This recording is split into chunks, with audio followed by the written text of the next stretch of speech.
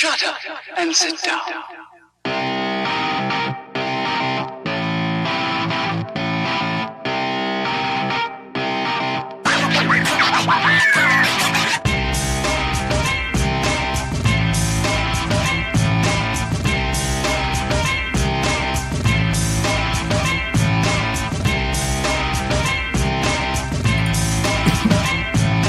From the high banks of Daytona, ChampCar iRacing special events moves across the country to beautiful Road America, set amongst some lovely forests here.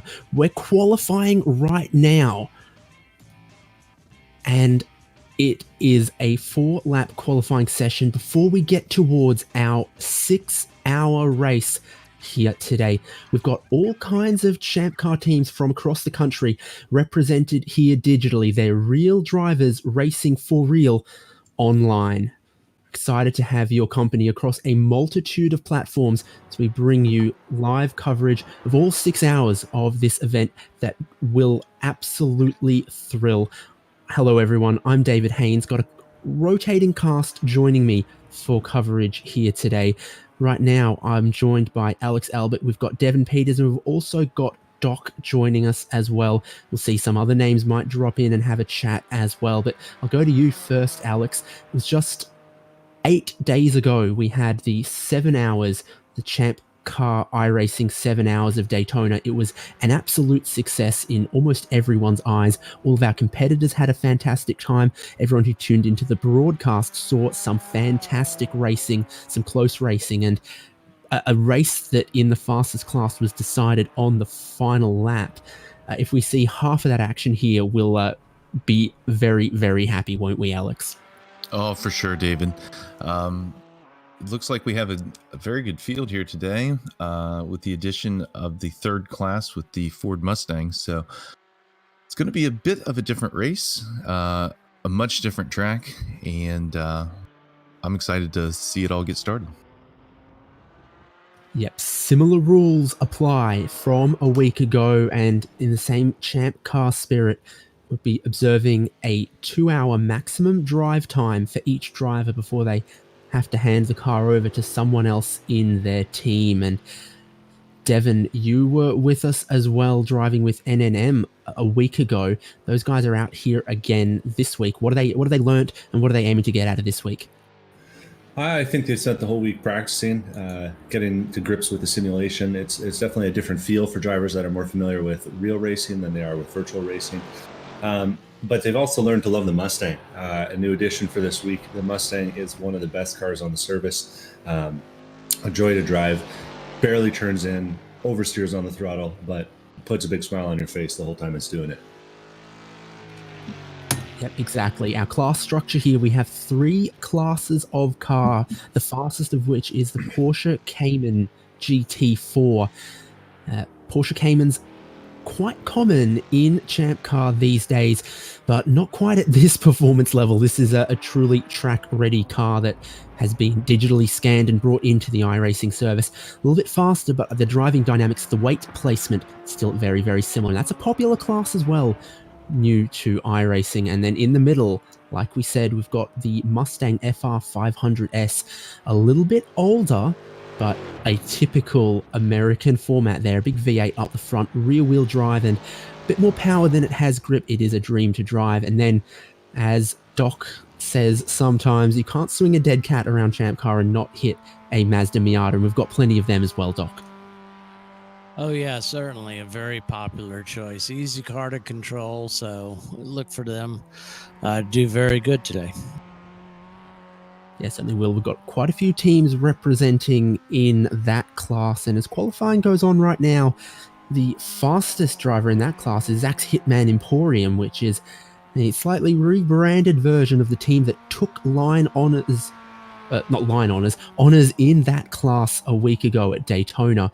Was a hideously long name, and it's now Zach's Hitman Emporium. 2 minutes 44.175, their fastest time, puts them more than a second clear of the rest of the field in that class, but then from second on down for our Mazdas, it's pretty close. And that's been the story of quite a bit of this style of racing, where someone might get away in the lead, but with as many cars, as many teams, as many drivers as we have represented, in the middle and towards the back of the field, we'll always have close racing as well, Alex. Oh, yeah, definitely. And Road America lends itself to some great racing. There's all kinds of corners, some long straights, sweeping high-speed bends. So should be a lot of fun here today. And talking about that layout, we've also got a bend that is slightly less sweeping, slightly less high speed, but definitely in the spirit of the Champ Car Endurance series. Yeah, so we're going to be running the bend layout. So whenever you exit the carousel, you'll, instead of trying to stay over to the left side of the track, you'll need to work your way quickly back over to the right. As you approach the bridge, you'll need to start braking to turn into a pretty slow speed chicane. You'll work it left and then again right. It allows for a drag race down the backstretch instead of being more of a drafting event. It definitely is a passing opportunity, and it leads on down to Canada Corner, which is, one of my favorite corners on the course. Yeah, certainly plenty of places for overtaking around here, and we'll see that shortly because qualifying has just wrapped up, and we get a full pace lap here at Road America on the iRacing service. So that gives us plenty of time to look at our grid. And up front in the Cayman class, great job by Dangers Out. That team, a combination of some of the guys from Pinkies Out and Danger Racing. So that them joining together to put together what's obviously a formidable team up front. Sorry for Partying and Grid Life Esports in... Nope, that is correct, but the numbers are wrong.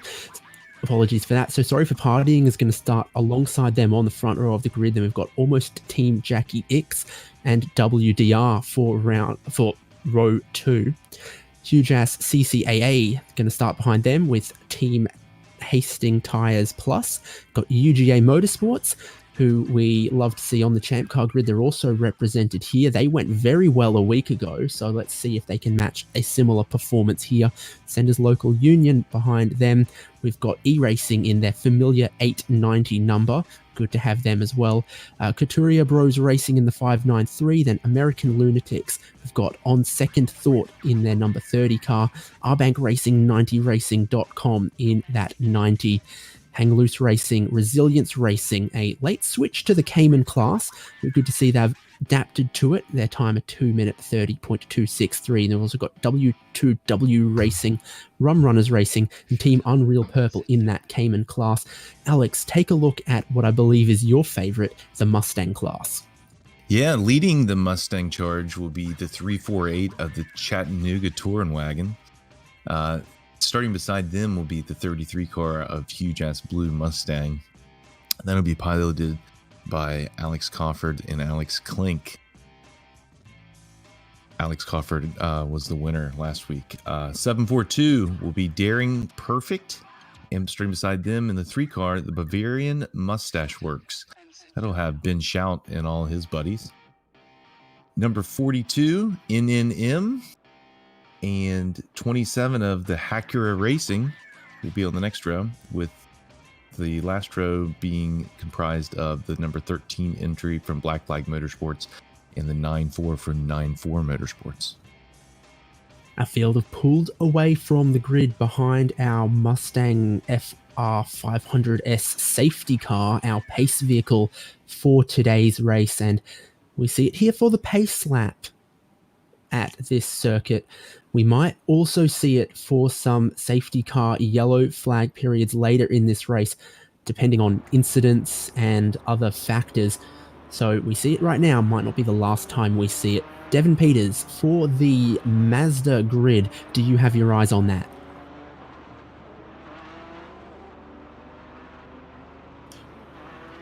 Taking that as a no. So as I mentioned on the poll for that, Zach's Hitman Emporium in the number 91 car, looking to back up their success from a week ago. They're joined by Love Racing, who are also very competitive in the Mazda Miata. Got the Huge Ass Miata there as well on the second row of that class grid, joined by T&A Racing.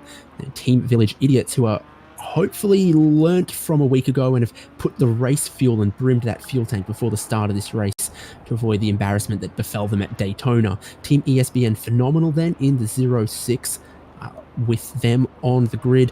Two Brothers Racing 427. We've got Parts Badger in the 630. Great to have them joining us here at this Champ Car iRacing special event. See how they go. They're very familiar to driving a Mazda Miata, you would imagine. 370 of Bucket List in that grid as well. Then Hooligans Racing. We've got two mediocre, two motor, and Sped Source. And then another Bucket List, the 147. So they've got two bullets in their gun, so to speak, in that class for Bucket List. See how they go. Back of the grid, we've got some cars that I don't believe will be taking the start there. So it looks like for the qualifying times, 43 qualifiers, 43 starting cars across three classes. That's a pretty healthy grid, Alex.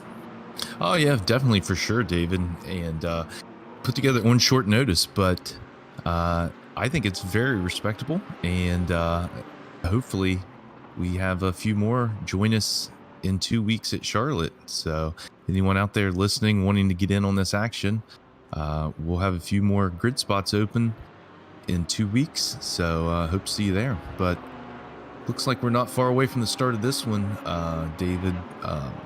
I've noticed it's a really strong starting lineup here. The drivers that I see, starting Wyatt Foster, who we know is, very good. Tom O'Gorman, Andrew Pilata, who we saw a lot of last week. Sven Demmel, our buddy from Germany. He's always quick. Andrew Pinkerton, one of the local pros down there in Barber. So, strong field there at the front, along with John D. Allen leading there the Miata class. We're familiar with him as a front runner in the CCIS, but here we go, coming around towards the green flag. There we are. The field's going to approach the final corner. Our Cayman class right up behind the pace car for the minute. Pit entry on the right-hand side here. We're going to see that pace car pull on through. And what does Wyatt Foster in the Dangers Out car do? He's holding speed, 60 miles an hour, coming up the hill towards the flagman. Green flag waves and he puts the power down. The Porsches at the front of the grid roar to life. A great jump from that pole sitter, Wyatt Foster in Dangers Out. Grid Life Esports and Tom O'Gorman follow along with him as well, and a side-by-side for third and fourth there. On second thought, have the inside into turn one, but swooping around the outside goes Sven Demmel. So our top five or so cars cleanly through turn one.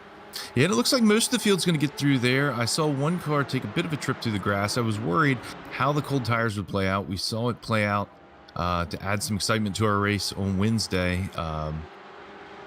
Glad it wasn't more of a factor here today, but it looks like, the majority of the Porsche field are clear.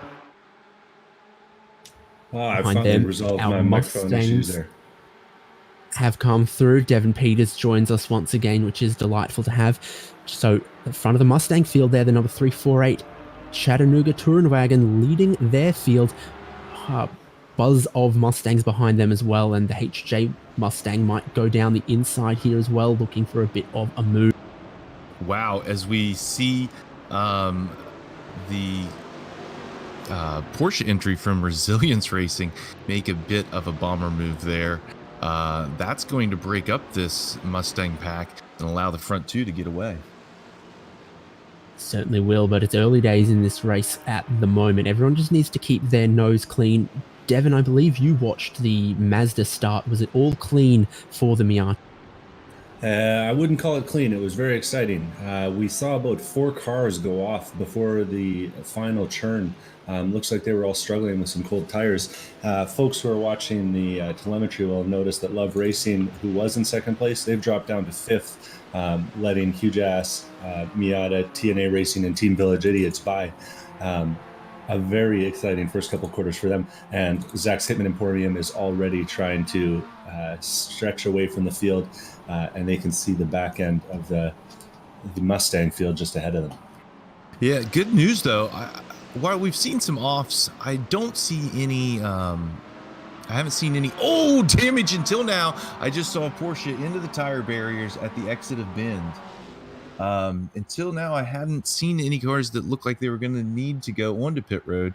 But yeah, heavy contact there for one of our Porsche entries. As it Team looks like Unreal Purple, a real rough start for them. They came a little bit undone towards the end of the carousel and then couldn't gather it up before the bend, went all the way across the circuit there. They've got a little bit of damage on that car, but cold tires are very, very difficult for the Porsche at the start of the race.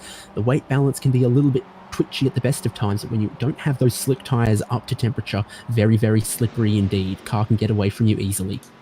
So at the front, we've seen Wyatt Foster already able to open up a second gap here at the end of lap 1, continuing to stretch out that lead with the Grid Life Esports and the huge ass blue GT4 in chase here. But it looks like Wyatt Foster's wasting no time on setting the pace here. Oh, that boy is fast quick. Doc spelling it out for us there, and the pictures tell the same story as well. So Wyatt Foster trying to break away in the lead, as we see. There's one thing that Road America does have in common with Daytona, though. It's quite a little bit of flat-out full throttle running. That helps the slipstream close these packs up a little bit, but not enough for Grid Life Esports and Hujas Blue GT4 to stay in touch with him at the moment. What a great touch on those cold tires he has to keep that car pointing the right way and still get it going fast. So it looks like back here we've had a lead change in the Mustang class. Looks like Huge Ass Car is pulled into the lead with Alex Klink, but it's still a pretty good battle that we have going on here. As they're keeping up with wagon. Yeah, these Mustangs are pretty quick. They're keeping up with the back of the Porsche class.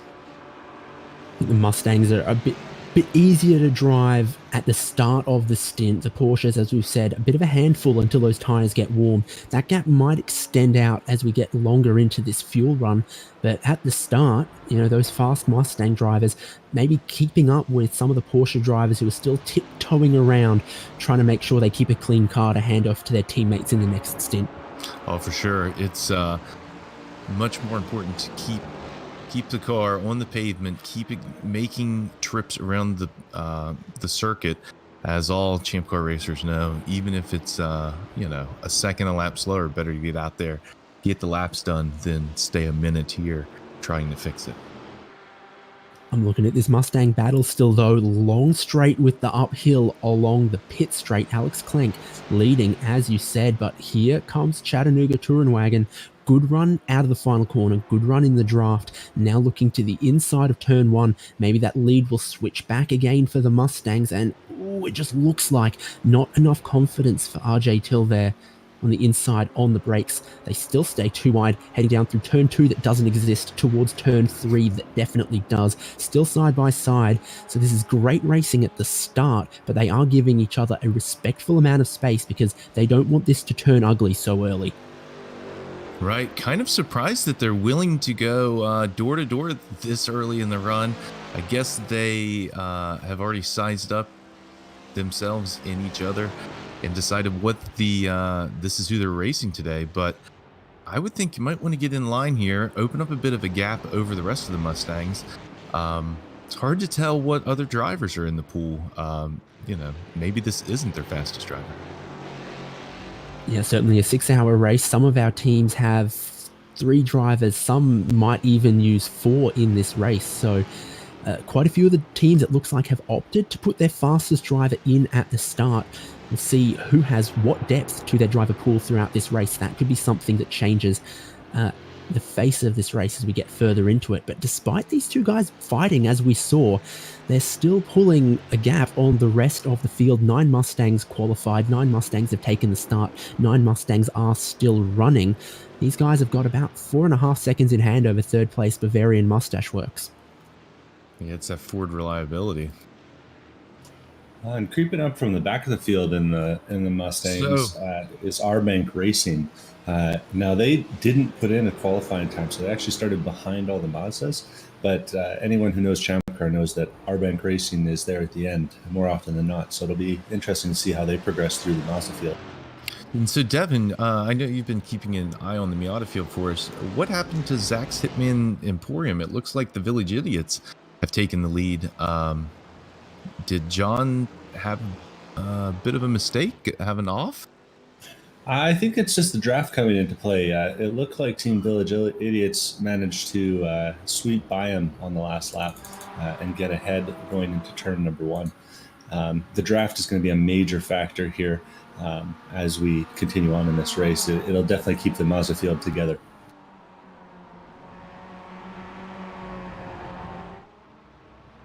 Certainly will. We've mentioned that draft effect compresses the packs and makes it difficult to break away, and I think it's absolutely more noticeable the less horsepower you have. So we've seen here right up the front, Justin Hall in the HJ Miata was believed driving the Village Idiots car last time out. A bit of a rotating driver line between those two. Here come the Village Idiots in the 074 to take it side by side for the lead in that class. And unlike our gracious Mustangs, a little bit of paint exchanged very early in this one between those two guys. The Village Idiots move into the lead.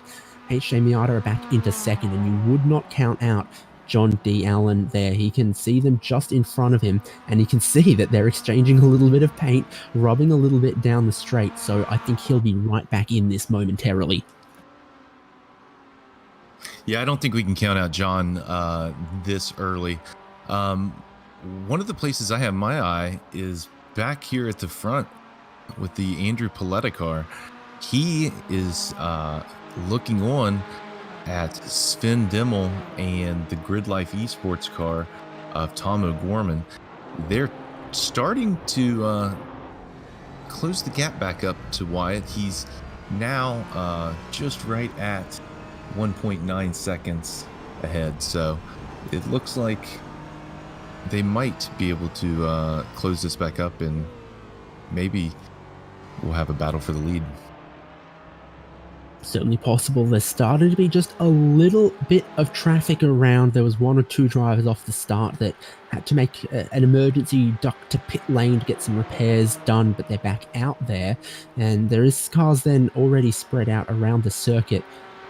This time around, just a 1/10 of a second faster for Grid Life Esport than Danger's out. So that closes the lead down the finest of amounts there. Second and third not battling each other, so actually closing in on the lead as well. I'm seeing it's partly cloudy out there, and I have noticed the sun come out and then dip behind some clouds and then come back out again. Alex Albert, have you got the weather report for Road America? Yeah, I sure do. Currently here in Elkhart Lake, Wisconsin, the temperature is actually, I have it in Celsius, 26 degrees Celsius, which is not very helpful for 78 Fahrenheit. 78 Fahrenheit. Chimes For our in. viewers, it'll appear on screen in whichever unit of measure they prefer. I am a Celsius man myself, but I know a lot of our viewers be used to Fahrenheit, so it's in our graphics package, and that will give them an idea of the kind of conditions we've got out here. It's, I think, beautiful, exactly what you'd want. It's not cold, but it's not going to be blisteringly hot. I think that track temperature, for the way that the iRacing tires interact with the racing surface, it's probably exactly where you'd want it as well. That's going to provide a good amount of grip, but not be too slick. Devin, is there some excitement out there? I've got bad news from the Village Idiots, though perhaps not unexpected news. They're taking an early pit stop here, and you got to wonder if that is a setup that's been loaded with qualifying fuel in it. So unfortunately, Village Idiots are living up to their name, I think, taking 4 tires and fuel about 5 minutes into the race. Surely not again. I'm with you on that one. Traditions are important. True enough. Happened too badly last time, but certainly 2 races in a row, an early pit stop that just looks like they didn't give the car the one over before grid. Surely you'd think that's a mistake you only make once, but I mean, if it's a whole village of them. Well, I mean, you go with what works for you. guess they do what's comfortable for them, and what they did last week is what's comfortable. So we'll see what the Village Idiots might do later in this race, but for the moment, they've been taken away from that lead battle that is now looking like it's mainly the HJ Miata and Zach's Hitman Emporium. Also just seen Love Racing move back up one spot in their battle with T&A Racing, so plenty of racing in that class. Like we say, once you get in a battle, tough to break away with 1, 2, 3, maybe even 4 straights around here where you really have that throttle pinned for a good 15-20 seconds almost. We are getting some questions in from the Facebook feed. I noticed an interesting one here. Are they mandating 5-minute pit stops from Mike Smith? Unlike the real Champ Car series, we will not be mandating 5-minute pit stops. No way to do it in the simulation, and then also no safety concerns to worry about there. But it is interesting for viewers that are just joining us that we will be following other Champ Car rules, including the 2-hour drive time limit. So drivers will need to swap out for fear of them getting overworked, overexerted on the sim. And it's a strategy play here, as we saw it play out last week. When are you going to put in your drivers? How will the cautions fall? So a lot still to play out here today. Yeah, indeed. As we say, a 2-hour drive time maximum on our teams, but none of these cars are quite going to reach that. I think we would estimate 90 to 95 minutes for the Porsche Caymans, maybe an hour 10 for the Mustangs, and similar for the Miatas, so that the strategy is wide open for our teams here, I would think. I would agree. There's no one way to win this race. I think if you can find a strategy that works for you and it works for you, it could be your race.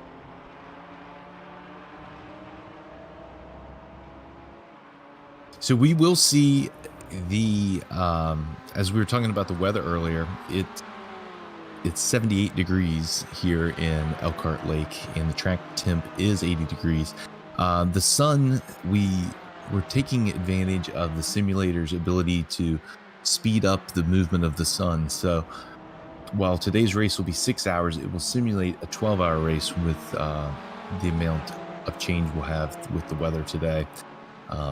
So right now it's only about 20 till 9 in the simulator. Track will heat up here over the next few hours, and then it'll actually cool down, and maybe even get some headlights towards the end of the race. All of our cars here are equipped with virtual headlights that will turn on automatically once it's dark enough out there. The only one that's able to flash those headlights is the Porsche Cayman. The headlights are fixed for the Mustang and fixed for the Miata. Unfortunately for those drivers who might like to use that as one way to express their displeasure or let another driver know that they're coming through. Yep, as I saw a bit of a headlight flash there with second place as they work their way through traffic. Indeed. So at the peak of the field with our Ford Mustangs, Danger's Out still leading. That almost came down to a second as Grid Life Esports and Huge Ass Blue GT4, and also on second thoughts, were starting to approach. They've got one lap down car in their midst that they're trying to work through there. Looks like might be Team Adam Poppenhaus. Not sure on that one, but hasn't played a huge role in the overall lead here. Still about 1.5 seconds back from Wyatt Foster to the pursuing cars. But I think critically here, Andrew Pallotta, who we saw in this same car a week ago, has turned on his pace. He was the fastest driver last lap around. He's closed up on second and third. So we're looking at 3 cars, second, third, and fourth there. And if they fight each other too hard, they might let Danger's Out get away. I think they're in the perfect spot right now. They'd hope they could close in on the lead and make it a 4-car battle. And if I'm honest with you, I hope the same.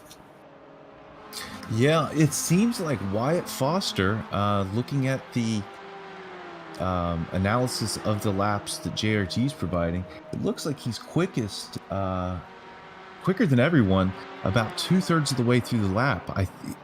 I think he might just be getting through the carousel and bend so much faster than everyone else because it seems like their speeds are comparable the rest of the way around.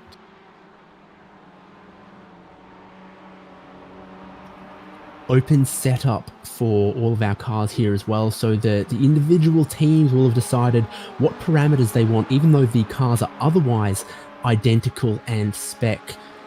Tire pressures up for adjustment, camber and toe and these other things, as well as anti-roll bars on some of the cars up for adjustment as well. So different teams will have their different tire pressures that they're aiming for and their different setups as well. That can be a difference in how they make their speed around in combination with driver's style. Yeah, as we see the leaders working their way through the Miata traffic, everyone being very polite. So that's a good thing. But as maybe now is a good time to mention, there are live stewards watching this event. So that might be helping people be polite. The stewards can see every camera angle for every car and be able to tell what's going on. And then if they deem something has happened, issue penalties to take care of that. So far, though, so good. Everything looks like it's been clean driving as far as I've seen. I certainly, on my end, haven't seen many incidents between cars. We did see Team Unreal Purple, unfortunately, have their own little one-car incident, but as far as I can tell, they've gotten back out on circuit. Pace is looking good for them now. They made one pit stop to utilize an iRacing feature that I'm sure many Champ Car teams wish they could have in the real world, and that's the fast repair. Effectively, it's like switching into a spare car instantly. And our viewers will have just seen Arbank Racing had a moment there at Canada Corner as they're coming off, got on the throttle and power oversteered it right into the wall. That Mustang is now sitting on the inside of the corner there, just smoking. And I think they're trying to figure out how to get back across the track. Speaking of the other classes, I'd like to take a look back towards the Mustangs, do a bit of a run through the field here. The front two are continuing to work nose to tail. RJ Till and Alex Klink. They're obviously setting the pace, but where I wanted to take a look is Jason Kanji. How do you pronounce that? That's Jason. The Bavarian Mustache Cange. Jason Cange of the Bavarian Mustache Works entry. They are in third place, opening up a bit of a gap over Daring Perfect, but Daring Perfect in the Lee Molman is currently behind the wheel. It was much closer here before they passed, sort of working through the Miatas, but still a great battle. A little bit further back, though, is the NNM car right now being piloted by your buddy, Nick Volsky. Of course, right behind Nick is the Black Flag Motorsports car with Dustin Bartrey in. So, looks like they might have just picked up that Mustang from the dealer. All black, no decals, but it's giving quite the run there to the Coca-Cola car just ahead. Certainly is close between those guys there, and it's a good little battle to watch between these two drivers. Black Flag Motorsports in pursuit here, and we've seen, despite being V8 powered, how powerful the slipstream can be for these cars as they come across the line and towards turn one. Prime overtaking opportunity if you've got the confidence for it, but looks like Dustin Barty just waits in line this time. Good to see those guys of similar pace and giving some respectful room, but certainly pushing each other along in 5th and 6th in class. Yeah, and you know, this is how it is sometimes in Champ Car. You get out there running and you hook up with another car that's about your speed, and you just figure out that it's going to be a lot faster than just to work together, just follow each other and lay down some laps than it is to battle each other into every corner.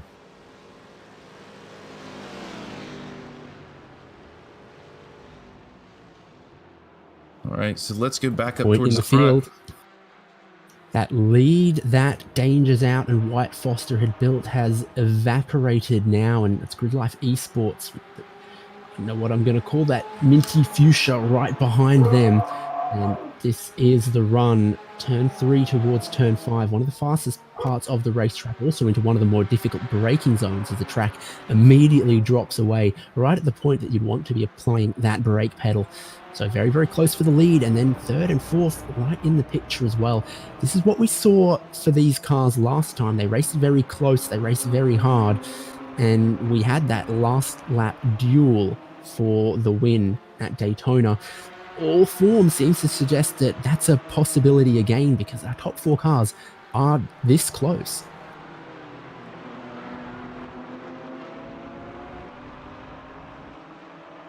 So to the carousel they come, probably one of the places where it's most difficult to get around some traffic.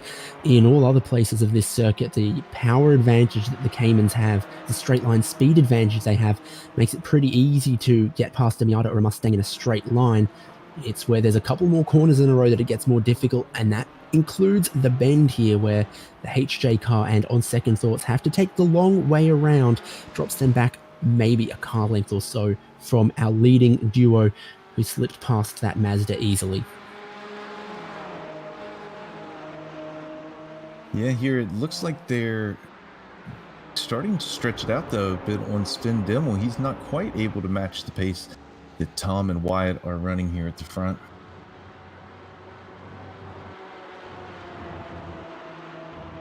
Andrew Paletta with a strong effort though to keep this a 4-car battle. Looks like further back with Pinkerton, Brown, and Billy is not quite able to match the pace that this front group has, which is an amazingly quick pace.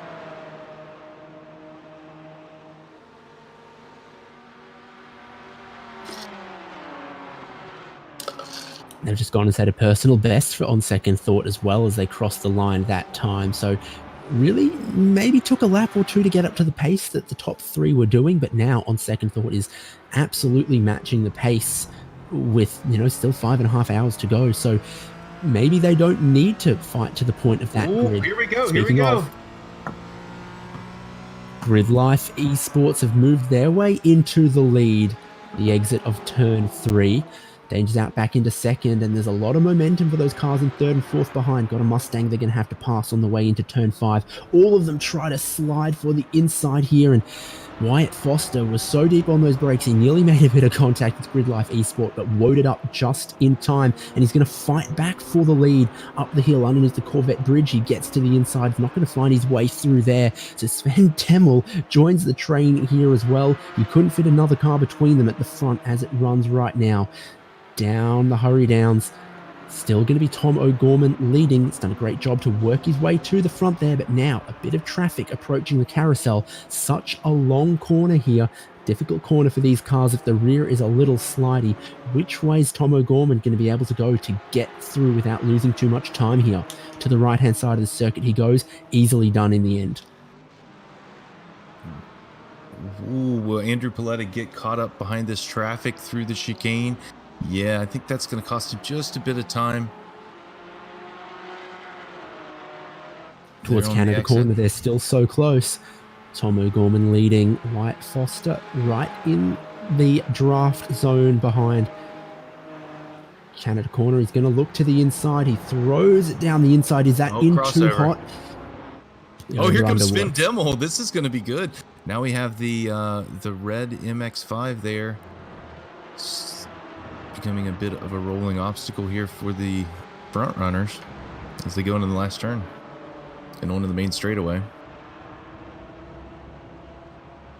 So it is Dangers Out back to the lead, but that lead swapped 2 times on that lap. So they're starting to get a bit feisty. Tires are warm, a bit more confidence for the drivers.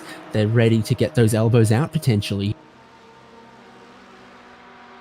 Yeah, it looks like the battling at the front is allowing Andrew Paletta to stay with it here, and even enough that with the draft here on the front straightaway, taking a bit of a look on Spin Dimmel there into turn 1. But as we see Wyatt Foster, the Dangers Out team, back at the pointy end of the field. Now they're going to be working through the Mustangs. We've seen a Mustang or two. Now we're starting to catch the back end of the Mustang pack. So this should be interesting here for the next lap or two. The Porsche is about 10 seconds a lap faster than the Mustang, so they shouldn't have any trouble getting by. There, Alex. Gridlife tried to go around the outside. Didn't work for them. Tiny bit of a rub, bit of a tire lockup. Gridlife back into third. NNM was one of the Mustangs they just worked their way past. Gave plenty of room to our leading four. The HJ cars up into second. Gridlife back into third. Don't look to have any damage. They're still at racing speed. Yeah, I think the NNM car was trying to stay out of the battle. Wanted to let all four through, which is very sporting. So close racing though up here at the front, as we see here into the chicane again. Some more of that Mustang traffic that we were talking about. Slowest part of the circuit, not really somewhere you want to go too wide, and this helps Wyatt Foster once again. The most breathing room he's had in quite a few laps. He can't afford to let up just yet though.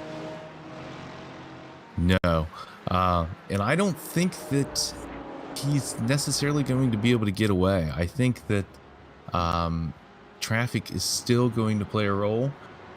Sven Dimmel now with the clean air on his nose, haven't got to see all the speed that I think that car has in it yet, because he's been back in traffic. So let's see if Sven here can lay down a lap and maybe close down that gap. Well, and for folks who maybe aren't familiar with the service, this might not mean as much, but for folks who know iRacing, the front of this field is stacked with iRating, which is a measure of driver talent that the sim uses to put drivers of similar skill together. These guys are all in the top four of the Porsche class are in the top 5% of all drivers who've ever used the service in iRacing.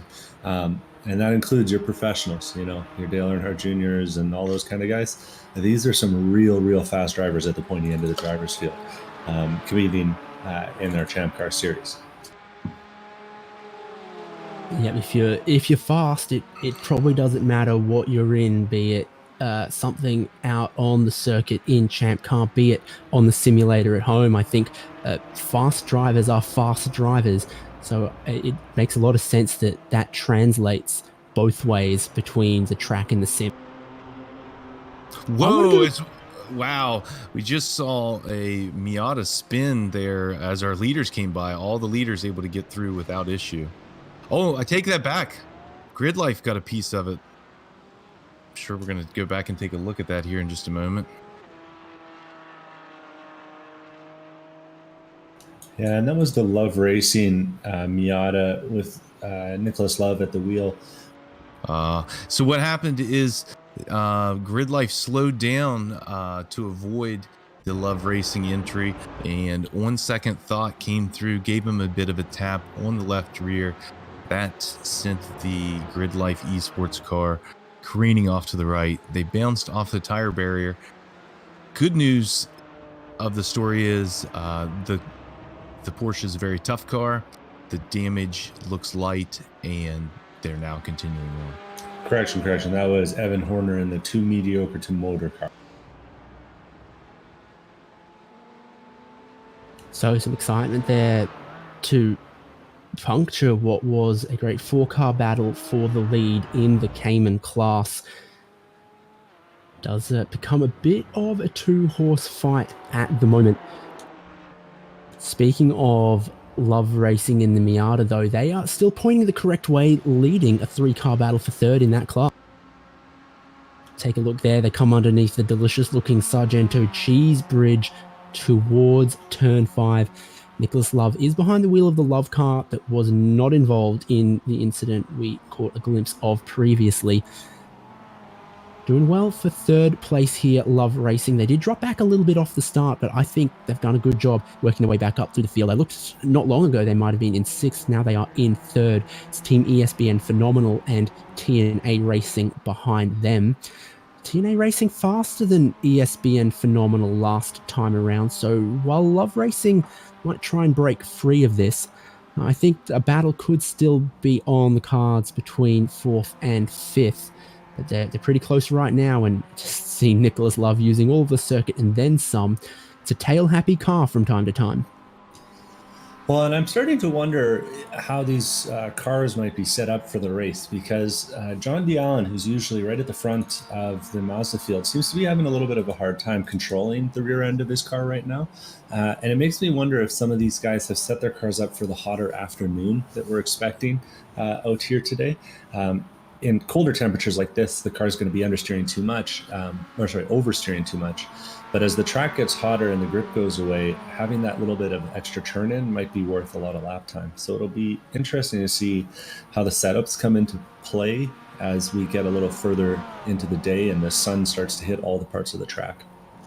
So I noticed a bit of panel damage on John's car there a minute ago whenever I was looking at the front of the Mazda field. So I think perhaps they've had a bit of an off and are just trying to make it around to that first stop and use one of the fast repairs. Yeah, front left isn't looking so pretty for the Zach's Hitman Emporium car. The pace is, as you say, a little bit off, but I say that they go and be the fastest car in their class that lap around. So it doesn't look optimal, but John DeAllen is wheeling it around.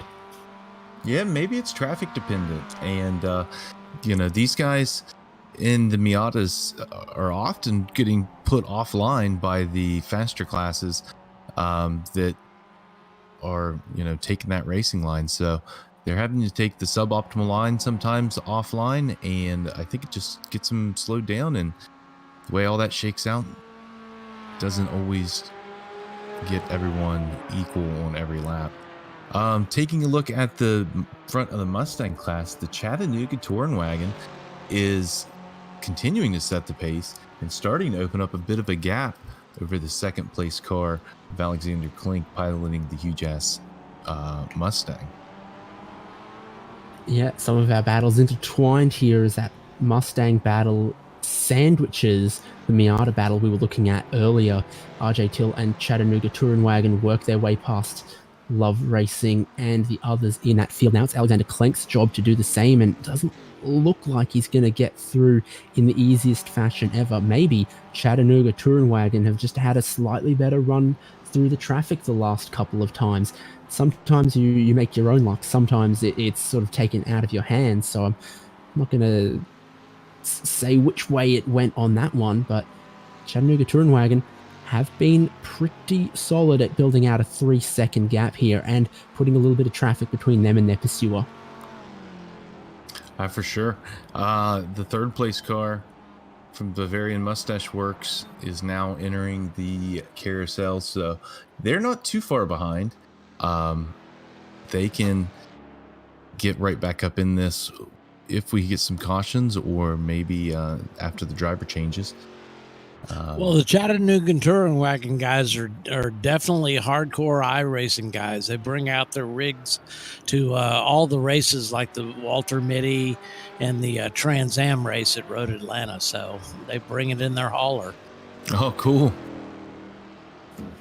Well, they're showing that they have that experience here today with the strong performance, putting quite the impressive effort on. And is that Zach's Hitman Emporium that they're getting ready to put a lap on? So as we can see, the front of the Mustang class is now putting their first lap on the front of the Miata field. And we're right about 36 minutes into this race. So kind of give you an idea of the speed differential. Yeah, one more car to go for Chattanooga Touring Wagon to get to the front of the Mazda field. It's Justin Hall in the Hujas Miata, leading at the moment only 4 seconds ahead of Zach's Hitman Emporium and John D. Allen. So pretty spicy in that class as well. We've got the leader of the Cayman class now coming to put another lap on the leader of the Mustang class, and that's going to be a dive down into turn 5. He pulls it off though. Yeah, and I think that may be enough to let the Chattanooga Touring Wagon entry know that here come the rest of the Caymans. Best leave a line open for a few minutes. Not that he'd be required to do so, but that's certainly self-preservation sometimes more important. Self-preservation dictates sometimes, yeah. Discretion is the better part of valor. But yeah, of course, that's good that you mentioned that, David. Here on the iRacing service, as in Champ Car, it is the passing driver's responsibility to make a clean pass. So if you go in there and run someone over just because your car's faster, that's not going to fly with the stewards. No, certainly not. Seeing a great battle a bit further down in this class as well. 593 Couturier Bros Racing have made up 3 positions since the start of this race, and one of them just happened against Sender's Local Union, who we saw at Daytona as well. Yeah, good to see them back on track. Fortunately, it looks like a bit of damage for Sender's Local Union at the moment. They're soldiering on out there. Don't know. Like we said, maybe you can do 90 minutes to a tank of fuel in these Caymans. So they're now more than 30 minutes into the race. If they pitted and got that fixed now, Joe Krasminski could stay in the car until the 2-hour mark, when they then take another pit stop for the driver change. So there's certainly ways that they could work this out to get a pit stop sooner rather than later and not fully go off cycle. Yeah, I think that if I'm crew chiefing that car, now may be a good time to go ahead and come on down pit road. As you mentioned, we think they can make it from here to the 2-hour mark. So go ahead, get it filled up, and then do your max drive time. Use the fast repair. Get fast repair and fuel right here 40 minutes into the race. He's losing a lot of time, and I could see that he went much faster earlier in the race, so I have to believe the damages are slowing him down, some.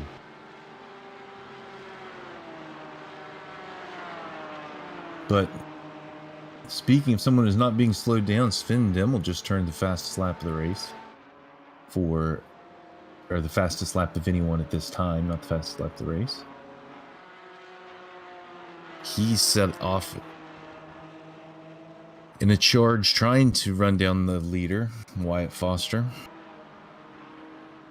Time was near identical to Foster in the Dangers Out car, though. Both of them 2 minutes 25.7. So just goes to show how equal it is, despite the differences in setup and in driver between the two cars. They've ended up at a very, very similar lap time last time around.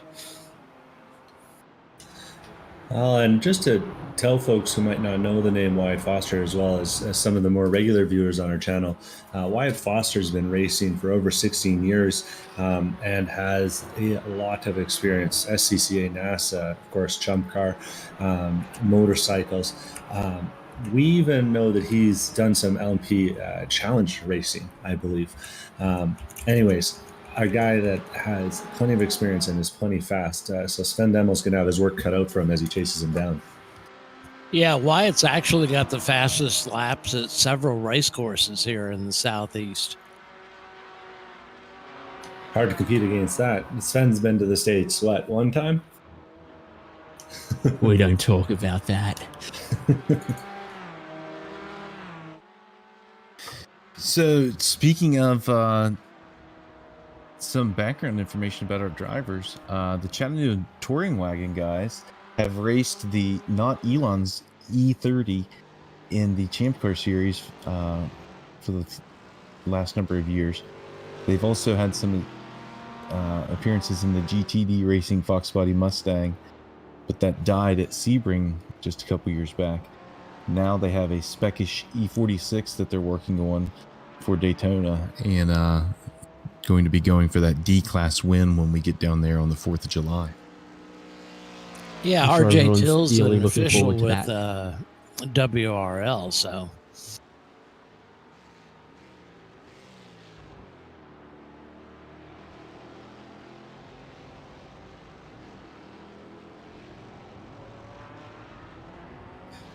So, a recap of sorts.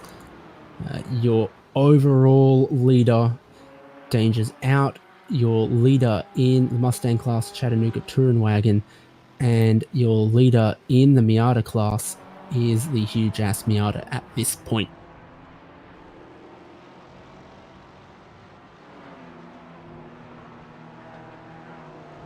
Just seen an incident between the 719 Voodoo Racing and the Miata of Too Mediocre, Too Motor. Difficult to read what happened there. There was a bit of 3 wide on the exit of Canada corner. Not quite sure who came across, but damage to Voodoo and the Miata of Too Mediocre, Too Motor, which is unfortunate to see this early in the race. Stewards might well look into that. We've got 2 dedicated stewards for this race, and they are Andrew Fawcett and Kyle Smith. So thank you to them for volunteering their time. They're not racing, they're just keeping an eye on proceedings, making sure the racing is clean, and occasionally handing out drive-through penalties as required for reckless driving or, heaven forbid, intentional incidents.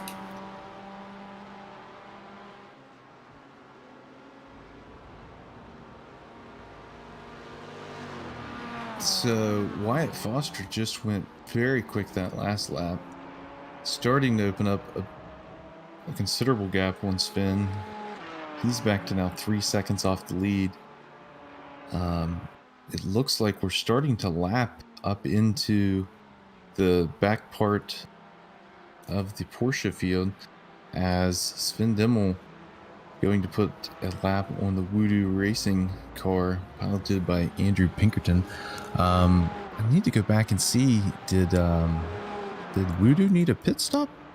Not sure, but the lead of the Miata class might well be about to change. Zach's Hitman Emporium and John D. Allen have, despite that damage that we've spoken about and that they appear to be nursing, they've closed up on Justin Hall the last few laps, and he's right underneath that rear bumper of our leader as well. So battle's on for the lead for the Miatas now. It was on for the lead for the Mustangs earlier. It was definitely on for the lead in the Caymans for quite some time. Now it's the Miata's time to shine, and not quite Justin Hall's time to shine as he goes very deep into turn 3. Could fit a Porsche between him and the apex as it was. Maybe into turn 5 will we see John D. Allen look for the race lead.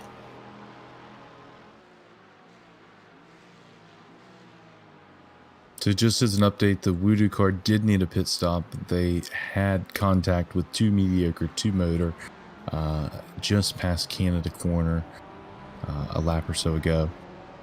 Came in, did some service, took their fast repair, and they're back out there running.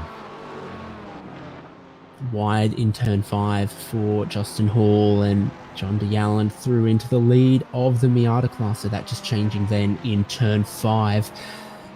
Nothing's going to hold back John D. Allen, a winner from a week ago at Daytona. It wasn't looking so hot initially at the start of this race, but they've worked their way back.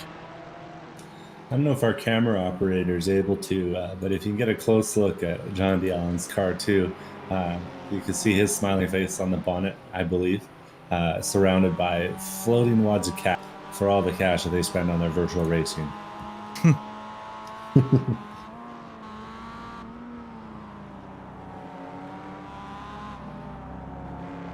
Unfortunately not able to bring you that beautiful image to our viewers at home, but Yeah, just trust us. One of the teams with a unique sense of humor, Zach's Hitman Emporium.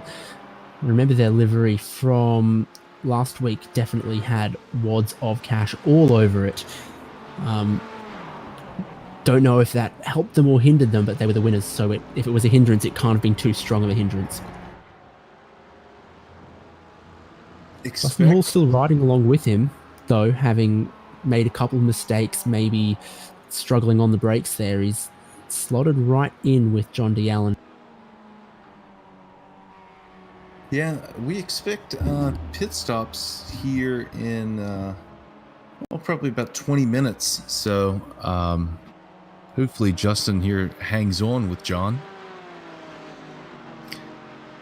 until we get to the pit stops. See if there's any driver changes here in these front two running cars.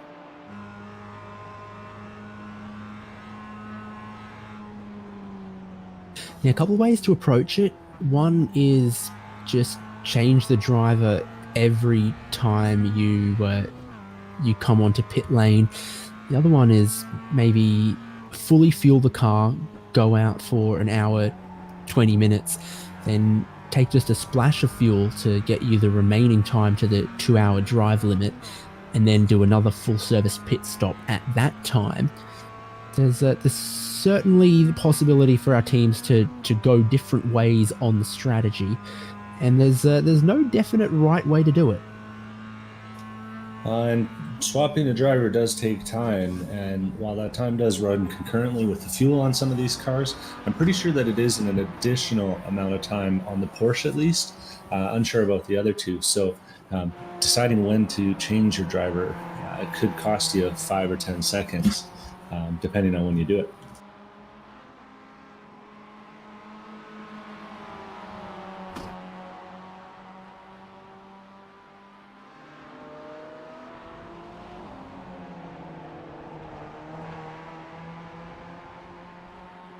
Well, Doc, what's taken your interest so far? What are you seeing that's different at Road America than at Daytona? I'm just really trying to figure this whole thing out. I'm on this low res feed, so we get lower latency. So it's kind of hard for me to read, but looks like a pretty good race up front in all three classes. So why it's like I said, he's FAST quick. So anyway, it looks like all the battles are good. If for people that aren't familiar with iRacing, we might want to explain this driver change feature. Yeah, sure. Yeah, certainly, Doc. Go ahead, David. Yeah, so it's not everyone necessarily in the same room. We can do our social distancing and all that on iRacing. Different folk on the team will have their own different simulators at home. They'll all be signed in. And then when one driver who will be driving comes to the pit stop, they can, like a baton, hand the car over to the next driver. Everything about the car stays the same with the setup and, in some circumstances, potentially damage as well. And then their teammate, who could be in a different state or on the other side of the world, then takes over control of that car from their computer at home, and the racing continues on. So your drivers can be made up for one car of different people on different simulators in different places in the world, but you're all paired together in this race. That's pretty dang cool. It does add a bit of time to do the driver changes, so there is a strategy aspect to it. It's quicker than I would say the average Champ Car team can change drivers, but there's still some penalty, and that causes teams to sometimes maybe limit when they would switch a driver, go ahead and double or triple stint their car if the racing's that close. Yeah, in real life Champ Car racing, I think it maybe takes a minute to change drivers.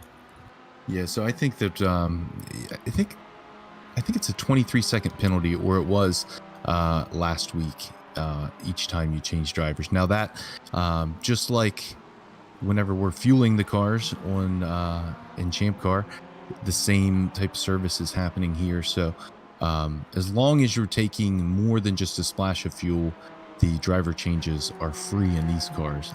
That what's not true in some of the faster cars that are used in the professional level, like the Daytona prototypes and GT3s and those type of cars that maybe service a little bit quicker. Well, I mean, iRacing does a phenomenal job of simulations. I mean, these are awesome. Yeah, I don't know if you heard Lando Norris, the Formula One driver, said that it's the only simulator worth doing. The rest of them just aren't worth his time.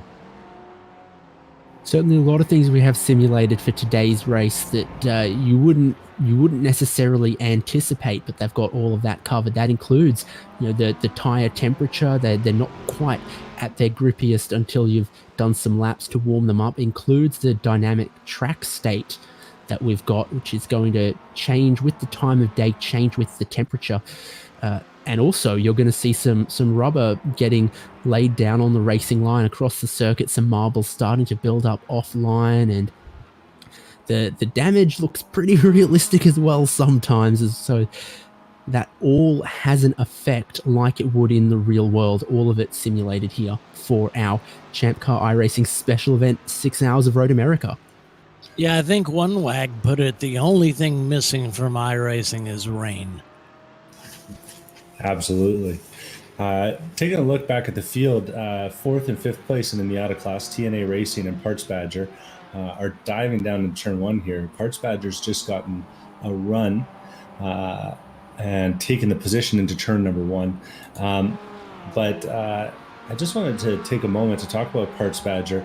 Now they're starting to get a hang of things. They qualified with a 2-minute 47 second, and that last time by was 2:46.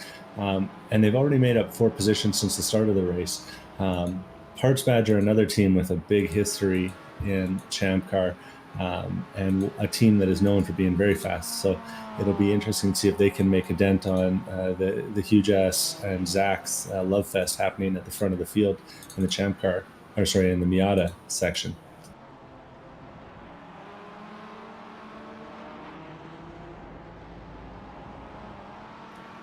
Great battle that I'm watching in the Cayman class, a 3-way battle over 10th place. Couturier Bros Racing in the 593 are leading on Third Thought, which is the sister car to on Second Thought. They've very handily numerically numbered them for us. And right on the back of that is W2W Racing, Chase Fincher driving that one. So 3-way battle, 10th, 11th, 12th. Certainly great to see that the depth of entries we have for the Cayman field paying dividends, that right in the meat of that sandwich is some close racing. So for those drivers who maybe don't find themselves overburdened with talent, but just enjoy some close, fair racing, aren't getting their racing fix outside the house at the moment, but can log on here, go racing against other ChampCar drivers and teams. Hopefully a similar atmosphere and hopefully close racing as well, and also a little bit of an eye on affordability. So the things we like out of ChampCar, I hope we're doing our best to replicate here on iRacing. Oh, I am so stealing overburdened by talent. More than welcome. We got almost a bit of a move going on for this one. A look from On Third Thought. It's Peter Lawson driving that. They are going to be side by side coming up the hill underneath the Corvette bridge. Difficult to hold around the outside here. So the On Third Thought car is going to get up into 10th. Good move by Peter Lawson there. Plenty of space given by Marc Couturier. So well done to him. He was on the brakes solidly there, still had time to check the mirrors to see that move coming.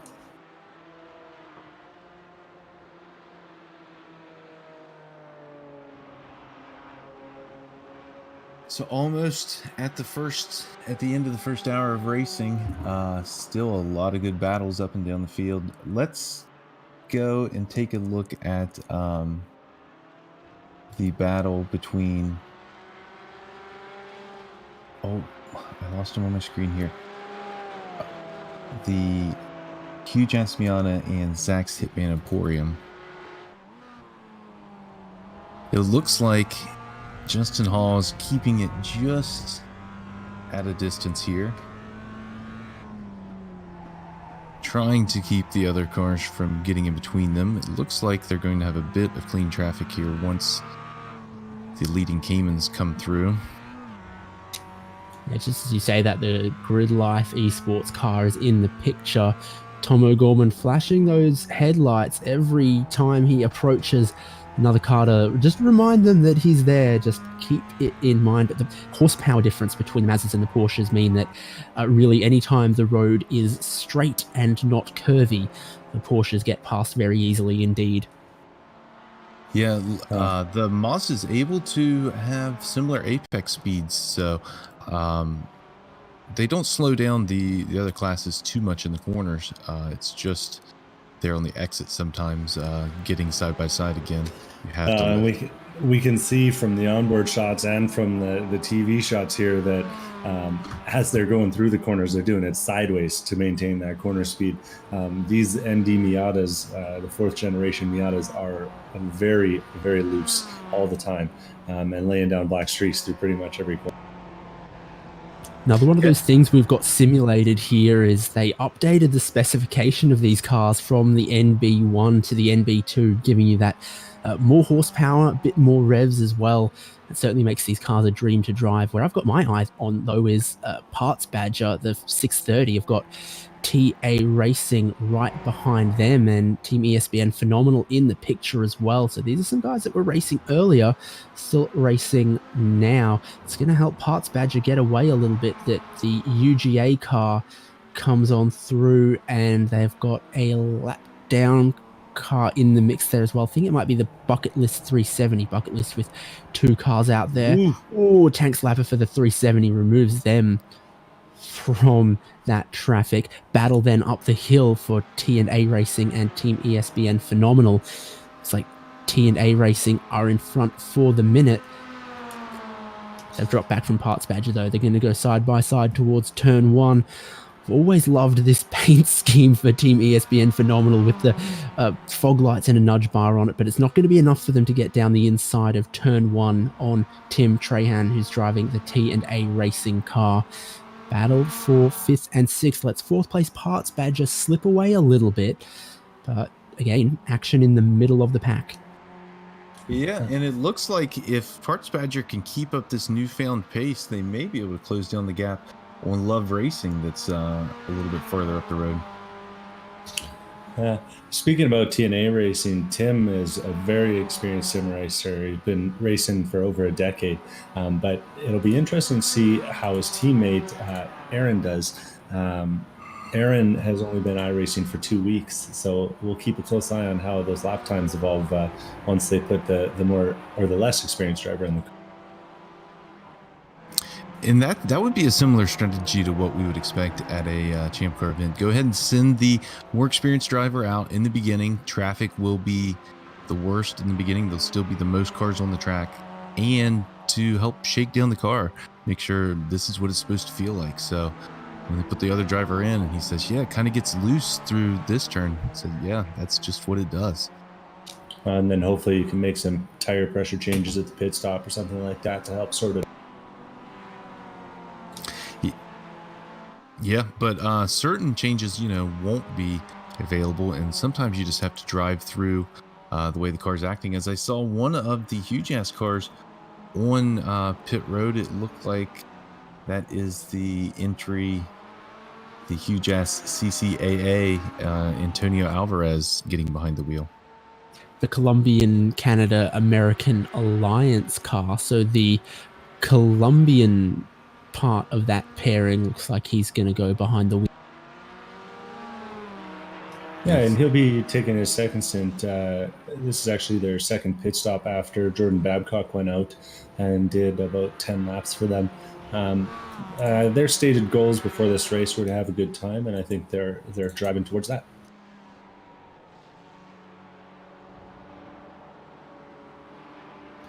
Brings home one of the points I mentioned earlier, that you don't have to actually be geographically that close to race as a team together on iRacing. That team made up 3 drivers across 3 different countries, but they don't have to haul the car or the trailer very far at all to be racing together at Road America on iRacing. As we see another car from this class come into the lane. Could that be? It was a car racing with TNA Racing. It might be ESPN Phenomenal, I think, are also making a pit stop. So some of these teams maybe just aiming for a pit stop close to the top of the hour. Yeah, it looks like ESPN's taking 4 tires and fuel as we'd expect. It also looked like they had to take a fast repair. And it's a limited number of fast repairs in this race, right? Do you want to talk a bit about that? Yeah, so they're going to be allowed 2. And whenever they take the fast repair, as Dave mentioned earlier, it's basically like getting in a spare car instantly. So everything will be returned to the way it was when it was given to the teams on the grid today.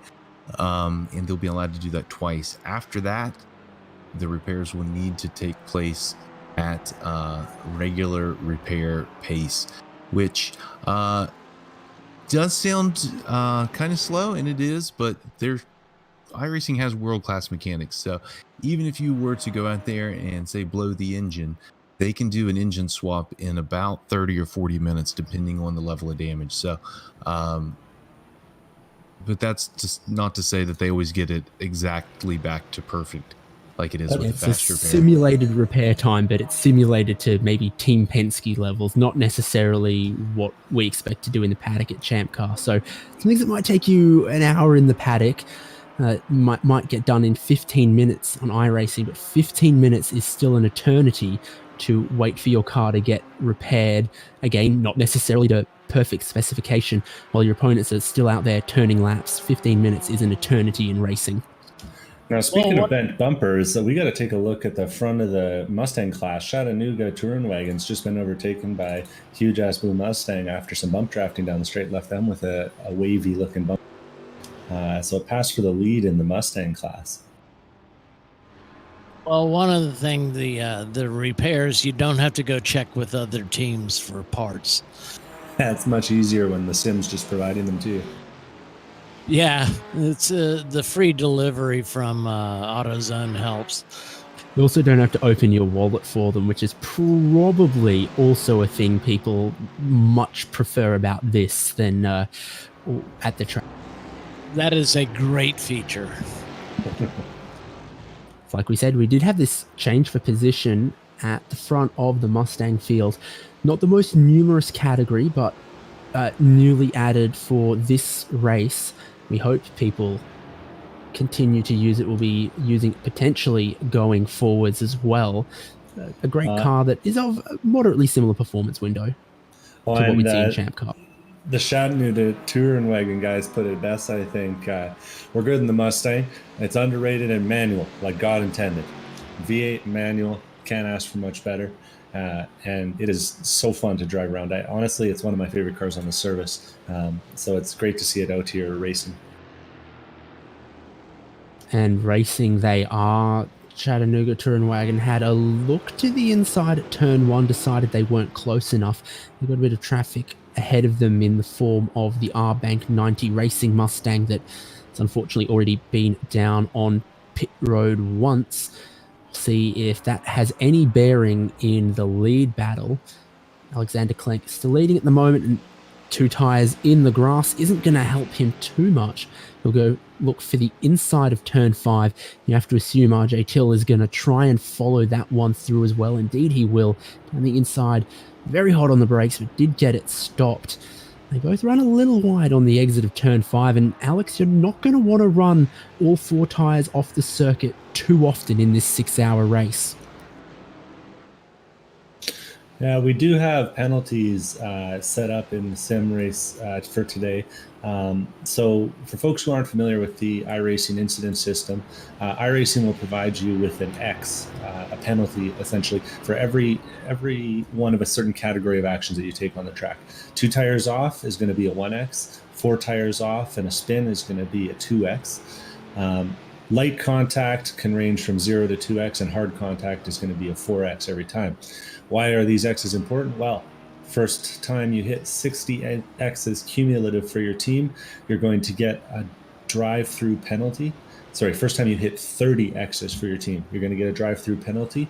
And then every 10 after that is going to be another drive-through penalty. So trying to keep these drivers honest and driving safely, we've instituted this system. And with how clean this race has been so far, I'd like to say that it's working. Managing those X's as a resource is going to be an important consideration, especially for the fast teams near the end.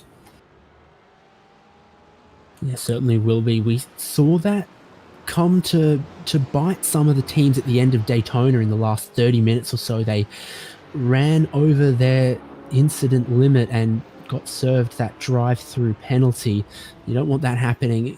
It's most akin to just going off track or looking out of control a bit too often. Eventually, the flaggers are going to start calling it into race control, and they're going to ask, what's going on there? Clean up your driving a little bit. And we hope that keeps our driving standards clean all race here. So far, we have definitely seen most of the drivers trying to only push it 95%, make sure they're keeping it on the track, keeping it clean, and keeping it away from their competitors. It hasn't stopped them being able to race each other, just that they have to do it with their head on their shoulders and their brain mostly switched on, which of course is difficult to do once you strap into a real car, or once your hands on the steering wheel, feet on the pedals, sat in front of a monitor. Those same competitive urges take over. Yeah, absolutely. And it's so easy to put two tires off on the exit of a corner when you're trying to get every last bit of speed. We've got Chattanooga Touring Wagon and huge ass blue Mustang still glued together here. It can even happen, as I was mentioning, between those two, when you're going in for a bump draft. You go and you're closing at 7 miles an hour rather than 5 down the straight. Boom. And a bent bumper usually means that you've got a 2x on your tally.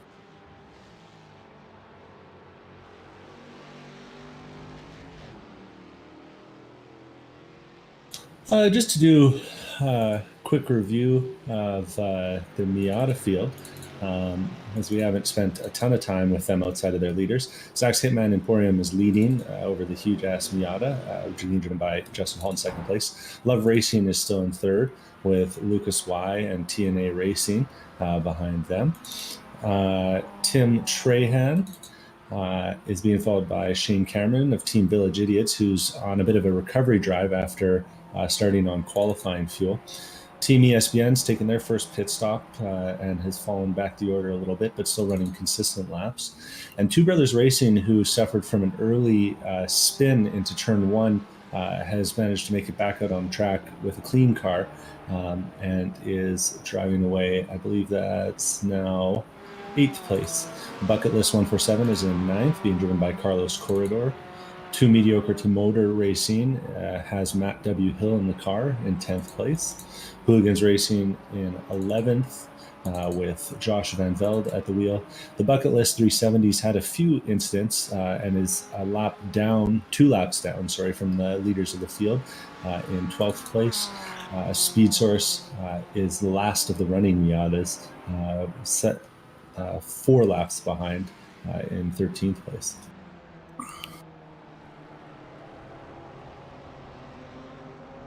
Yeah, so might be 10 minutes or so, give it 4 or 5 laps. We might see them, leaders in that class, coming down onto pit lane. It used to be the case that these global Mazda MX-5 Cup cars would go well past 90 minutes on a tank of fuel, approaching an hour 40 or so, but then the update, the horsepower bump, has made them just a little bit thirstier. No way with the same block to make much more horsepower without using a little bit more fuel. So that brings them back into a bit closer to that 1 hour 10, 1 hour 20 range of fuel. See the number 3 Mustang going onto pit road. No damage on that car, so that's probably for fuel. The Mazdas and the Mustangs pit around about a similar time, so I think pit road might get busy shortly.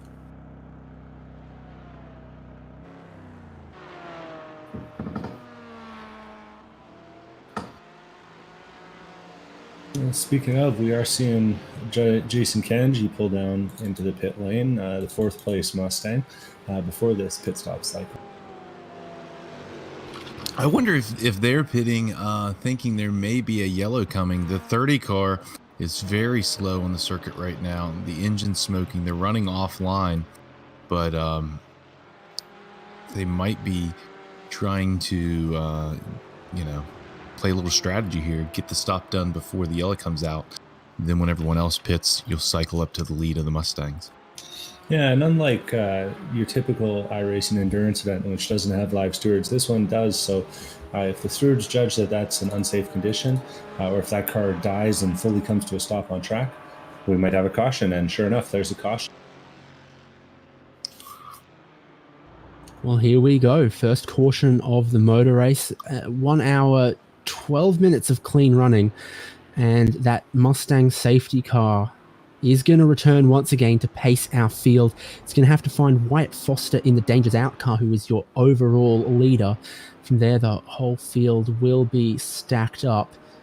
Pit road will open, and then some wave rounds might have to take place. So don't know exactly how long this caution will last for, but it is our first of the race for potentially oil down from that 30 OST car. Oh, and they did not pit this time by. I'm not sure. Well, they probably were getting a pit road closed and were worried about a penalty, but I think the more savvy move would have been to go ahead and pit there. Not sure a car that's leaking that much oil will make another 4 miles around this circuit. Does anyone know the capacity on a Cayman? Of oil? Yeah. I think we're going to find out here. Because it seems to be burning about a quart a mile from my estimation. But maybe they'll make it around. The traffic will definitely be slowed. You can see they're starting to stack up a bit behind them. Yeah, so we've got that Mustang pace car, all lights ablaze at the moment, coming underneath the Corvette Bridge. Long track around here at Road America, almost as long as Spa even. It's a true racetrack of length, so it will take a while for some of the cars to cycle around and the whole field get compressed. Might then take a little commentary break here from ChampCar.Live. 6 hours of Road America. I'd like to thank you for watching so far on all of the platforms we are on, including ChampCar.Live, including the Facebook page for Champ Car Endurance Series, and also HJ platforms on YouTube and Twitch. See what happens later on through this pit stop window, but for the minute, just enjoy some atmospheric shots from Road America.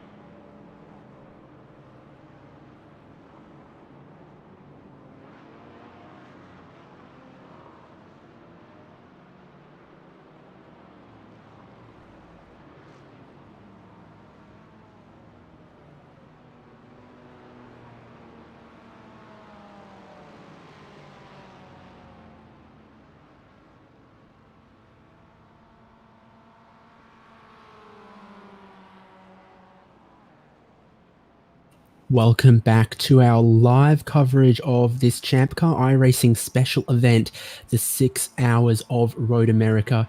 It's ChampCar, but not as you're used to it. The teams are real ChampCar teams, the drivers, real ChampCar drivers, the competition, real, the cars simulated. We've got all manner of ChampCar drivers from all across the country racing together live online here, and we're delighted to be able to bring you live coverage of it, ChampCar, in coordination with Team Huge Ass HJBC. We are under caution here after 80 minutes of racing. Still got at least one more lap of caution, but Devon, Alex, joining me here in commentary. I'm David Haynes. Also got Doc Waldrop with us and Michael Derby producing the beautiful coverage that you see. This is a bit of a strategy game changer, as indeed every caution period typically is. What have we seen? What's changed? So right now at the front, we see, on second thought, they're going to stay out and they're going to go until they need fuel. They decided not to pit under yellow. That's going to cause some of the cars that I think wanted to get waved around, like Voodoo Racing, who have already pit once in this race, to be trapped a lap down. So we can see the leader of the Porsches is right now on second thought, but the leader of the cars that pit there during that last cycle came out first is going to be the huge ass blue car. But as you can see, they're quite a far ways back in the running order. They're running there though with Grid Life and Dangers Out, who they've been running at the front with all race. Be very exciting to see those three work their way through. Hopefully no incidents while that's happening, but it's sure to be exciting. And Gary Ham, I believe is Nick Ham, actually driving on Gary Ham's account, just had a little moment under caution there. The cold tires caught him out, and he spun it into the wall. Oh, and it looks like he's having another issue here as well. He's having some struggles on his foot. That's car number 14, Team Hastings Tires. Yeah, he's having a bit of a struggle under this caution period here. I have heard from and from my own experience that the grass in iRacing is particularly slippery. It almost feels like it's still wet at times, but we're following him. Yeah, the grass has been updated recently, so if you haven't driven iRacing in maybe the last couple months, it is a little slicker than it used to be even. So you're right that it's almost as bad as wet grass.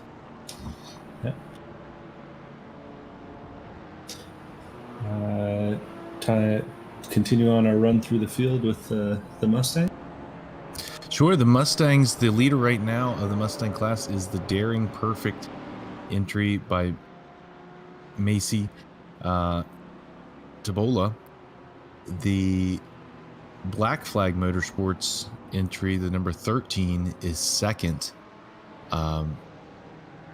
There, maybe 5 cars on the track as they run, as we see more of the Mustangs coming in here to get some gas. This should make them easily be able to get to their 2-hour mark if they haven't already switched drivers. Third in the Mustang field would be the Bavarian Mustache Works, piloted currently by Ben Shout, who is the team principal of Shout Racing.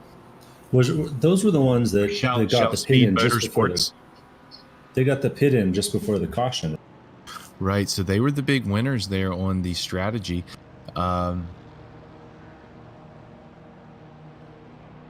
Because normally they pilot the 662, the Bavarian Mustache Works, sponsored by Shout Speed Motorsports.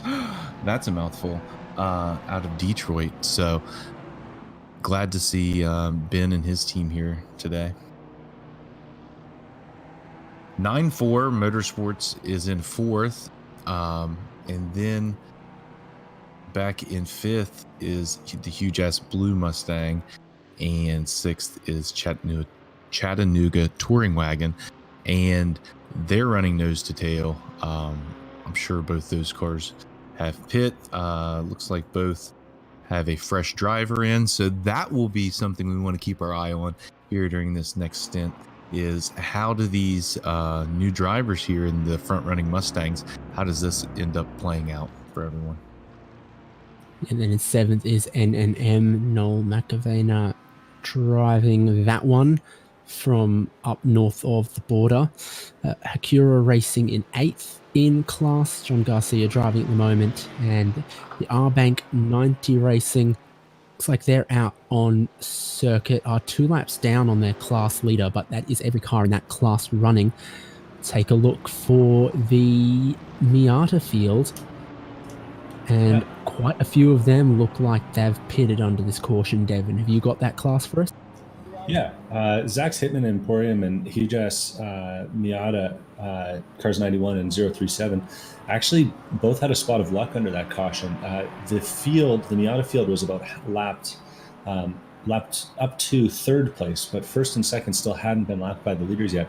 So they actually got a wave around and are now a lap ahead of the competition of Team ESBN with Ronnie Osmer, Nicholas Love Racing, who's got Charles Kowalczyk in the car. In 5th place, Two Brothers Racing has recovered from an early spin and is up into 5th place. TNA Racing has put a fresh driver in, Aaron Bluestone, who's a bit less experienced with the sim than his co-driver, Tim. So it'll be interesting to see what he's able to put together. We haven't seen any laps from him during this session yet.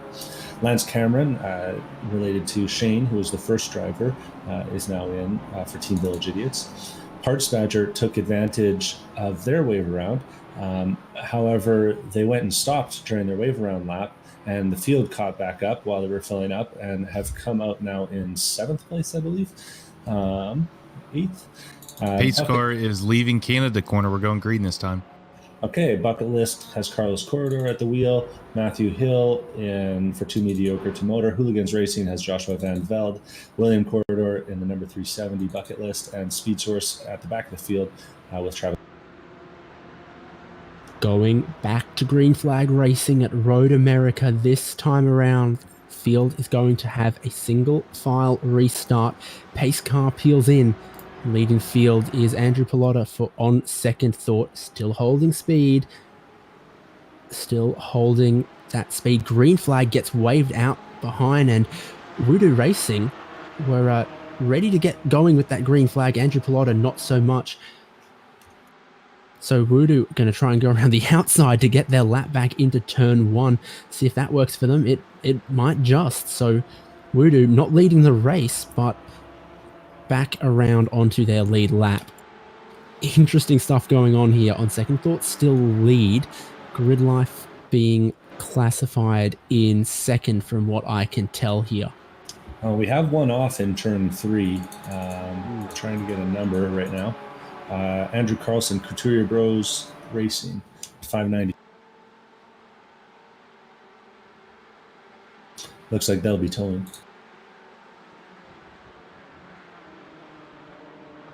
It's action on the restart. Yellows can breed yellows. We're still green for the minute. See what happens there. But once the field's all packed up like that, there's a lot of traffic to deal with. We can't always get the fields separated into their different classes as well, especially as we're in the middle of pit stops there as well. So we are rolling and racing once again at Road America. Division of strategies through the field. No pit stop from On Second Thought, who lead at the moment. Almost everyone behind did choose to pit under that caution. It was a bit before the fuel window for the Caymans, but an opportunity to swap a driver, refuel the car, and put on a new set of tyres without too much penalty was gladly taken up by almost all of the field. Yeah, a surprising number of the Mustangs didn't take advantage of it. It'll be interesting to see how that plays out. Our front-running guys are quite a ways back from the lead of the Mustang group because of the way that the pace car fell and needing to stay in line while they were hurrying around to get to the back of the field. But it looks like it's going to maybe be able to play in Alex Coffort's hand, as he's got a bit of the fresh air and using it to run away from the Chattanooga Touring Wagon entry. So this will be interesting. but he's got a pretty big gap to close down on the Daring Perfect car. So it'll be something to keep our eye on as this race goes on, how that pit stop affects the final running order. Yeah, it looks like the leaders of the Mustang field managed to get about a half a lap advantage from not pitting under caution that time. So, that's almost the right arithmetic to make that make sense. The pit stop isn't that long here at Road America, with a fairly generous pit lane speed of 45 miles an hour here. Yeah, and their stewards at Road America, I believe, are as strict or stricter than the some of the other places we race. I know that here on Wednesday night in practice, I got a penalty, and I don't think I was over the speed limit for more than a second. Normally, it'll tell you in the sim, slow down, slow down. It just went straight to black flag the other night, so people need to be careful. The pit entry here is tricky under green. They shouldn't need to push it under yellow, but under green, these guys will push it all the way to those cones. And as you're coming up the hill, you can't see the line until it's too late. So you have to brake before you crest the hill, and it makes for a very interesting pit entry here. Chattanooga and NNM, number 348 and 42, just having a bit of a battle that is probably concluded as Chattanooga has come past Noel McAvena in the NNM Motorsports Mustang there. Chattanooga and Huge Ass have, as we're saying, a lot of traffic between them and the lead-in classes.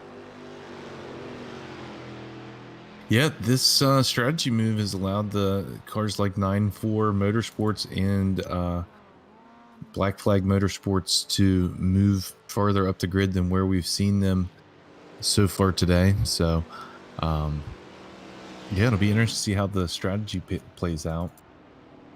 Zach's Hitman Emporium, though, is still in a close battle with the Huge Ass Miata, currently being driven by Christopher Flamian. And that Zach's Hitman Emporium car definitely got fixed up at the last stop. The front is looking brand new and mint, so if it was holding them back anything in the earlier stints, the car's looking just about perfect now. It's looking very tail happy as well. Zachary Rubin, I think the team's namesake, driving now, so he's taken over from John D. Allen, and also a driver swap in that trailing car with Justin Hall out, Christopher Flamian into the 037. I've got, I think that looks like the WDR Cayman, going to try and get around before Canada Corner, not quite close enough. You mentioned this earlier, these are all sort of mechanical grip cars, and despite their differences in horsepower, through the slower corners, they're all very similar through that section of the course, and it might be quite cold tires for the Porsches as well. So don't know who this is helping, having the WDR car between them. Doesn't appear to be hurting Zach's Hitman Emporium too badly yet.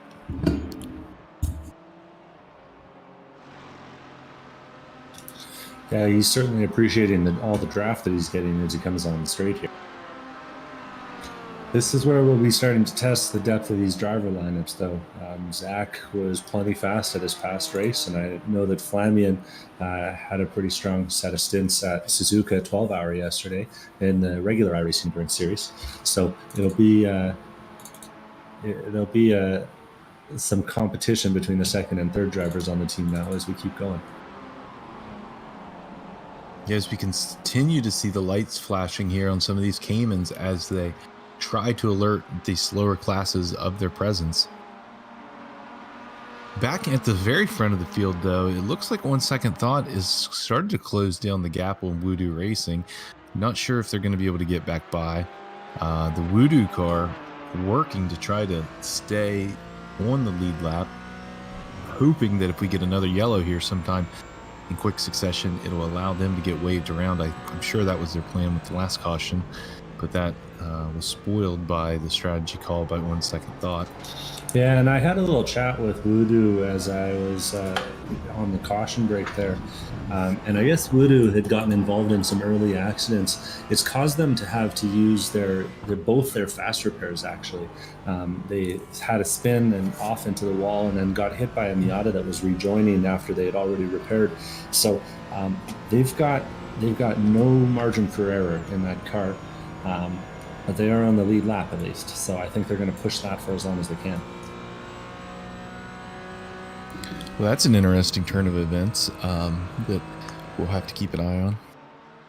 Yeah, still Andrew Pinkerton driving, and he was very rapid in this car at Daytona as well. So it's not out of possibility that he could keep that car out in front and on the lead lap.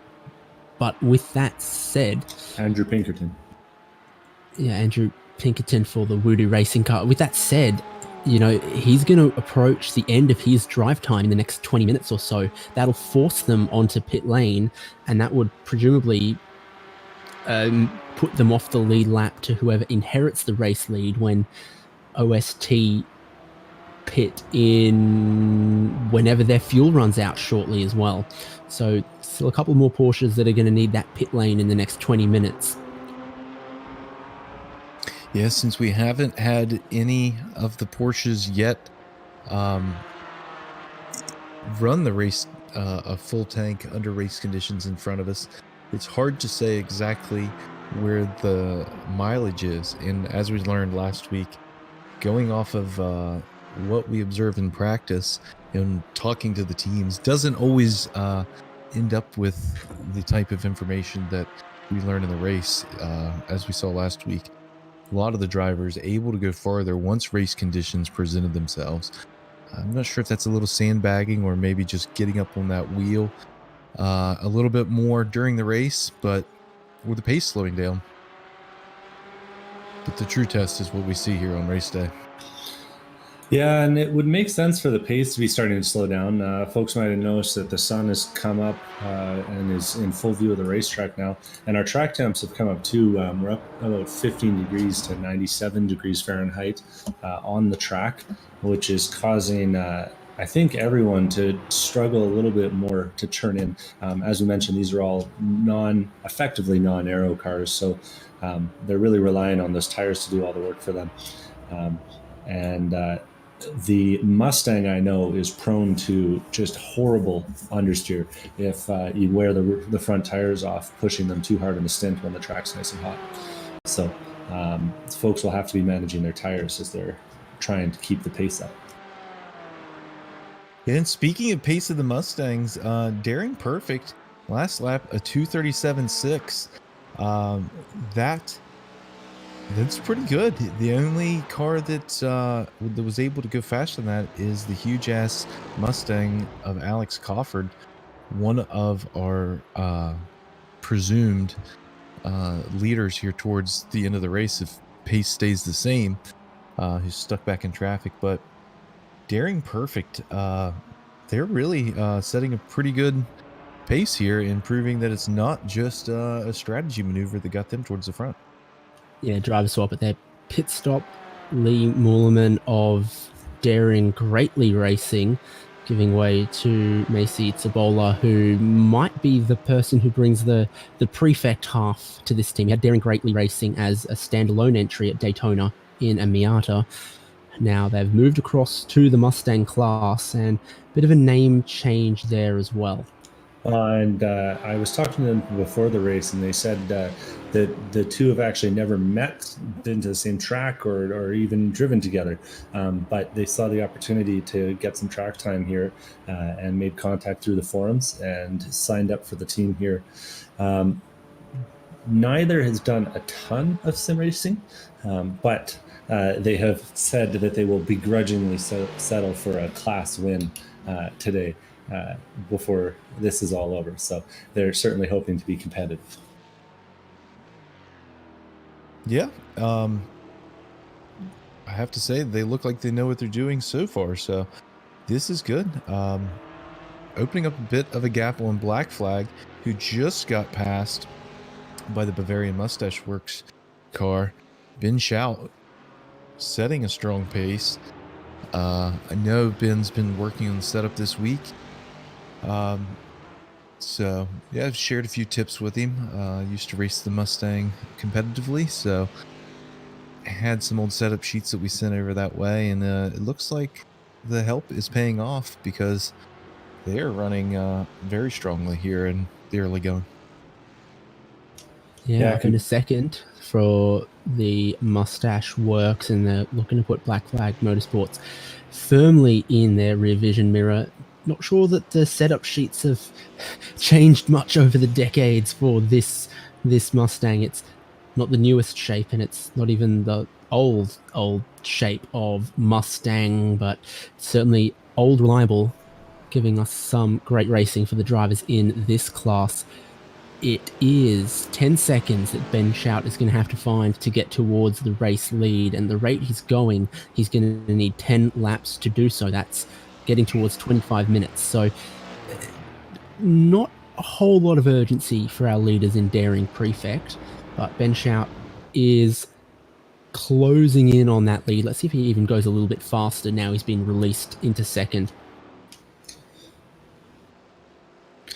Yeah, he's starting to open up the gap. It looks like, and we know Ben's a very patient driver and an accomplished team owner.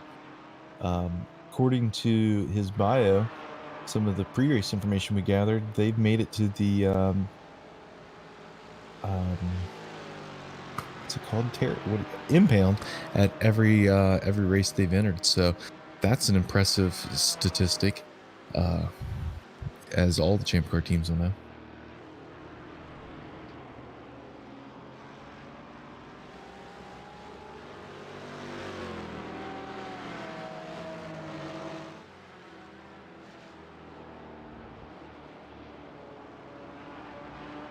So here's a recovery story. Team Unreal Purple in the number 78, Michael Melvin behind the wheel there.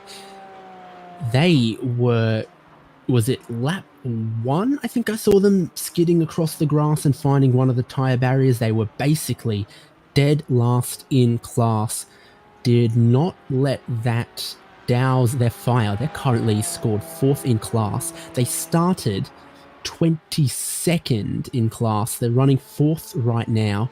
They appear to have pitted underneath the caution, so they were moderately fast last time around, certainly inside of our top 10 in this particular class. It's a shame to see damage on their car so early in this race, but they are going for 4th place. That's going to become 3rd very shortly, as car currently scored our leader, the On Second Thoughts racing car, Andrew Pilotta, coming into the pit road for a service. You have to assume there's going to be a driver swap in that as well. They have gone about an hour 40 minutes to that tank of fuel, including a significant portion underneath caution, it must be said, but that is quite an effort around a track with long straights like this.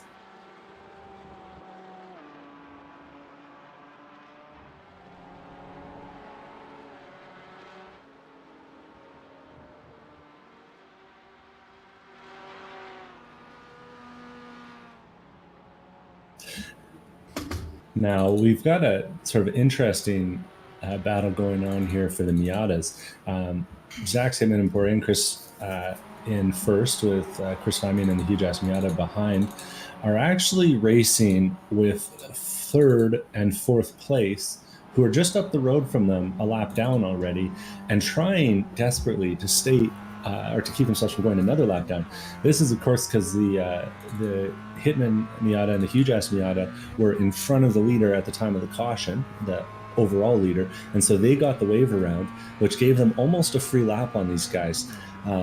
But we know from our last endurance race that could be really crucial.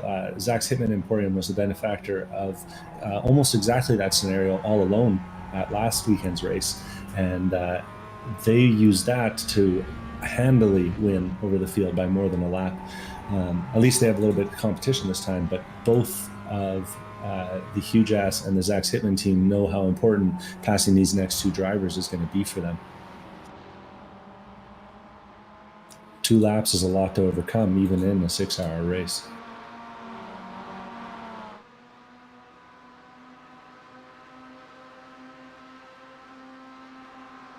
We saw a victory margin of 1 lap for the Miata class at Daytona. That was the 91 car, formerly Zach will pay you 14 cents to crash our competition. Now, Zach's Hitman Emporium, which I feel like has a little bit more of a ring to it. They're in the lead right now, but it is not by a lap. It's only by a second over second place, and then the lap that they're trying to put on third and fourth. Not able to do it yet. It's Charles Kowalczyk for Love Racing now. We, of course, saw a lot of driver swaps in the last 30 minutes or so. Love Racing still staying on the lead lap for the minute. You wonder how much drive Zach's Hitman Emporium have to put these guys a lap down. Is it really crucial to their race at the moment? Well, I mean, if it's there, I'd definitely be taking it. 2 laps is better than 1, you know, and they definitely have the pace, it looks like, from the recent laps, averaging about a second a lap faster than third and fourth place, that they ought to be able to get by them without too much drive. Of course, we'll see what that equals once they get alongside. Now, I'm just noticing that the huge-ass blue GT4 has received a penalty from race control here. Do we have any info about what's going on? Yeah, on the exit of turn 6, the huge-ass GT4 blue car lost control. While they were gaining control, they made contact with the UGA car. Both of the cars spun out into the grass and lost time.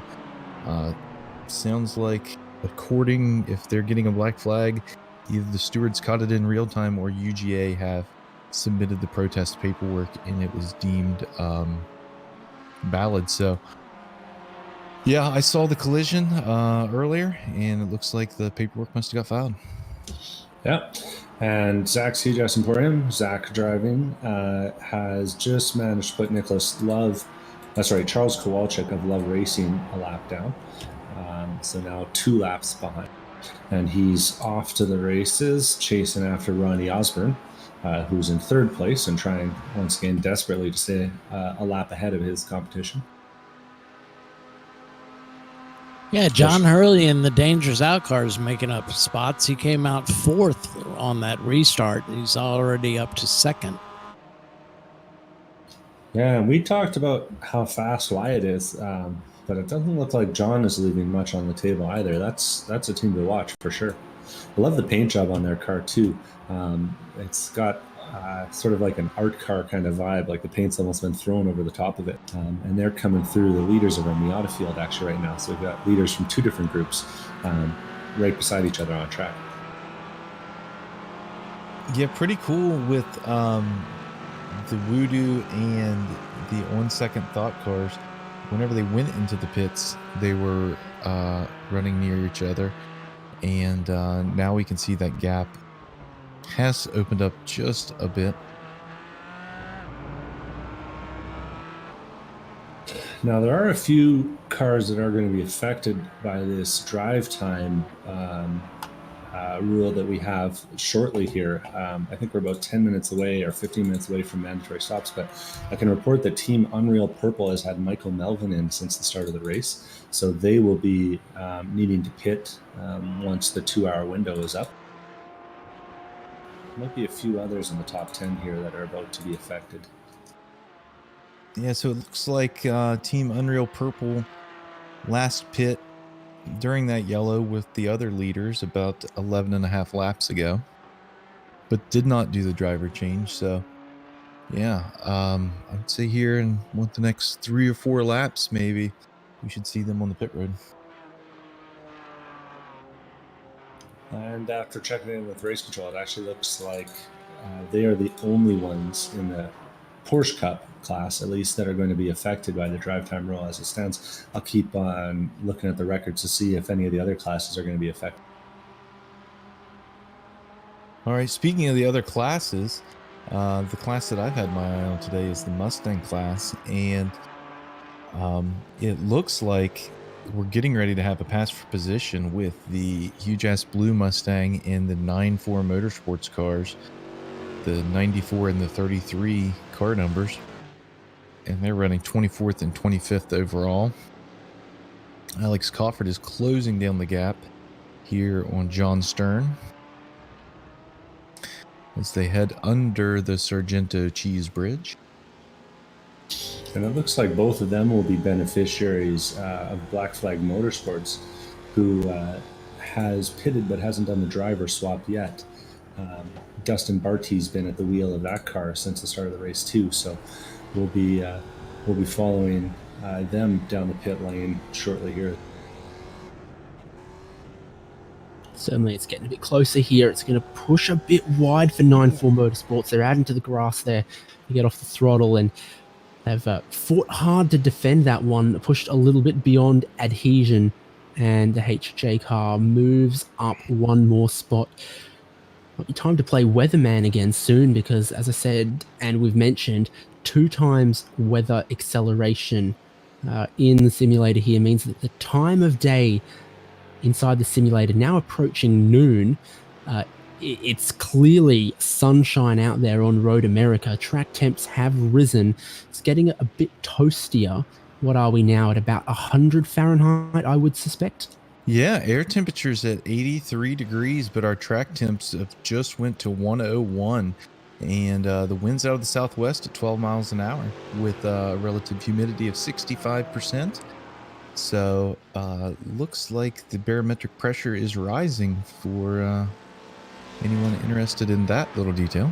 Now, there's been a significant wreck down in the Miata field. Team 647, Charles Kowalczyk, just got involved with 2 other cars. It looks like the Mustang of NNM Motorsports and Kevin Boland of Team Jackie X, who's in 4th place, or at least was in 4th place prior to that wreck. 3 wide gone wrong, and they've all gotten together heading down the hill. I'm not sure if we can get a replay of that.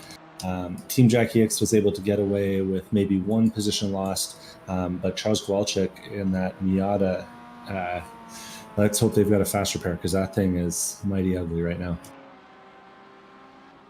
Yeah, it looks like that's just a case of the faster class just not being patient enough.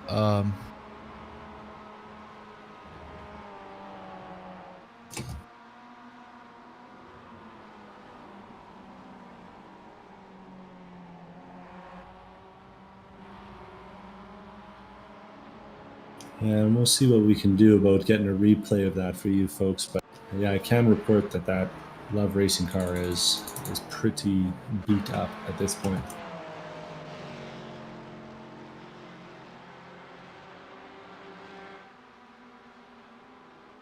So 5 minutes till the top of the hour, and as we've seen, there's a couple of drivers in the cars who've been in since the start of this race.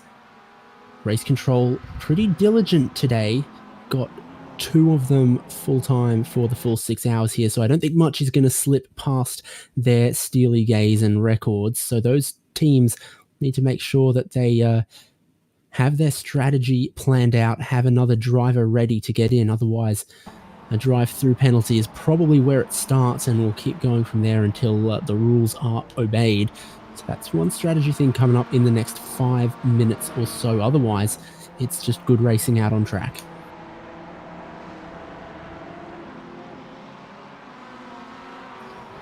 Okay, and it looks like we've managed to get the incident between Kowalczyk, NNM, and Jackie X on screen there. And as you can see, 3 wide heading to that corner. It was always going to be a tough ask, and the Mazda definitely got the worst of it. Smallest car turned around right into the wall, and he'll be taking his faster pair here and hopefully getting back out on track shortly.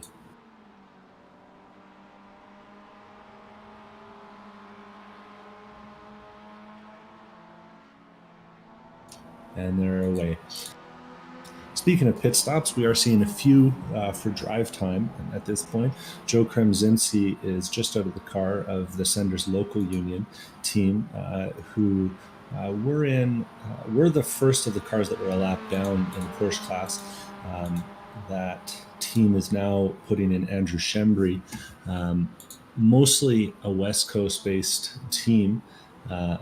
They had some success at last week's race. A little bit more modest success this week, running sort of in the middle of the pack as Andrew Shembry rejoins.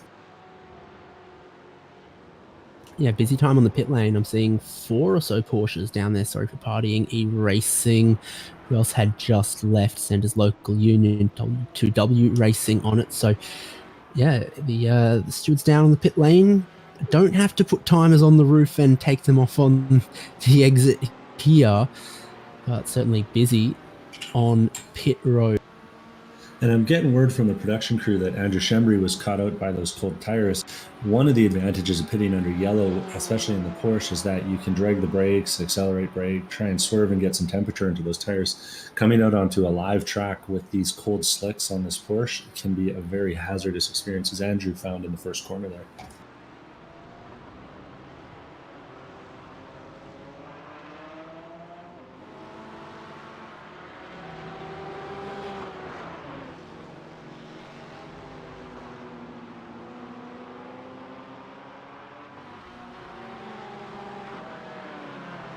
Team ESPN is coming in now for what looks like a drive time maximum pit stop.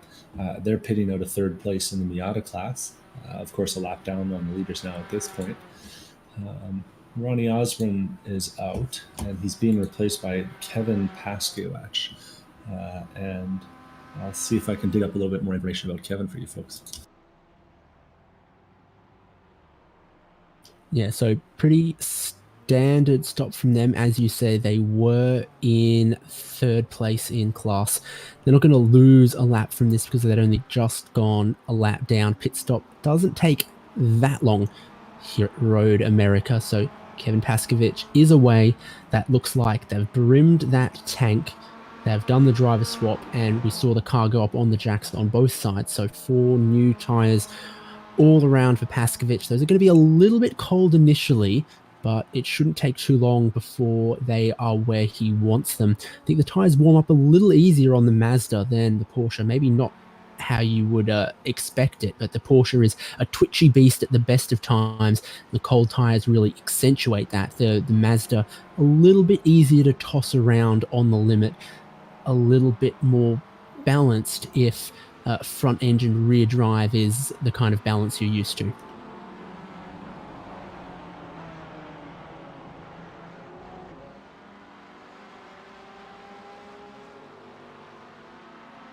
Great battle I've been seeing here that's not for position though is Voodoo Racing and Grid Life. And Voodoo doing everything they can to still remain on that lead lap. Pinkerton battling like it's for position. Well, and he has to be a little bit careful. We know that team's already used both their faster pairs, but Pinkerton's a confident and competent driver, so he's letting it all hang out alongside Grid Sport here. Grid Life Esports. My apologies. Wouldn't be entirely happy with this was I DJ Alessandrini, but he's worked his way past now, and you'd hope that was mostly the end of it. Fighting spirit for Pinkerton, indeed, but it's not quite going to be enough at this point in time. Maybe they can work their way back into it later on. We'll see. It's the car for DJ Alessandrini, the 36, will get held up teeny bit by one of those Mustangs. That's Daring Prefect on the way towards the bend, the slowest section of the course. Depending on how your car turns, it can feel like a nightmare, like trying to maneuver an RV through a shopping mall car park or something there.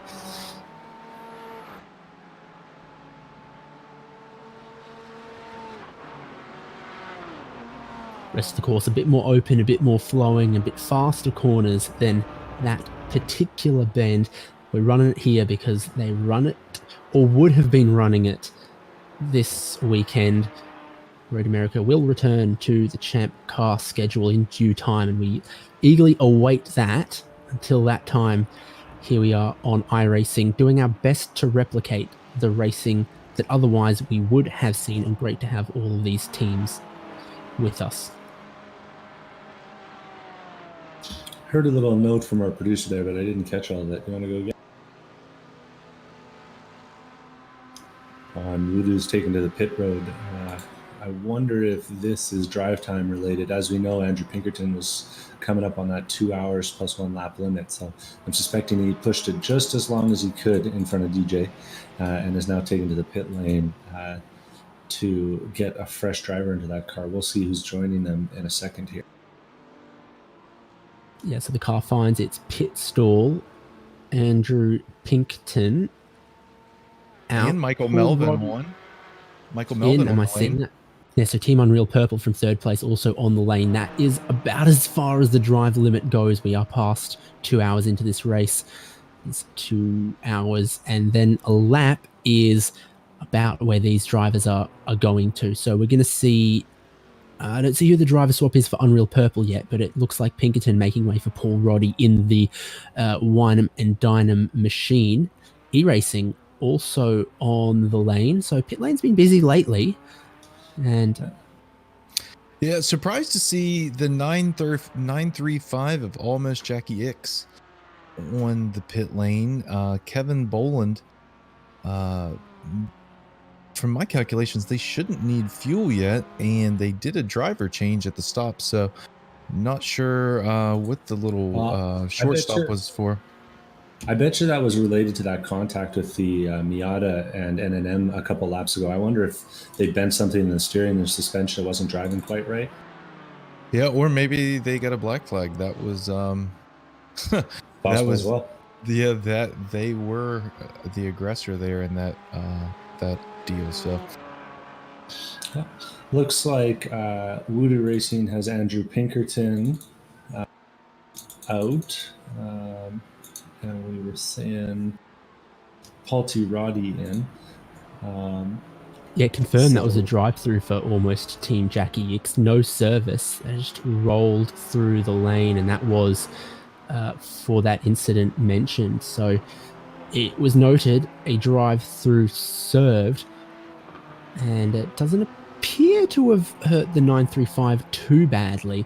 They'll know that eyes are on them, and they'll have to behave from here to the end, lest drive-throughs become 30-second stop and holds or worse. We want close racing, but I think above all, we want clean racing. We want as many cars as possible to see that checkered flag after 6 hours. Yeah, we need fair racing among all else. So starting to see the gap open up, though, at the front with the Grid Life Esports car, DJ Alessandrini. The gap's out now to about 13 seconds over Danger's Out and John Hurley. Team Unreal Purple back on the track. Looks like Andrew's now behind the wheel. Team Jackie X, almost Team Jackie X, that is, are out there running in 4th position with on second thought, not far behind in 5th.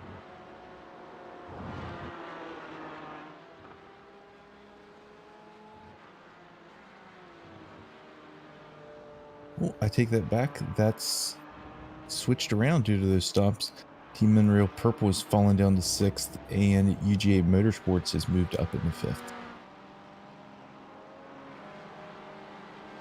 All the timing should get reset here as we complete these laps. Looks like we're still going to have 7 cars on the lead lap of the Porsche class as they run right now.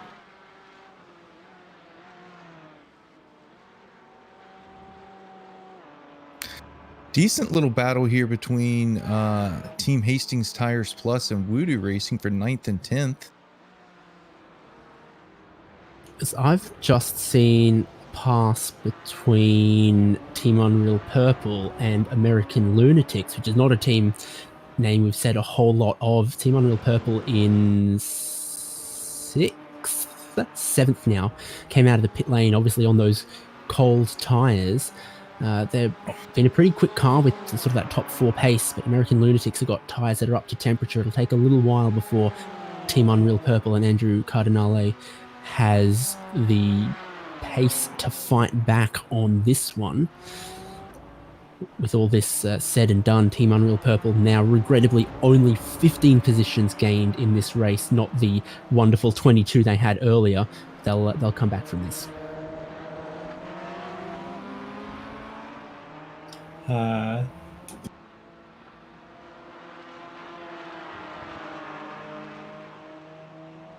Got a question from the chat asking about Team 890, which is the e-racing entry between Jeffrey Shad and Jared Douglas. So they look like they've had a fairly uneventful race until recently, where we've got invalidated laps on 42, 43, 44, 45, 46, 47. So it looks like they are having some issues getting around the track, and they are a little bit off pace, ended up coming into the pits. So there's some indication that their setup might not be playing too well with the weather, from what I'm hearing. So be an interesting case for them, see if they can get things sorted out and get that car driving a little bit better with some tire pressure changes here. They're in this sort of second group of Porsches that we have that are a lap down. All the cars from 8th to 13th are a lap down, and 14th to 19th are 2 laps down. So 3 distinct packs in the Porsche field that are racing against each other.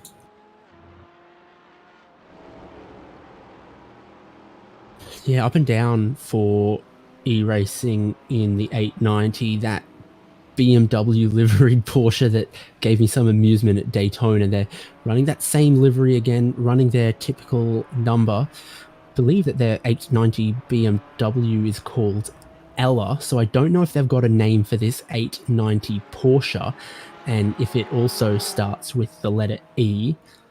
But all of the luck they can get would probably be what they'd be hoping for at this point.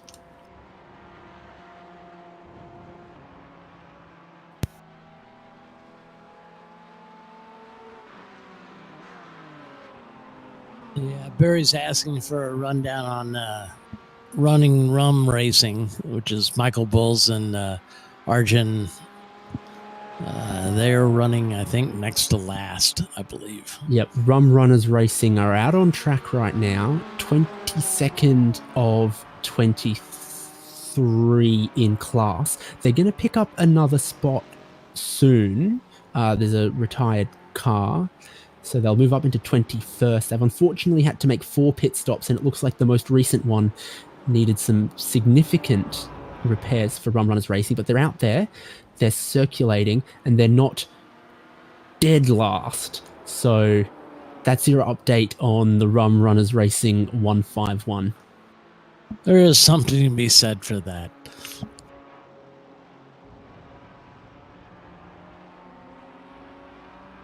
I'm glad to see they're still out there making laps. Yeah, they're not smart enough to retire.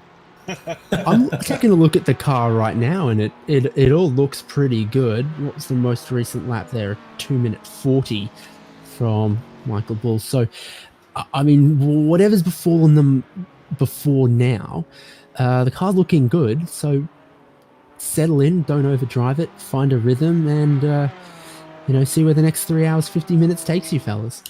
Well, I know Michael's brand new to iRacing, so. Well, and that's a hard car to learn in. I can vouch for that. I did a race yesterday, and I think I had about 8 spins in my 2 hours. So I can assure the viewers that thing is no easy car to drive. That's for sure.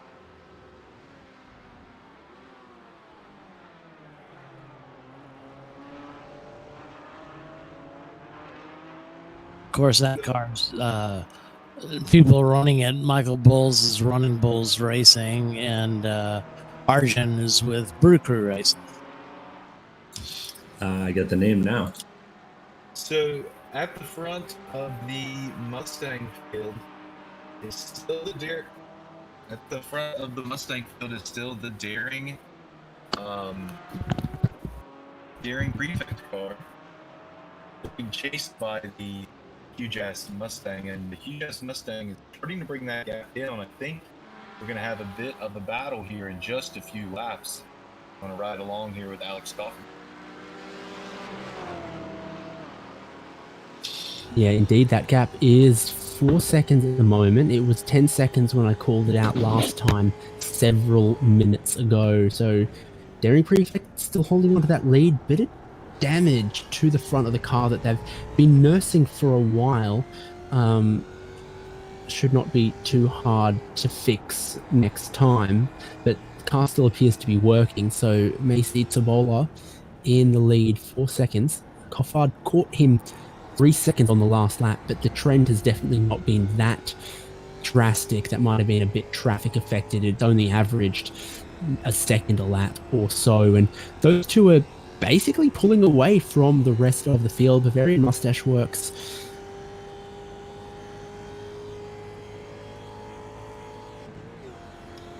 Well, it sounds like we lost Haynes for a second there. Bavarian Mustache Works has had a bit of pace, but they haven't had quite the same pace that the Huge Ass Balloon Mustang and Daring Prefect have had over these recent laps.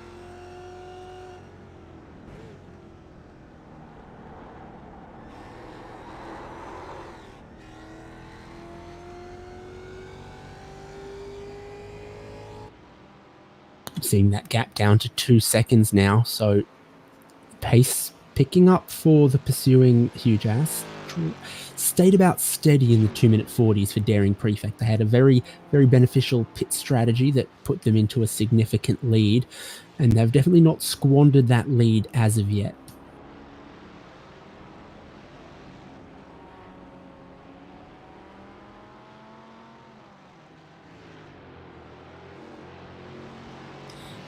Now, despite their earlier issues, Love Racing has managed to rejoin in third place, or at least regain third place from Team Village Idiots in the Miata class.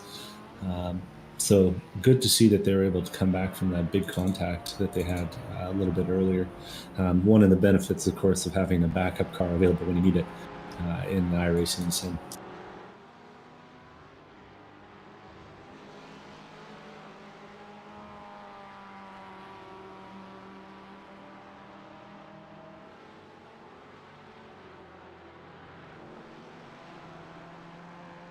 Ooh, a big slide putting the power down out of the bend for Macy Tabola in the 742 Daring Prefect. Currently your leading Mustang, but it's a decent run out of that corner towards Canada Corner. You want the best run you can get, and he's not managed that on this particular lap. So now Coffard right at the rear bumper coming towards Canada Corner. Not close enough for a move, but probably his best chance would be a good run out of the final corner. We are coming on to about 1 o'clock in sim time, so track temperatures are really going to be reaching their peak here. And so here's the final corner on the inside, though. Out wide for Tabola. Alex Coffard through into the lead. Surprised by the lunge into the final corner. Don't think any contact was made, but definitely wasn't the move he was expecting. And that's a change of lead for the Mustangs.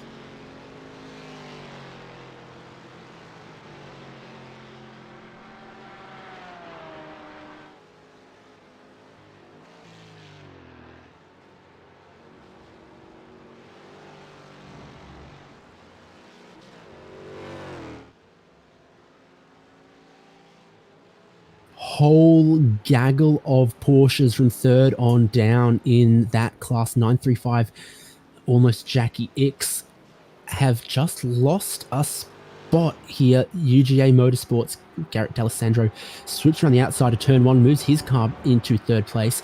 And on second thoughts, who were your leaders briefly before being forced into a pit stop a couple of laps ago, they're also trying to charge back through the field. They're in fifth here, so they want to get past almost Team Jackie X as well and continue the battle with UGA Motorsports. So a bunch of those cars very, very close together here. And I think there's a look from Austin Newman in the on second thoughts car. The inside is defended on the run down into turn 5 here. Someone's off the circuit, contact made. Missed what car that was. Todd Chapman in the on third thought car, it looks like to me. Along with on second thought and Austin. So teammates coming together in turn 5 there. Todd Chapman's missed his braking zone, come across the circuit and into the team car that was battling for third. So that's not good at all.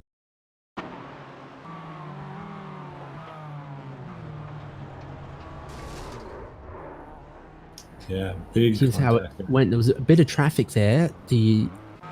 On second thought, 29 car was trying to battle with almost Team Jackie X, and the other team car for on second thought, on third thought, who were lapped down, have just misjudged the braking there. There was a lot going on, and it's a difficult braking zone at the best of times as the track drops quite some altitude while you're trying to slow the car up. So he's fortunately cost himself a bit of time there and cost his teammate a bit of time. And what's the golden rule of motorsport?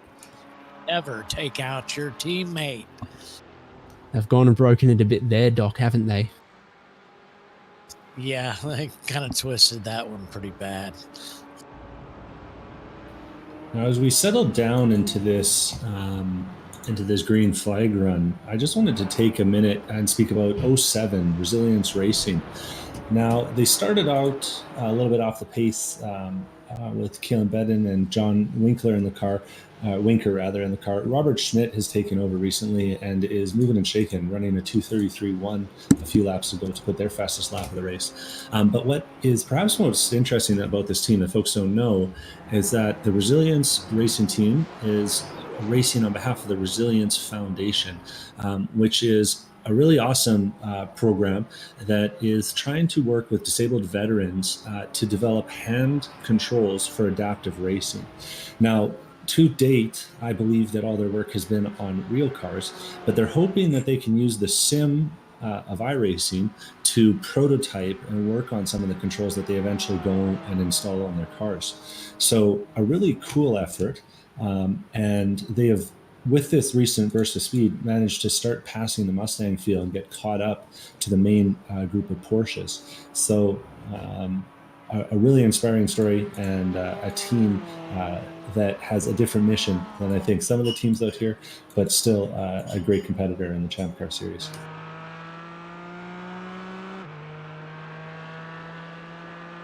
Yeah, great to have that kind of diversity out on the track. And great that efforts are made that everyone can get involved in racing. Can be a sport that is difficult to get into. I know that one of the aims of Champ Car is to reduce the cost barrier to entry, but that is only one facet of it, I guess, Doc. There's other things that make it difficult for people to get into motorsport, and that's one that they're trying to reduce. Yeah, and if folks are interested in learning more about it, I'd encourage you to check out their website, the resilienceracingfoundation.org. They've got a whole bunch of info about the team and the cars that they run, usually a Mustang and Champ Car in the EC class, and then as well as some information about the work they've been doing on the hand controls. So it might be something that some of you techie folks are interested in, how they're managing to get all the controls of the driver in front of the hands. Yeah, that we've got several teams that benefit veterans in Champ Car racing, and it's nice to see a team involved in the sim car racing. Yeah. I've got a friend of mine that autocrosses. He's a paraplegic and does quite well. So I never have had a chance to see him compete in autocross, but hoping to soon. So I went down and talked to our strategy guys for the huge ass Mustang. They said that the cars can go, that last yellow came out at just perfectly timed for them. They were going to pit that lap anyway, so it looks like they're able to go about 29 laps. So that'll mean we'll see our huge ass Mustang leader on the lane here in about 10 more laps.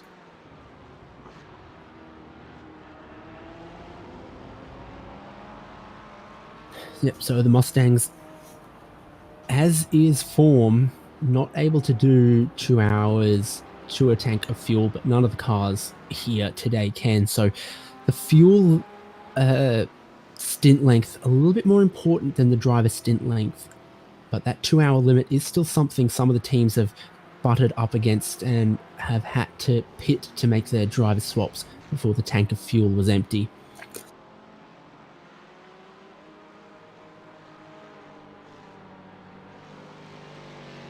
I've still been watching this little bit of back and forth between the 76 and the 78. That's American Lunatics leading Team Unreal Purple. And 7 laps in, Andrew Cardinale should be getting a bit more comfortable and maybe getting up towards challenging American Lunatics for 5th. Not seeing it happening just yet, but the Unreal Purple car came out of the pit lane just behind, dropped back a little bit and might be closing in. It's good to have American Lunatics join us. Weren't present at Daytona from memory, but a couple teams saw the Daytona race and thought, that looks great, I want to be a part of that, and joined us again this week from Road America. 2 weeks time before we go racing for 8 hours on the Charlotte Roval, and further endurance iRacing Champ Car special events to be confirmed. But if you want to see what it takes to join us on iRacing, if you want to see all of the information, you want to go to forum.champcar.org, the Champ Car forum, and check out the iRacing section. There's some guides there that have been put together about what equipment you might need to get on iRacing, some helpful iRacing guides. There's also one about setting up your team on iRacing so you can race together on iRacing. And then there's also sign-ups for these iRacing events. If you want your team and your drivers out on track with us, we're hoping that this is also a great race, and many of these teams will join us again, and some new teams will join us for Charlotte in 2 weeks' time. Yeah, that Charlotte race should be a lot of fun. That's a very high-speed track. A good portion of the circuit is the oval, so it'll be very high speed, lots of drafting. It'll be important to keep the body panels straight when we get there. Yeah, and everyone who's not familiar with the Charlotte track will soon, once they see that race, become familiar with the snake pit in that track, and that corner in particular. Tends to send cars flying, regardless of which layout you're running.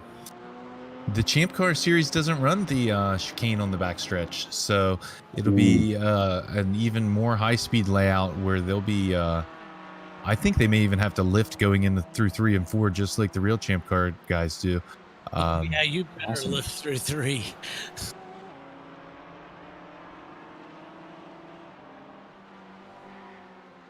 So it's always a circuit that's tough on the equipment with the high loads, the G-forces, and the proximity of the walls usually cause a few cars to leave on the rollback. So I'm sure we'll see all that same excitement next week. But until then, we still have 3.5 hours here up in beautiful Wisconsin. Yeah, the Charlotte Roval is dramatically different from the Daytona Roval. They're not even close together. Yeah, we don't have the exact layout that the Champ Car Series runs, but we have one that's very close. It just has one more loop in the infield, so it'll slow down the cars a bit as they come onto the banking. But other than that, the layouts will be the same. No chicane on the front stretch or back stretch, so really high speed.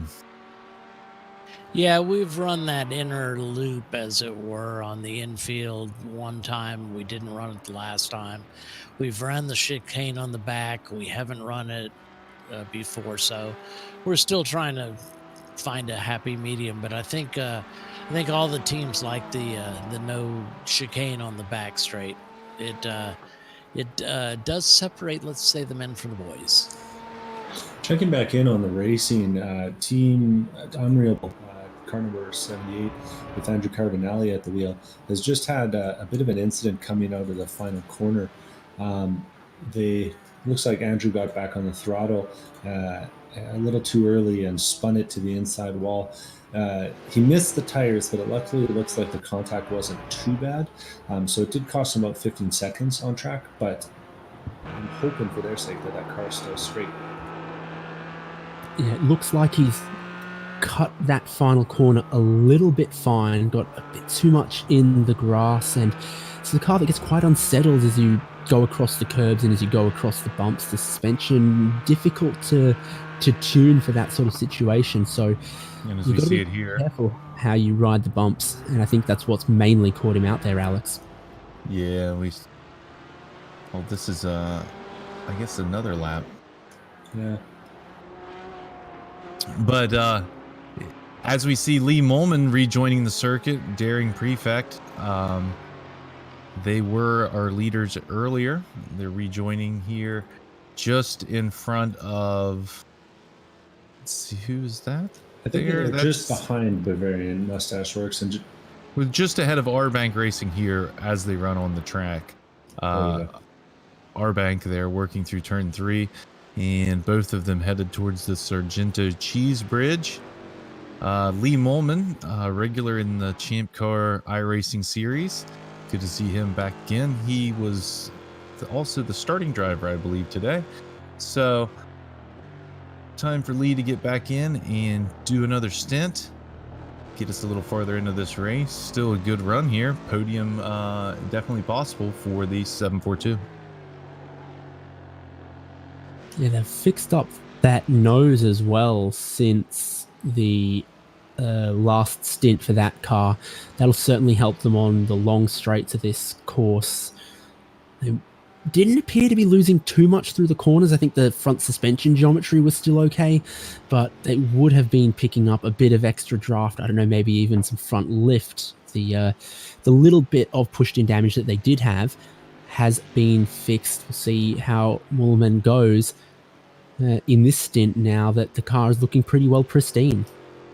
Yeah, and you could tell that Mache was feeling that in the last stint. The last 10 laps or so after that damage occurred, he was 4 or 5 seconds off of his usual pace. So the track is getting hotter, but it's not that much hotter. And you'd expect him to be feeling the effects of that down every single straightaway. It's always an interesting choice, that deciding to use that fast repair on something that's relatively minor. But in this case, it was probably losing enough time to make it worth it.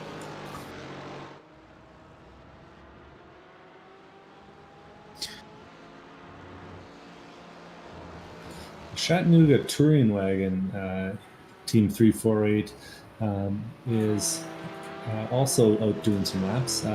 RJ Till, who was doing the first stint, seems to have a little bit of pace on his teammate here, Phil Fitzmaurice. But they're carrying on just nicely. Now it looks like they're on the same lap as the leader, albeit pretty far behind on track. Yeah, I think it's going to be time very shortly for pit stops for that car. They went right at 29 laps last time. We think that's about the limit for the Mustang. 25 laps so far in this run. So it'll be interesting to see. Also expect Ben Shout, second place car in the Mustang class. Expect them to be on the pit road in probably the next 2 laps. They'll be completing lap 28 this time around.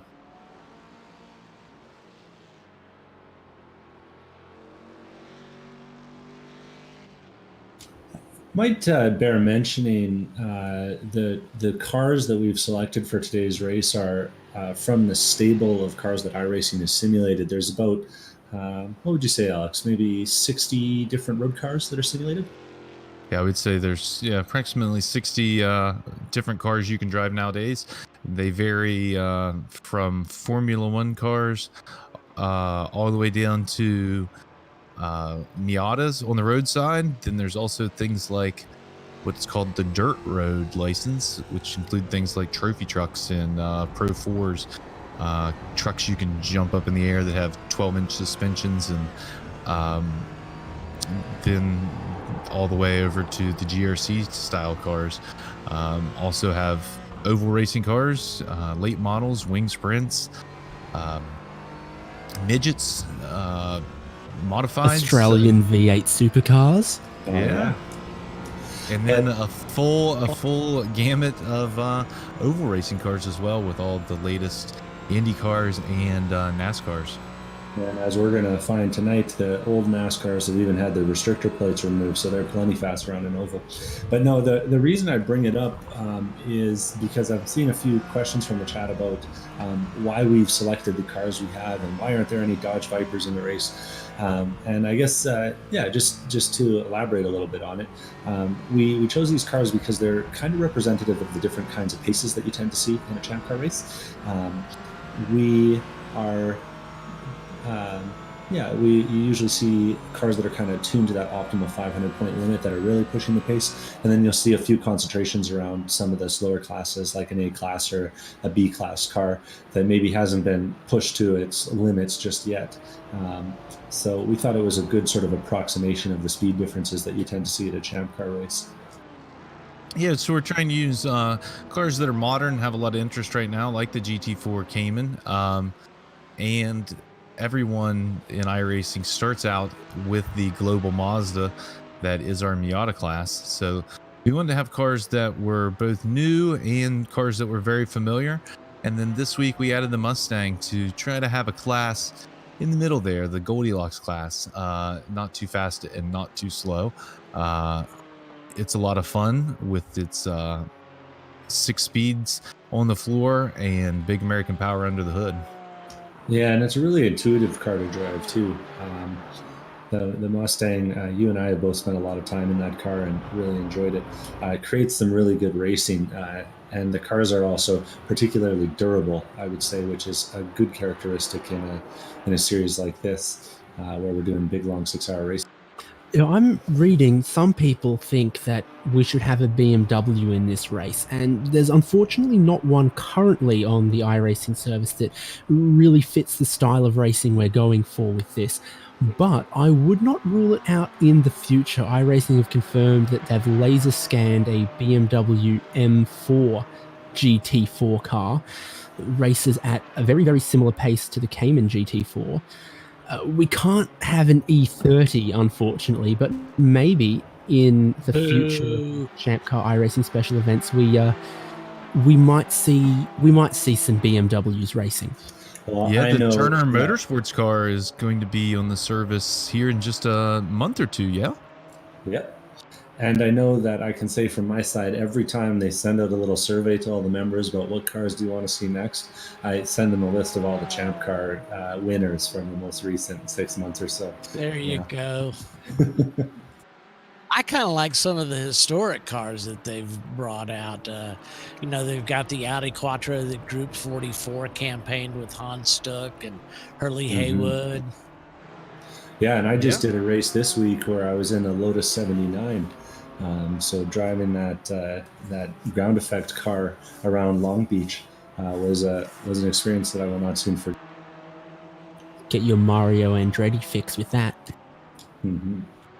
Yeah, the car that they have paired with that Audi during the official races, I believe, is the GTP from Nissan, and it is a lot of fast, big turbos, and super fun.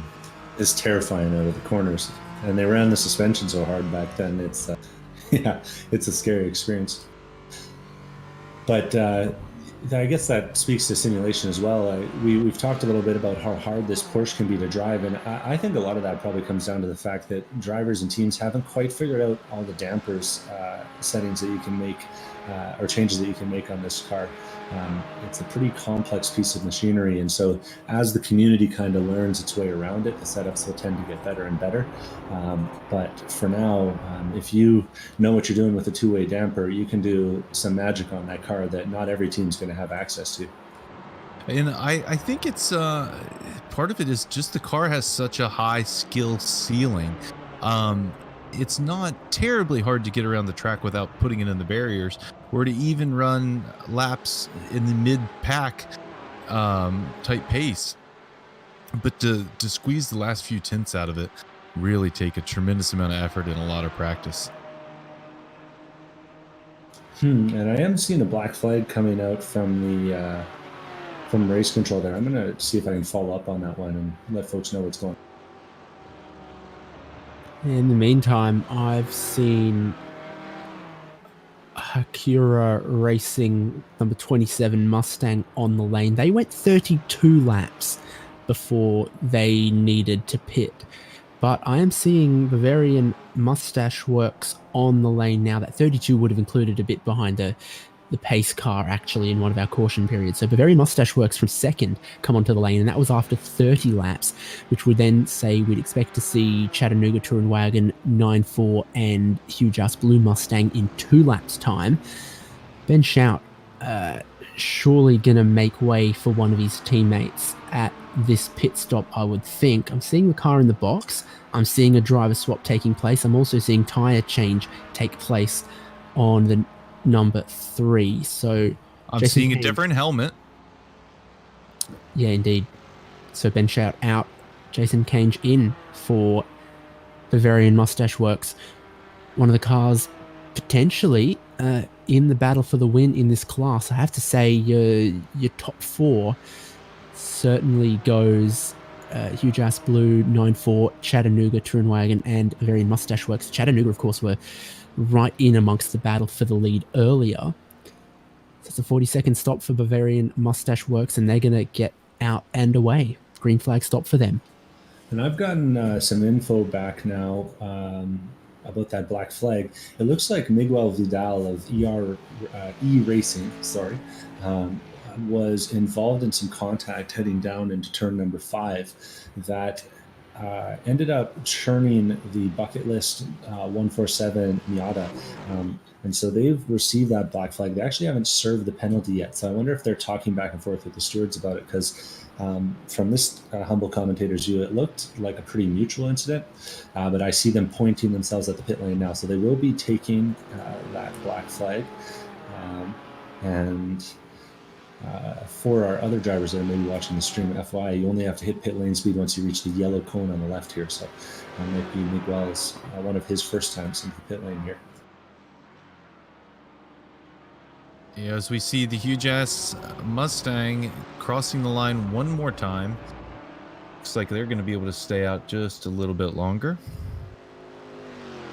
If they've got the same economy as Bavarian Mustache Works, it'll be one more lap for them, but don't know exactly who was going how flat, chat, who's trying to squeeze maybe a lap or 2 more out of the tank.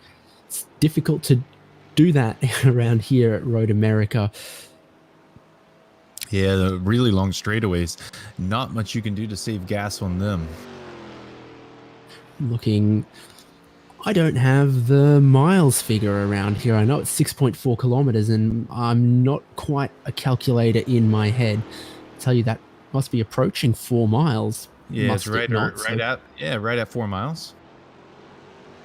That's plenty of racetrack. So to find the reserves in the fuel tank to do another tour of that at full racing speed, definitely a challenge to be done.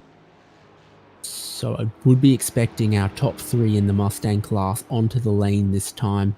First of which will be Alex Coffard in the HJ Blue Mustang, then 9.4 Motorsports, and then Chattanooga Touring Wagon. And checking in at the front of the Miata class, Zach's Hitman Emporium still have the lead, but the huge ass Miata is able to stay within sight of them.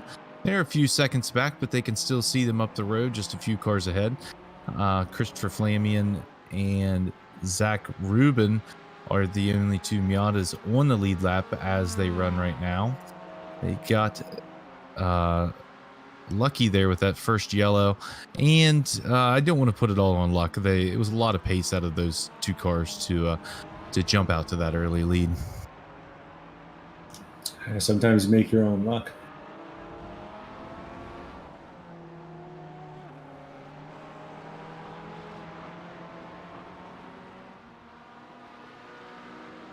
American Lunatics from 5th, the 76 car is going to jump down on the lane, so they're a little bit off cycle with most of the rest of their class there. We'll see, pit lane will be busy again for a minute with that Porsche, and then expecting top 3 from the Mustang class.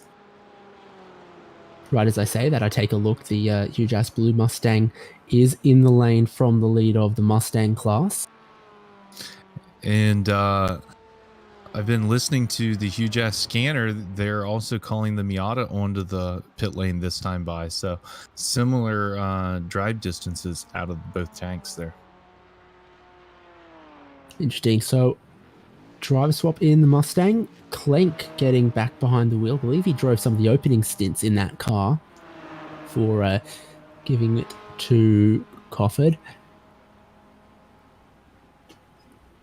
Probably about to see 9-4 on the lane as well, are we? Oh, so we hear some crashing noises. Oh, just ahead of our Miata leader, Miguel Vidal from iRacing, having another trip off the track.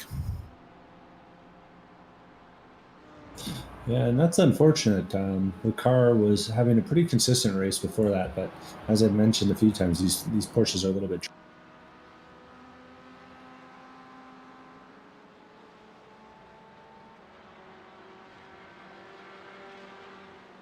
It looks like Miguel's taking it down the pit lane.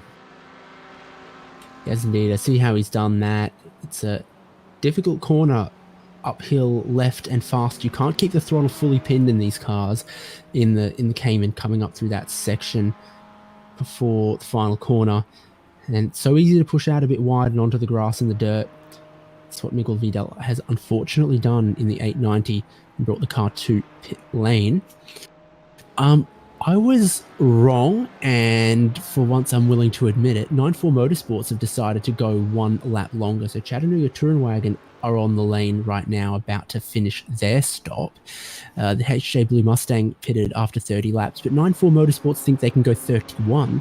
So their 9-4 is currently being scored in the lead. Surely going to have to pit at the end of this lap or the next, though.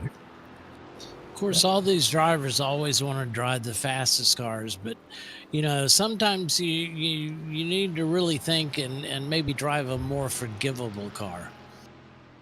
Yeah, that's a good point. Yeah. I guess now would be a good time to mention too that we've started a points championship for these races, since it looks like we're going to be having a few more of these than maybe we all wanted to at the beginning of the year. I decided that it would be fun to ratchet up the competition a bit and maybe start keeping track of the points. So that's another reason why you might want to enter one of these smaller classes. Easier to get points in, even if you have a bad day. You know, you might be able to get 6th, 7th, or 8th, where that's going to take a bit more effort in the large class at the top of the sheet. Yeah, I mean, I don't see any difference between that and cherry picking a race that has low entries. Yeah, it's the same type of thing. But yeah, we'll see. We'll see what we can come up with from Champ Car to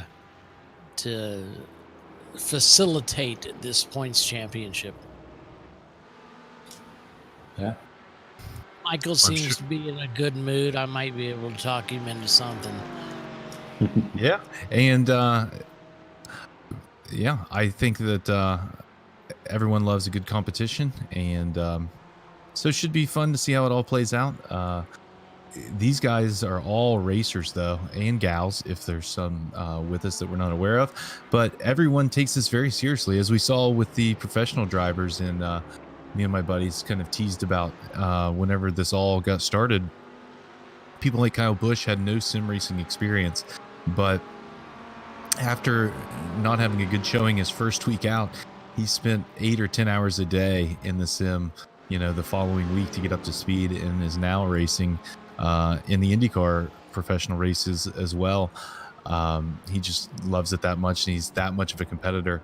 I've seen the same thing among the Champ Car crowd. Names that I didn't see on the sim very often here in the last few weeks, I've seen them in the practice sessions that the racers are putting up. So everyone's taking this very seriously, putting in the time, and really trying to get a good finish for their team. Yeah, I've noticed several of them commenting on Facebook and stuff have ordered upgrades to their sims, the hardware. I know I had a new computer ship right before this COVID enforced break, and I am grateful that it arrived when it did. Things are looking really pretty now on the sim.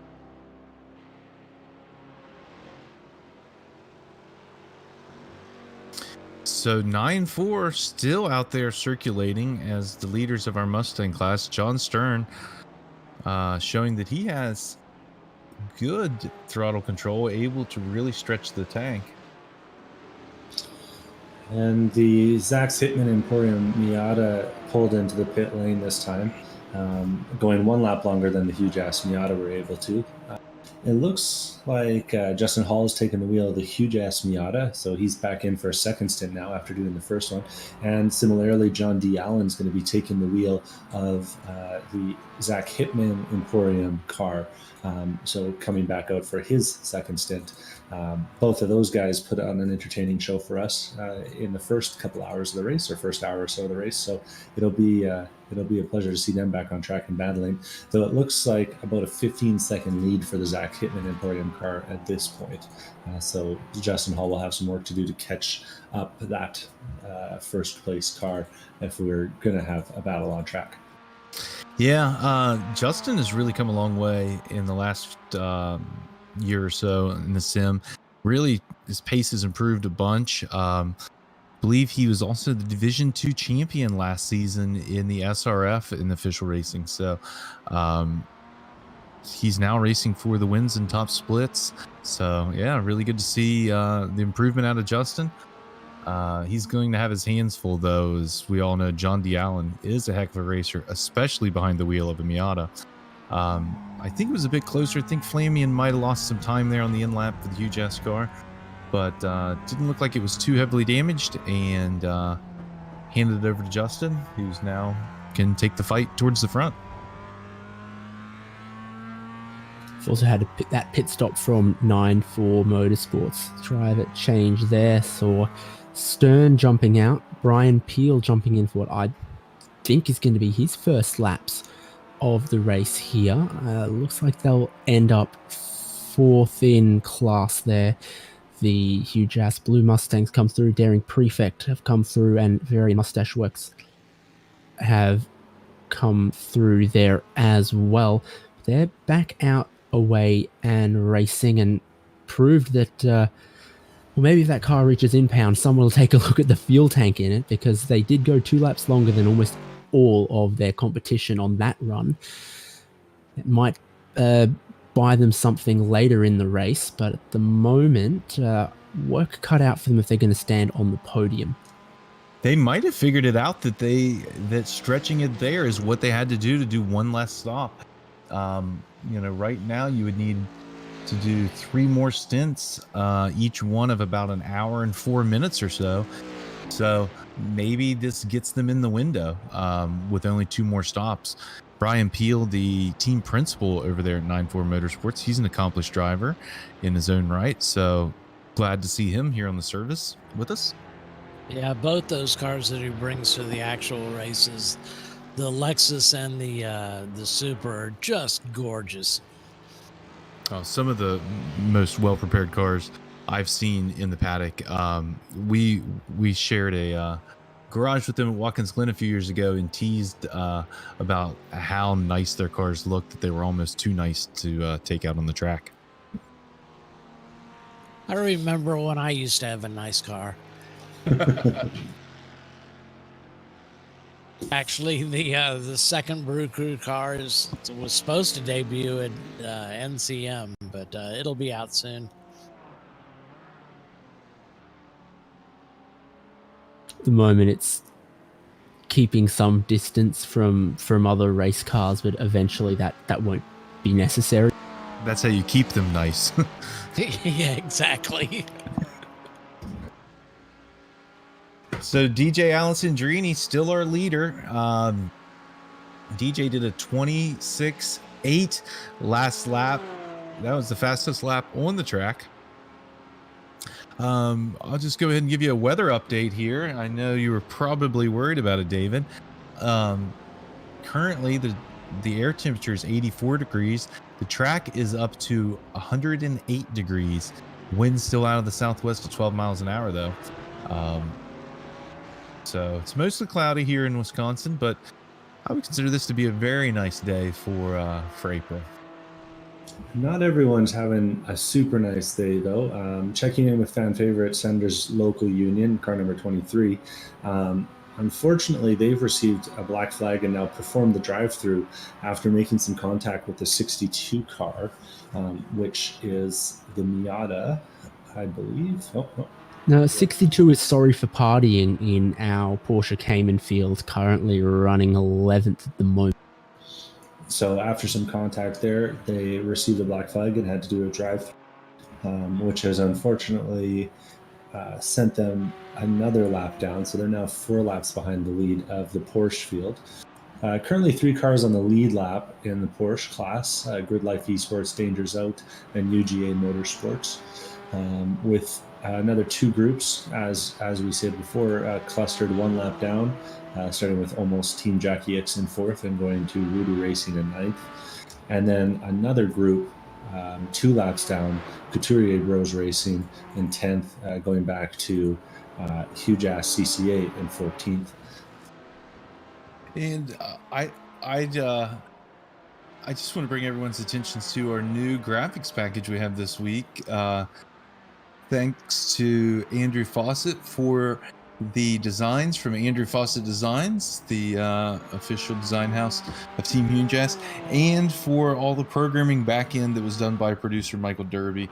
I know it took a good bit of work to get it all, but it looks nice now with our team updates there on the side. You can follow the running order of your favorite team. Looks great. So there it has the document of approval, so that's most of what it needs. Well, Doc was extremely confused on the Daytona race because I wasn't looking at the same screen as y'all. It's like, what the hell are they talking about? Now I'm kind of on the same page. Yeah, so you can see the color-coded class markings there in the scroll on the top of the screen. The blue is the Ford Mustang. That is the traditional second-class color here in iRacing, and as all iRacing fans know, the fastest class is marked with gold or yellow, and the slowest class, or the third class, is marked with red. Not always the slowest class. Sometimes there's as many as 6 or 7 classes in a race. Maybe we'll get to that point, but right now we don't want to dilute down each class too far, and don't think we've gone there yet because we still have great racing in all 3 classes.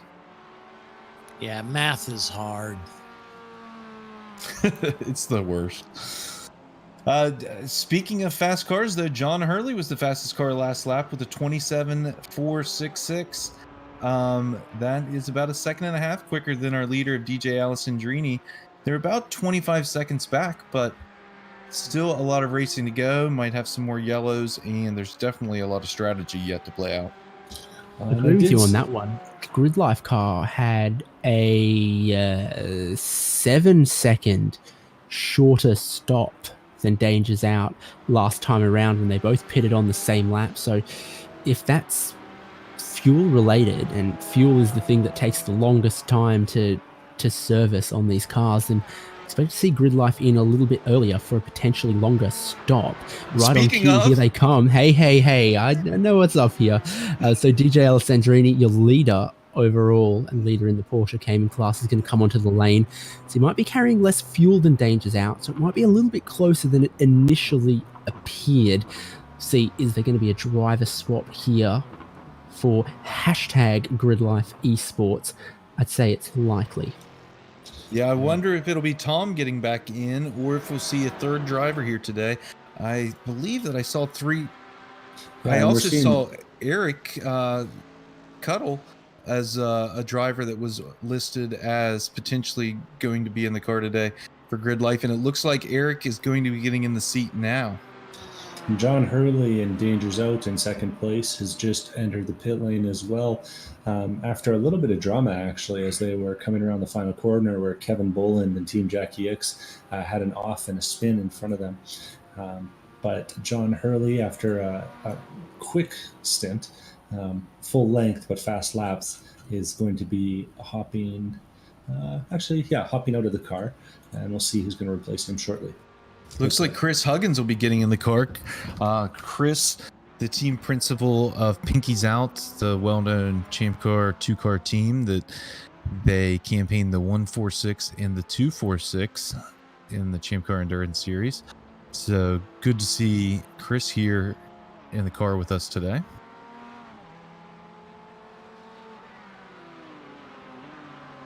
Always fantastic to have familiar names, familiar car colors. It just doesn't seem fair that they should be fast in the Sims and in real life, though. From the sounds of things, Huggins has been driving sim racing since the first Gran Turismo, so he's been around for a few years. Damn overachievers.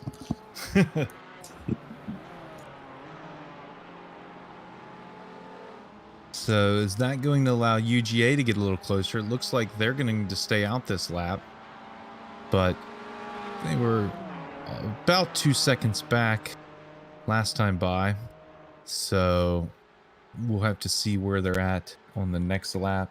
It looks like they closed the lead down to just about a minute now. And we see Garrett still at the wheel, 32 laps into his stint. We expect he probably has another 6 or 7 more to go if they got the car full the last time by.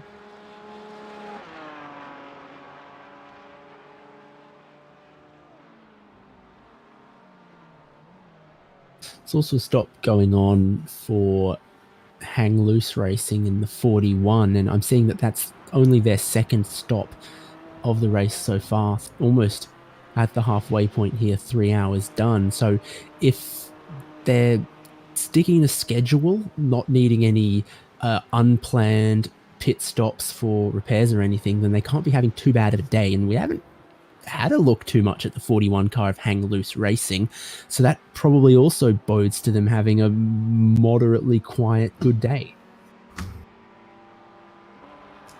Yeah. Sometimes quiet is all you can ask for. Yeah, so that's for any of the Eric Coutil fans that are out there. I apologize for mispronouncing his name. That's something I'm unfortunately somewhat famous for. But Eric Coutil in the Grid Life esports car continues to lead.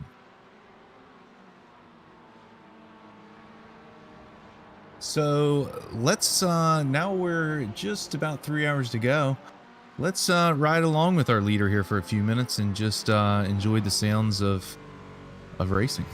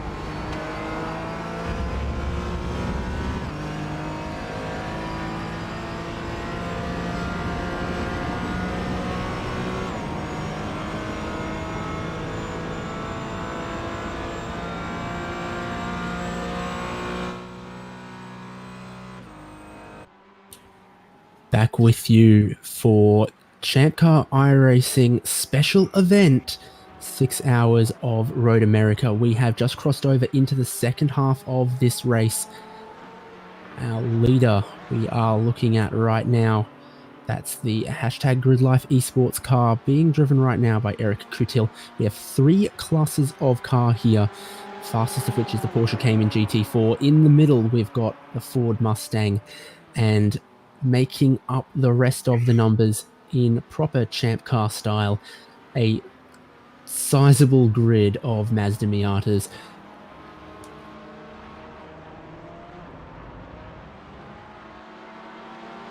It's Champ Car racing, but not as we've normally been used to it.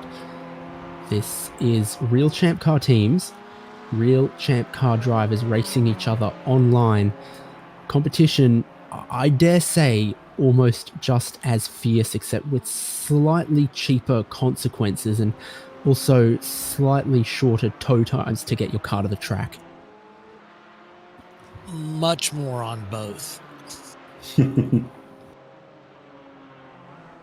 I think we'd all take those tow times to get to the track as it is right now, but on balance, this is the best we can do, and in certain ways, it's pretty accurate to the Champ Car experience. Towing is the worst, absolute worst thing about racing. I can get behind that. Especially with the high budget trailers that we've all got, right? Oh yeah. I need to hire a driver. Yeah, polishing the leather couches takes so long. In the booth, we've got myself, Devin Peters, Doc, Alex Albert, and David Haynes doing commentary today, with Michael Derby doing production. So those are all the different voices you're going to be hearing. So if we were to get a caution here sometime soon, it would be advantageous to on second thought. They've got their way back on the lead lap here. 4 cars now on the lead lap. Yeah, they've managed to race their way back on with a pretty strong sprint here from Austin Newman, just dead on consistent in those low 229. And that's recovering from that contact we saw earlier in the race between the 2 team cars, where the other team car appeared to miss the braking point and go flying through turn number 6, catching on second thought on the inside. So it looks like they were able to get a fast repair and get that thing back out and drive. Yeah, and I like the livery on the car. It's nice. It's plain, but you can tell who it is. That's what you need in a livery. Well, and as you look at the side of it, I think as we see Team Unreal Purple with trouble. Ooh. And a similar mistake to what we saw from Andrew before, getting loose on the exit of the final turn. This time, rather than catching the inside grass, he caught the outside grass. Looks like he went into the barriers a lot harder than he did the first time, though. The nose of that car is bent and the hood is missing, so I think they'll be using a fast repair if they've still got one.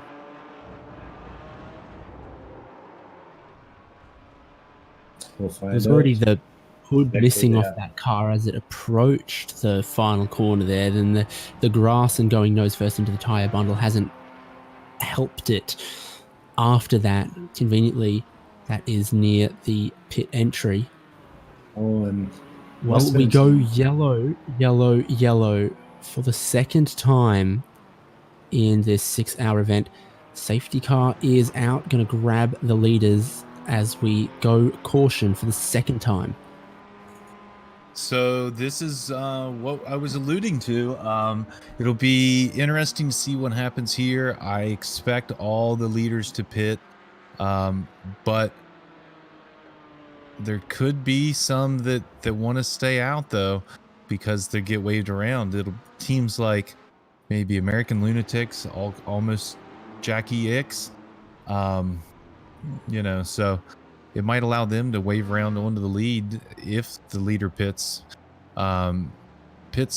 being closed this first time by while we wait for the leader to get the pace car. Leader is on the front stretch. Yeah, and there were a few cars off track in a few different places, a bunch of solo accidents in addition to what was going on with Andrew Cardinale's situation there. So I think that might have been why race control decided to throw. Yeah, just get the race back under control. If they're seeing that it looks like the driving standards are starting to deteriorate, maybe a lot of cars going off, could be dirt on the track. All that kind of stuff is simulated. So we need race control is loud on the radio, though, working these drivers, trying to keep these caution periods to a minimum as well, I think. Yeah, I had to shut off my squawk because they were shouting so loud on that thing. But yeah, we see the pace car right now on our coverage. It's the beautiful Ford Mustang GT, the original iRacing pace car. So glad to see the series deploying it. Now in iRacing we have, what is it now, David? Probably 3, 4, 5 different pace cars, something like that. I know we have the pickup truck and the Porsche. I vote for the truck next time. Well, we've also got the truck would be more appropriate to Champ Car. Porsche imitation, the roof. Then we've also got the Porsche 911 GT3 Touring without the rear wing. So there's options, but we need the Champ Car ambulance. Yeah. Well, we'll bring out the truck for the next race and see how that works. Oh, yeah. It looks like Tom, our series administrator, has had a chance to join us here in the booth. Thanks for slipping in on us there, Tom. What's up, guys? How you doing? Yeah, doing well. Glad to have you here under this caution period. Yeah, I just popped in to see how things were going, and seems like everything's well under control. Exciting race so far. Yeah, it is. It'll be very interesting to see how it works out here with the pits. Last yellow, we expected all the Porsches to come in and take service, but on second thought, stayed out, trapped a few cars a lap down, and then had to pit under the green. So it'll be interesting to see if something similar happens, or if perhaps some of these cars that are just one lap down can use this as their chance to get back on the lead lap. For sure. I see 4 Porsches in the lead lap at the moment. Grid-Life, Danger's Out, UGA, and OST. So hopefully, we'll see some interesting pit strategy coming up as we come around here through Canada Bend, approaching the final sector of the Road America course. Sorry. And we'll see what Eric Coutil in the Grid-Life Sports esports car decides to do.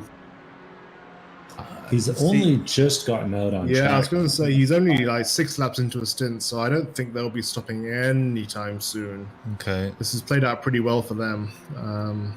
So he's good to stay in the car for a while and just save fuel under the safety car, I think. Yeah, so if he doesn't pit this time by, is he? He's kind of, I think that was just a fake. Bit of a NASCAR fake there. So this should make the pit cycle quicker with no wave rounds needed. So we should be able to see this should be a quick yellow here. Everyone's going to want to pit this time by and then hurry up and catch up, because right now the lights on the pace car off, meaning it's just one to go. Although we do sometimes see them get turned back on, lengthen out the stop the yellow. I see the lights came on again there, so we're gonna have another lap under caution at least. Saw some few cars in the Miata and Mustang classes come into the pits there, so give them a chance to cycle through and form up again. I think that's the right call from race control. Yeah, and as the leaders of the Mustangs haven't even caught the end of the pace line yet, so if they were to want to pit, make sure that they have time to try to give everyone a fair shot here. It's only fair. I mean, that's what ChampCar would do in real life, as we've seen in the races that we've done in real life in VIR and at Watkins Glen. Then it's the right thing to do.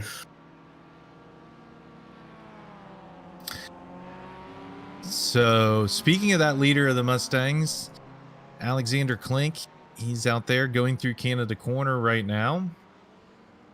It looks like they might have somehow got onto their own lap there. I know they had a bit of a pace advantage, but I guess just the way the yellow fell with the leaders, but they're not very close to leaders. So, yeah, it'll be interesting to see how this all plays out. And the Mustang's going to pit this time. They see that they have a bit of advantage against the other Mustangs. Might as well cash in some of that track position and get a little bit more fuel here. Yeah, Alexander Klenk there, about 11, 12 laps into a stint, so nothing. It's worth topping up because we know this Mustang will run less than 2 hours on a full tank. So if we want to maximize the driver time advantage, then it's worth filling up when you have the opportunity and giving yourself a little bit of advantage. Yeah, and this will take him pretty close to 2 hours. The Mustang's doing 2.5 minute laps. They can do 30 of them on a tank. So you mentioned he was about 10 laps into this run. So that'll get them a little bit closer to a full driver stint.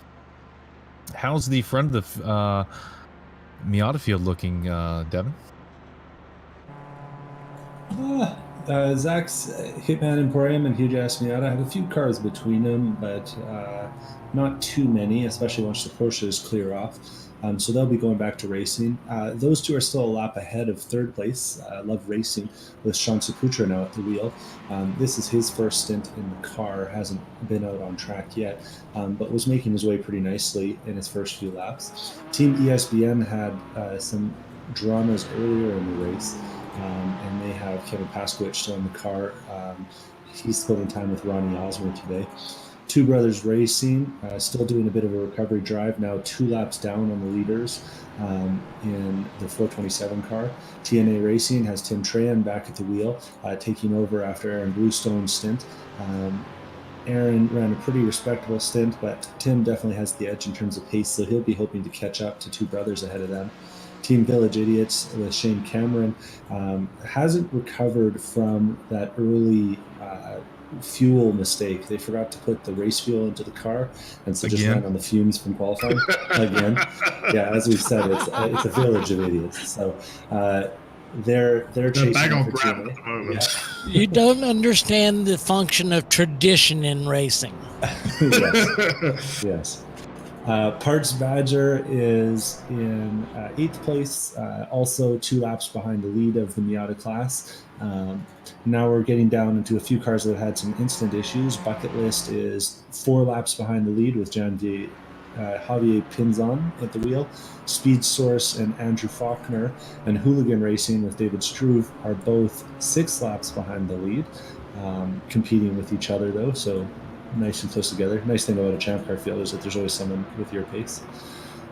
Bucket List 370 has had a number of spins this race, and they are 7 laps down on the lead in class. And the 2 mediocre to motor car looks like they've run out of fast repair, so they are on pit lane doing the long style repair on the nose of that car after slamming it into the wall real good.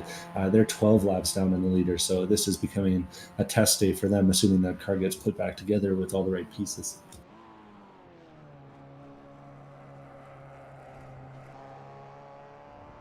And that's the end of the Miata field. Yeah, you just have to understand tradition in racing. A lot of people call it superstition, same thing. Well, it doesn't necessarily have to be a bad thing to be off pit cycle. Can't say the same thing about the paint job on the front of that car. Shane Cameron appears to have had his face plastered on the front of that car. We were talking about the On Second Thought car a little bit earlier, the number 29 in the Porsche class, and Alex was saying what a simple, nice paint job it has on it.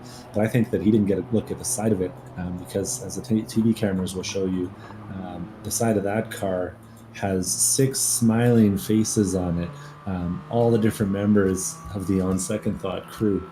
And you can see him peeking over the numbers there. That's cool. So Devin, one thing I've noticed here looking at our timing and scoring in the Miata class, it looks like the Huge Ass Miata went ahead and topped it up under that yellow. John D. Allen and the Zach's Hitman Emporium, they've been out there 10 laps. So it'll be interesting to see here as time goes on how that plays out. But the huge ass Miata has a bit more fuel on board right now. Yeah, he had managed to split, or the pace car split those two. So the leader of the field was in the process of lapping those Miatas, and so Justin Hall got a free run away from the field, which he cashed in for some extra fuel.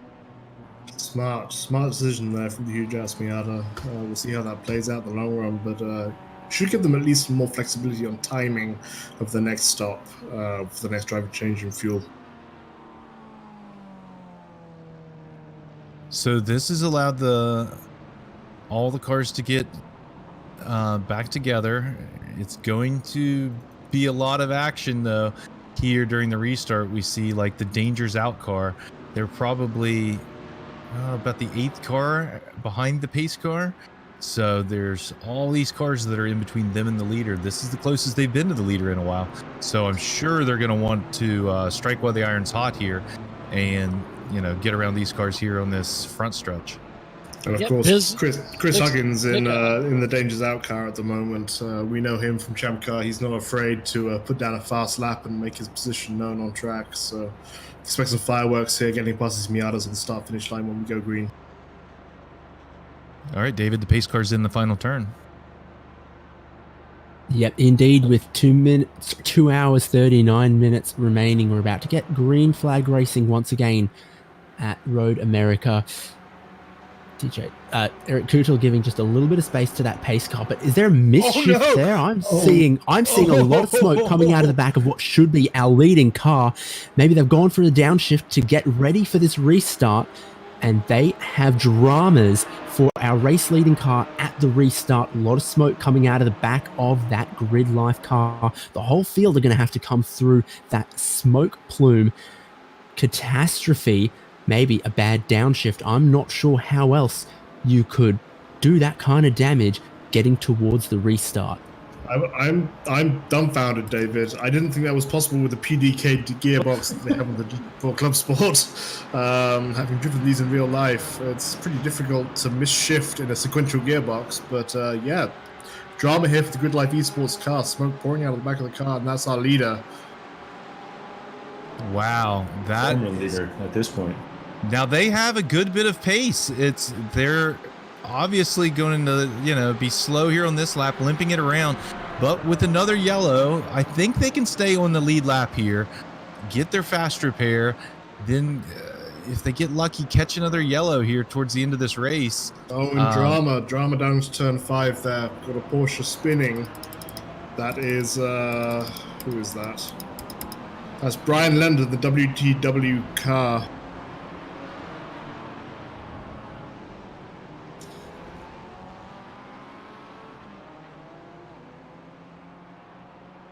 Well, unlike the rest of the hooligans ahead of them, the Miata field stayed relatively clean, but they are now just coming up on that Grid Life Esports car that managed to go and move.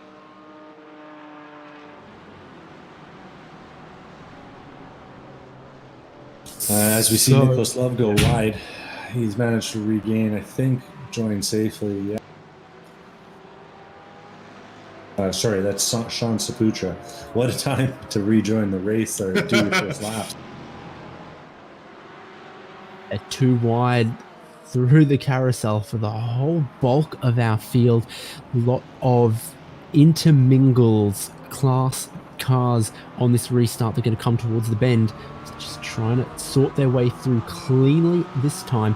Significant horsepower differences between all of our classes mean it should sort itself out eventually. Those Porsches with something up around 400 horsepower, the Mustangs making maybe just a smidge over 300, and the Miatas with that NB2 specification, the horsepower bump, I think they're almost at 160, 170 horsepower these days, which is unheard of numbers. Yeah, these Indy Miatas have a lot of power, and it makes them a lot more thirsty nowadays and a lot harder to handle than they were just a year or two ago. Or follow along with the Grid Life car. who still laying down a plume of smoke, but is now coming into the final corner. Looks like they will be able to get that car all the way back around. If they avoid the Mustang coming past Yeah. there, but managed to get in just a bit late in time. This is peak Champ Car at the moment, frankly. Mm-hmm. I never know when a part's going to let go. Be interesting to hear from them what's been happening. Yeah, I can see a bit of a fire under the back of the car, so it's a really good thing that they're going to get in this lap, it looks like. Now, folks that are spectating in the game might actually have noticed this come across. Michael Bowles of Rum Runners Racing has actually just been disqualified. I believe that was not because of any one particular incident, but actually because he'd reached the incident limit cap. We're 50% of the way through the race, but these cars can only have 60 X's over the course of the race. X's are issued whenever a car goes off track or loses control, and also whenever there's contact. So I'm guessing that Michael Bowles was just auto-kicked there because of reaching that limit. And we may see a few cars go that way as the incidents pile up over the course of this race. Oops. I mean, Well, yeah.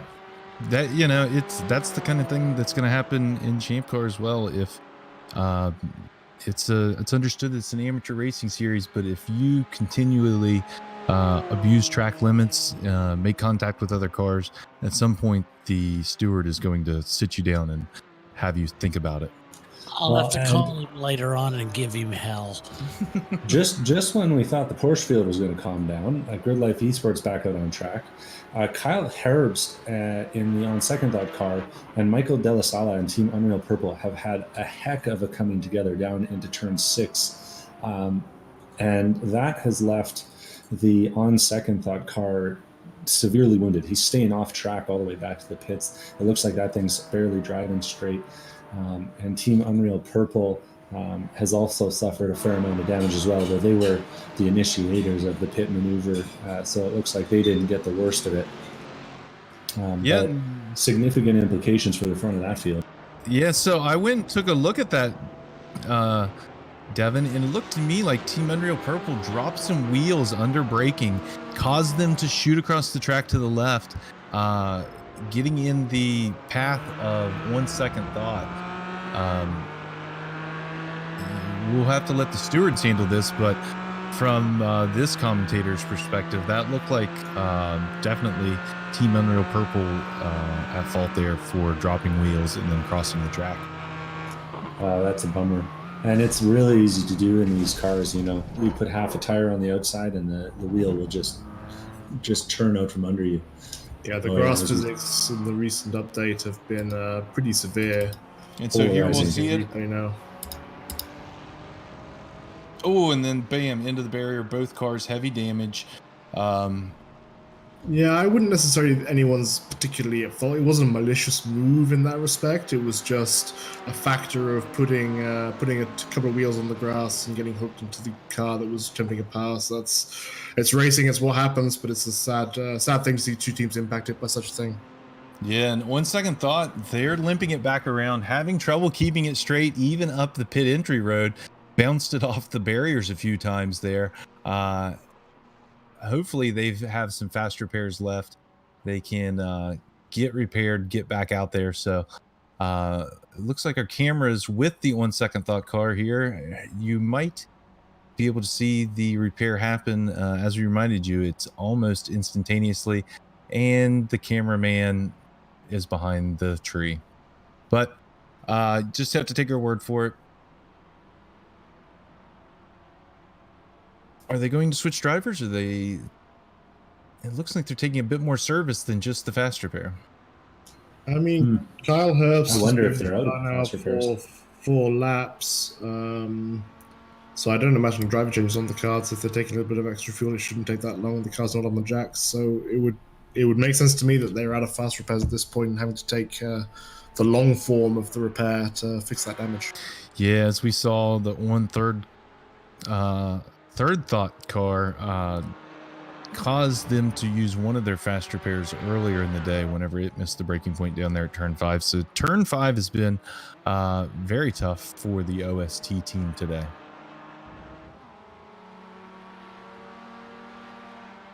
In addition to being so sharply downhill of a braking zone, it also makes it sometimes a little unsighted of what part the track that you're approaching there. So it's difficult in many ways. Some say difficult, some say challenging. Certainly has been challenging for on second thought today. It's unfortunate to see that car's now being stopped, getting towards 2 minutes. If they have to get the wrenches and the spare parts out, it's gonna take a while. And after a fast repair, these normal repairs take forever. Yeah, it's a tough car, the Cayman, but it's not bulletproof, and if you've got a little bit of damage there that's unduly affecting the performance of the car, then it makes sense to get it fixed. And ChampCar will enable you to do repairs over the wall. I think there's a rule that if it's going to be above 30 minutes, you have to take it behind the wall back to your pit garage, but you can repair the car in pit lane and hopefully get it back on track with minimal delay. Yeah, and as we mentioned earlier, the quality of the crews are more to what Penske Racing typically fields than what Huge Ass Racing typically fields. So, while we can change an engine in about 2 or 3 hours in the paddock, these guys will do one in about 30 minutes. 2 or 3 hours. You need to step up your game, son. Well, we had to take the we're just transmission off, learning. put a rear seal in it, and put it all back together. But We've got them down to about 2 hours. Yeah. It's tougher than Miata. It's a smaller platform, but Of course, practice makes perfect. Yeah, and unfortunately, I don't want to too do that much of again. But on second thought here, should have it fixed up before long. But glad to see that they look like their driver's in the car, so he's ready to go back out once the car is ready. As we see the Danger's Out car coming down the main straightaway once again in a familiar sight for that team with a big gap over all the cars that chase them. Yeah, Danger's out there putting a lap on second thought in the pits as they came past. UJ Motorsport's about 17, 18 seconds behind them at the moment, and with a bit of traffic as well between the two cars. So I think Danger's Out here will make sense for them to try and run away, put a bit of gap between them and the next two cars.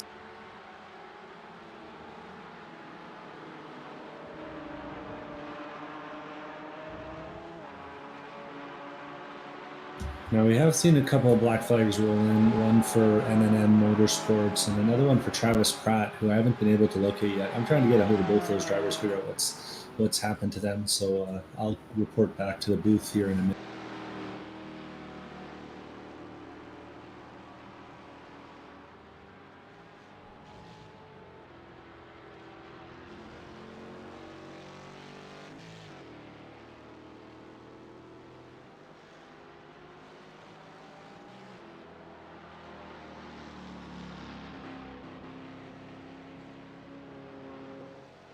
It's nice to see a field of cars running with no black only liveries.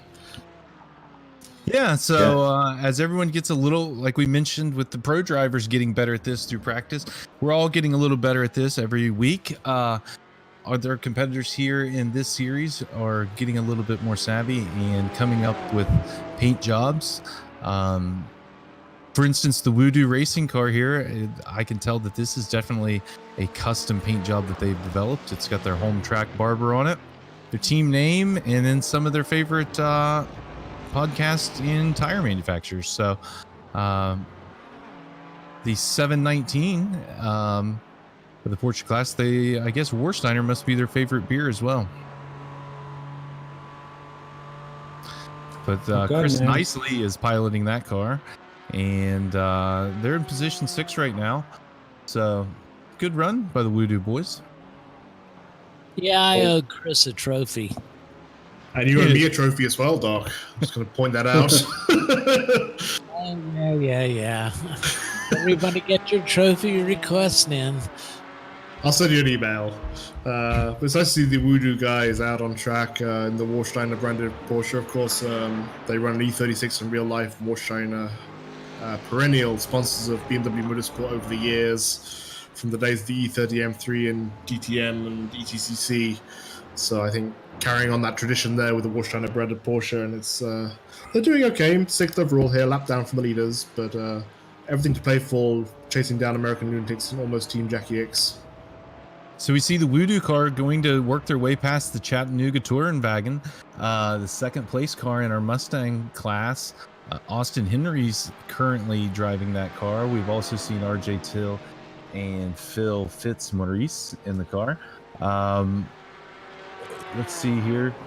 I think, David, don't I owe you a whole race? Yeah, but it's going to be a while before I can claim you on that one. We've that did get put towards Watkins Glen. But yeah, we'll see what happens with that. Yeah, with regards to rescheduling, postponement, whatever. No official announcement on that one yet, so I won't say anything or confuse anyone.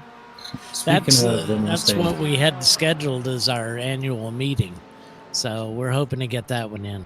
Yeah, I really hope that event goes ahead. We'll have it at the lodge, in the bar. It'd be great. Speaking of that'd be awesome.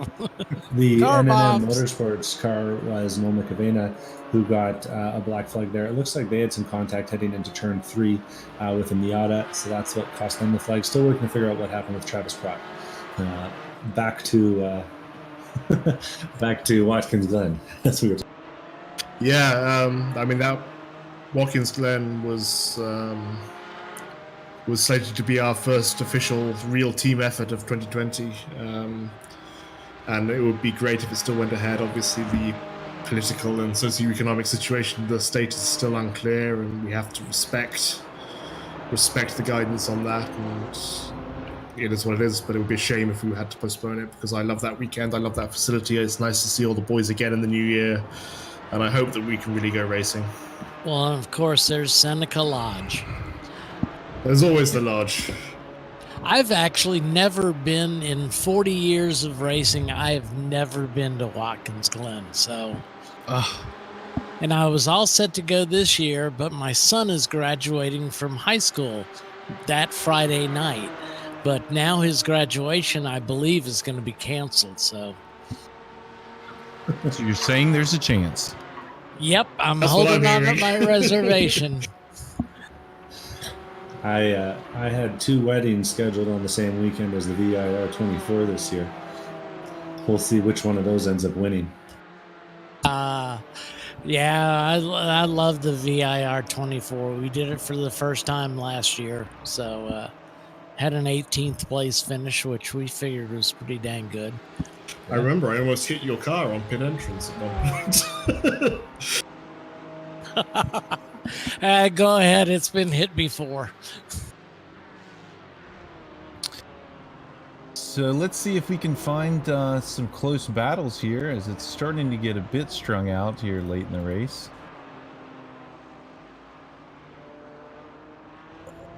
Yeah, it looks like NNM just had a little drama there in turn 6, spinning it on the way out of the corner. Easy enough to do. The Mustangs, unlike the Porsches, don't have any ABS or traction control. Oh, and they did get a little bit of help, actually, from Troy Isidore on Team Hastings Tires Plus, who's currently 2 laps down in the Porsche class, running 8th place. So stewards might take a look at that one. But Ryan is underway again, and it looks like the car is driving relatively straight for NNM still. Yeah, it looked like one of those deals where the Porsches just wanted to go ahead through, just had a little bit of overlap. Mustang maybe didn't know he was quite there, turned in, and got spun around. Not too much damage on the NMM, and they are rolling again, so that's good to see. Yeah. Mustang's class has seen a bit of a separation up front. Huge Ass Blue Mustang is now only 4 laps down from the Porsche field, whereas Chattanooga and Bavarian Mustache Works, as well as Daring Prefect and Black Flag Motorsports, are all 5 laps down on the lead of the race. So somewhere in the cautions, the Huge Ass Blue Mustang has gotten ahead. We'll see if that holds. Still 2.5 hours or 2.25 hours left in this race. Yeah, and the Huge S car looks like it just has a bit of a pace advantage on the other Mustangs. A little over 2 seconds a lap faster that last time by. Working on trying to catch the Chattanooga Touring Wagon and put him another lap down, as it looks like the Grid Life car also coming through there. I can see in the back of the shot, trying to make up some spots. They're running 3rd overall. They're going to have to deal with this traffic. Well, and after that drama with the gearbox, Eric Coutil was able to get it back into the pit lane. They still had a fast repair, new gearbox in like that. And sure enough, he's back out on track, a minute and a half behind the. As we see the Cinders local union running just in front of the Grid Life car. Getting a bit of a wiggle there off the corner. I would say the Grid Life car will make the pass down near into turn 1. And then he'll need to navigate his way around the Mustang. Oh no, as the Mustang's going to act as a bit of a pick here. Cinders local union going to follow him on through turn 1.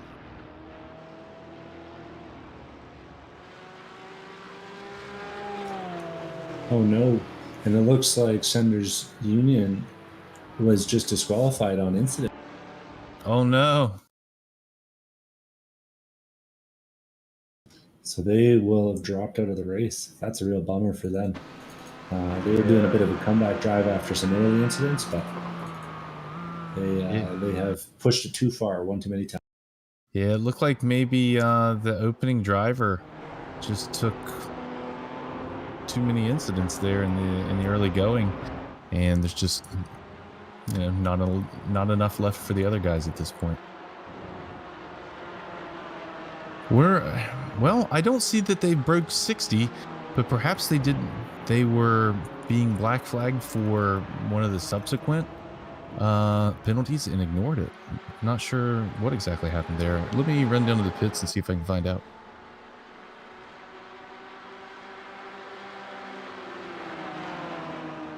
Huggins Motorsport, Danger's out with Andrew Huggins at the wheel anyway, is leading this field handily with UGA chasing him about 16 seconds behind now as the press line. And they are having, all 3 of the Porsches have had a pretty clean race, of course with the exception of Coutil's issue in that last restart. Good to see a tight battle at the top of that field. Both the Zach Hitman Emporium, both the Miata and Mustang classes have seen a bit of separation at the front. Though strong racing all the way through the field. So I'm back from that exploratory mission. Talked to the Cinders local union guys. They were parked by race control. Race control has had enough of them, and they said they've had enough of themselves as well. And they're going to just load up the trailer and head home, and plan to see us again here in 2 weeks at Charlotte. I need an Alt F4 button for the trailer.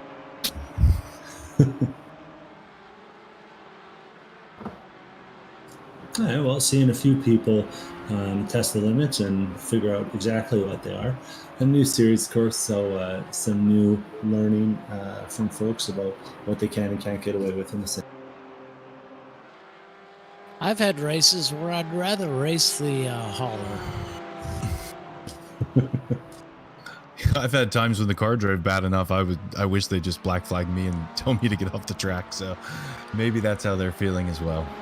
Yeah, it would have saved me a little bit of money. That's right. Up at the front, though, Chris Huggins in the Danger's Out car. He's working around here through the final corner.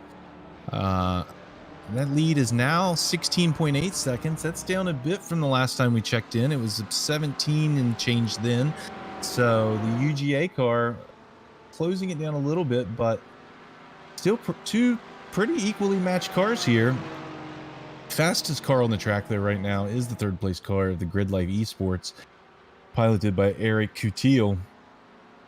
They're running about a second a lap faster than these front two. And It's fourth that and new fifth place. transmission. Yeah, it's shifting real smooth for him. American Lunatics and Team Jackie X are also in a battle for fourth and fifth in class in the Porsche group. American Lunatics currently has Matthew Thomas at the wheel, and he just passed Paul Rigoli, who's driving for Team Jackie X. He just passed him for fourth during this lap. Looks like Paul got a little bit out of shape and had to leave Matthew by.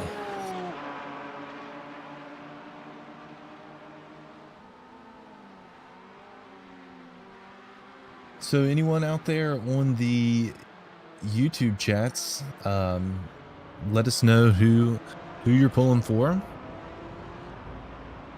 and we will try to get them some coverage, maybe even talk to them here on the broadcast. And I've got my eyes across the Facebook chat as well, where currently 26 people are watching, and I've seen some familiar names there as well. So we had also some family names, some parents tuning in to see their kids racing as well. So let us know where you're at, who you're cheering for, and well, the similar call out a week ago got us some interesting responses from some UGA folks, and they'd be interested to know that their driver Michael Billy had been closing in on the lead a little bit. It's lost maybe a second or so, but on trend they were certainly closing in on the lead. Michael Billy was definitely one of the gun drivers for that team a week ago that kept them in contention for the win late into that race at Daytona.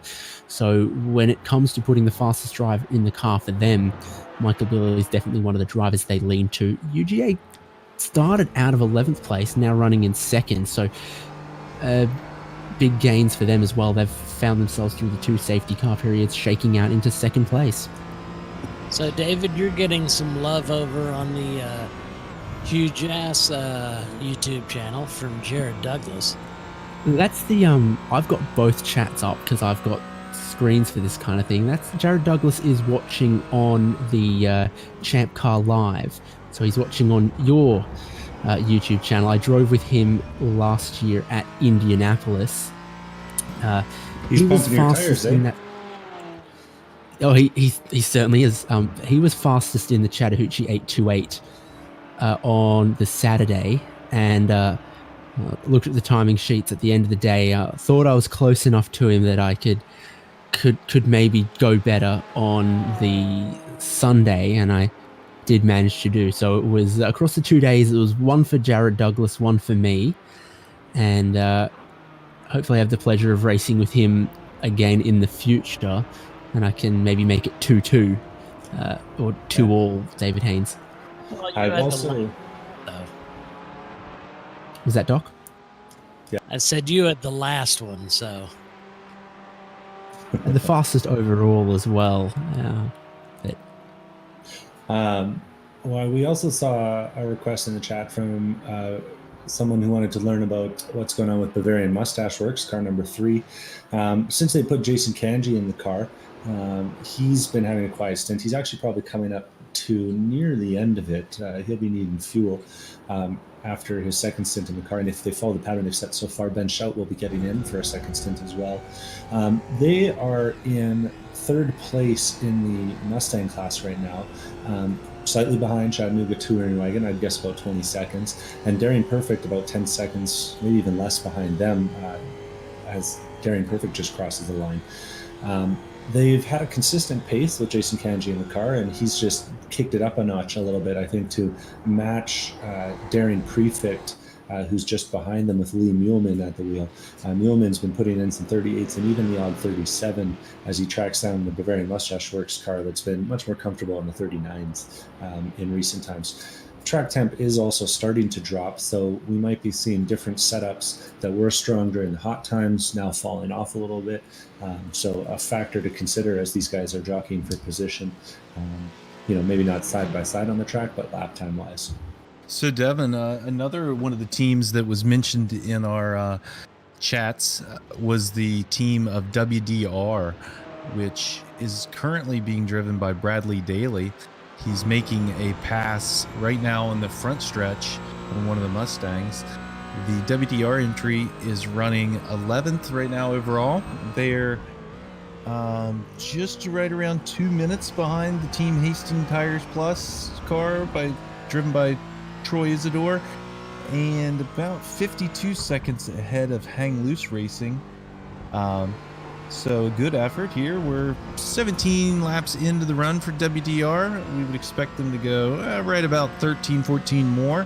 So should see them on the lane in about 30, 40 minutes. And we expect Christopher Wilson to be getting back in the car. Looks like he's the one splitting time with Bradley today in the car. Just as we've had someone telling us that they're cheering for almost Team Jackie X, they've had an issue down at turn 5. They're I thought they were clear of a Mustang.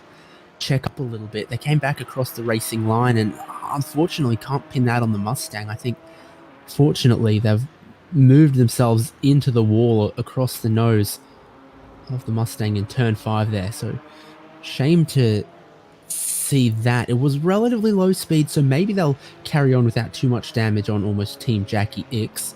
Yeah, that's Clark Wagner commenting. He's one of the Team Jackie X regular drivers, has been since I think day 1. And riding along the onboard, it does look like the wheel is not perfectly straight, but it also looks like the car is not out of control. So we'll have to see if they have the fast repairs to spare, or if they're going to be driving around with damage for a while. Yeah, I took a look at that as well, David, and it looked like they just maybe didn't respect the braking distance that the Mustang needs. Once they were clear, they moved over into the Mustang's path, and I just don't think the Mustangs could quite slow down as aggressively as the Porsches, and the Mustang made contact. But as you mentioned, I think that's probably more on the overtaking car than on that Mustang. Continuing our little run through the field, we had a request to hear about Team Village Idiots. We've mentioned them a couple times on the broadcast because the both of them now have managed to forget to put the race fuel into the car before starting the race, prompting early pit stops at both the last 2 races. Doc insists it's a tradition, and I'll defer to him on that one. But other than that, they've had a relatively clean race. Not too many incidents. Shane Cameron now at the wheel, about 2/3 of the way through a stint. Expecting Lance Cameron to get back in that car as the second driver. I think that's a father-son duo there. Both relatively new to iRacing, I understand. Right, Alex? Yeah. So Shane is actually drives for Team Hugh Jess in real life. But this is an effort that he's putting on with his father. So similar to what David mentioned earlier, that you don't need to be geographically close to work together as teammates. Shane lives down in North Carolina, but he is from Alaska. So his dad is still up in Alaska, and the two of them are paired up, even though they're at opposite ends of the country. So this is pretty cool. We like to see family affairs like this. ChampCar has a lot of father-son and father-daughter, all kinds of different mixtures of family members working together. So yeah, this is pretty cool. That's awesome. I need to get my dad on iRacing. That'd be a good time. Well, of course, I'm racing my son's inheritance.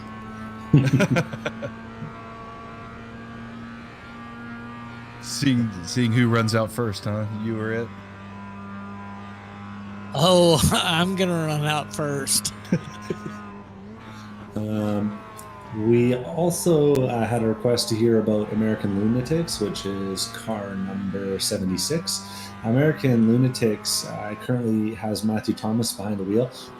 Looks like he managed to sneak a pit stop in during that caution period, and so is extending his second stint in the car. Also, David Wessel driving that car, who did a stint between Matthew Thomas's two longer ones.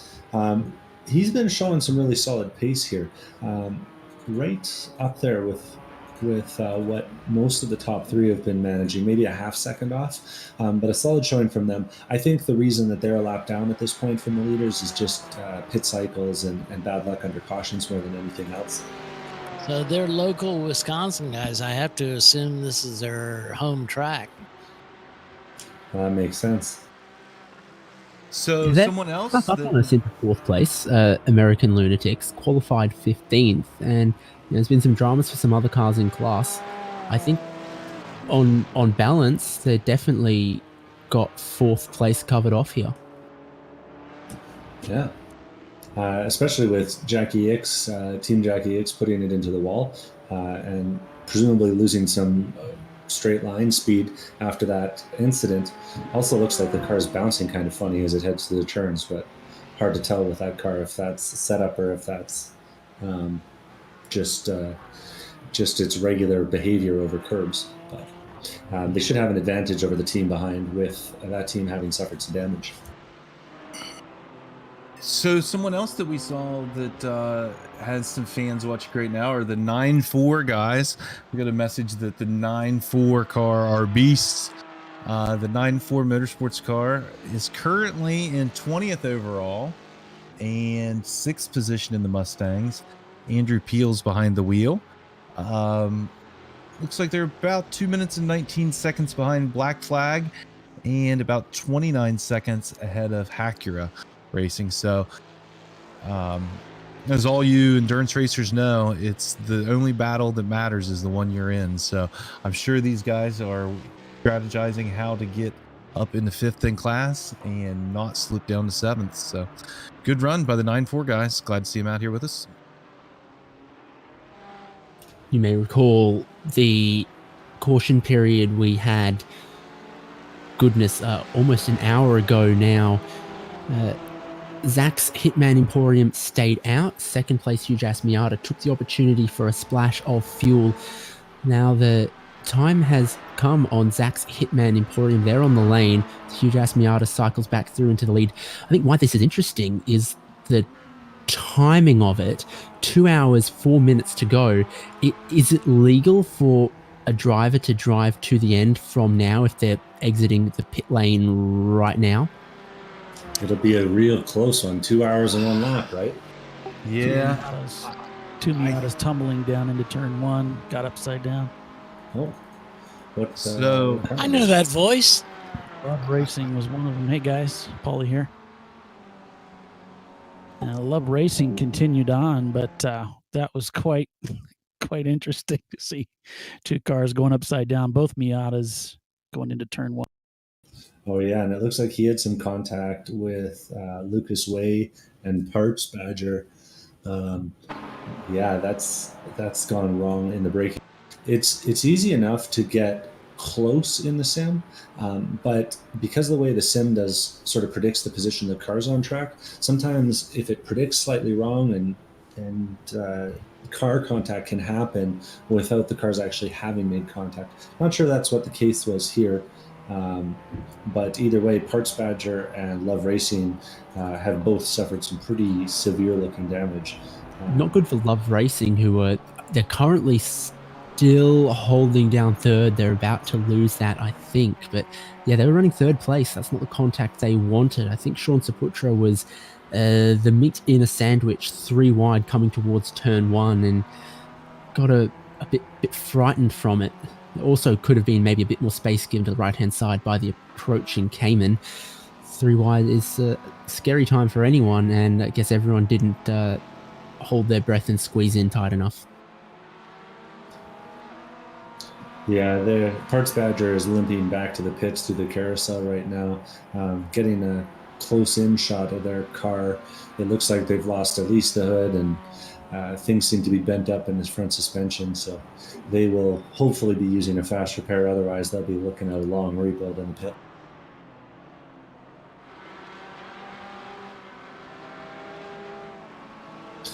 Paulie, what were you saying before we cut you off? Oh no, I think it was me cutting David off. I think he was asking a question, and then I saw this tumbling accident here with the two Miata. The 147, big crash 147. Oh, down there in Kettle Bottoms, yeah. Ooh, that's a tough. Yeah, just door banged by the Mustang coming by, and that's caused that engine to expire. And actually, Sean Spoocher's probably had another moment, as I think that was right beside him, or Lucas. And the caution's out. Yeah, and it looks like caution out. Number of wrecked cars lapping right now, trying to get back to the pit, and race control has called it. Yeah, the Miata just kind of ping-ponging across the guardrail to the wall on the other side there. Yeah, that's some real tough luck for them. They've had a few tough moments already in this race, the Bucket List 147 car, but that it's easily the toughest. Not sure that they're going to have a fast repair because I think they might have used both of them already, but we'll see once they get to the pit, of course. Now that fast repair, how does that work? Are you able to select that when you jump into the pit? Yeah, so as you head into the pit lane, there's a number of settings that you can enable or disable, make changes to the tire pressure. Some cars you can make changes to the wedge or ride heights or stuff like that. All things that you can normally do at a pit stop. So yeah, drivers just have to select, or the crew has to select the fast repair option. And then as soon as you pull into a stop at the pit lane, the driver will have a new car. Now, unfortunately, it looks like the Bucket List 147's decided to go around, probably seeing that the pits were closed. Of course, you usually get the exception if you're the cause of the yellow flag, but I guess he wasn't aware of that, so he'll be going around for another lap. Oh, and it looks like he's pulling off and going to tow here. Yeah, the fast repair, Paulie, is like having a team owner that just comes over and throws cash at you. Or I think it was David that said you just get another car, basically. Yeah, they unbolt the rear license plate, slide a new one in front of you, you're good. It's very James Bond like that. Yeah, unfortunate for the Bucket List 147. I think that would have definitely counted as emergency service with the amount of smoke they were dropping. You would not expect them to receive a penalty for entering a closed pit under those kind of circumstances. So they have gone to pit lane there, unleashes some of the cars that were patiently waiting behind them. And we have crossed into the final 2 hours of the race. 2 hours, the maximum drive stint a driver can do in any one stint. So if we see some pit stops under this caution, which I think is very, very likely, it's possible some of those drivers could then go all the way to the end of this race. This caution's fallen at a very interesting time strategically with all that considered. Yeah, and we just checked in on Bavarian Mustache Works and Jason Kanji, and it looks like they've decided to come in and make what may be their final stop, which would mean that Ben Schout's getting back in the car here. Yeah, and they are taking 4 tires.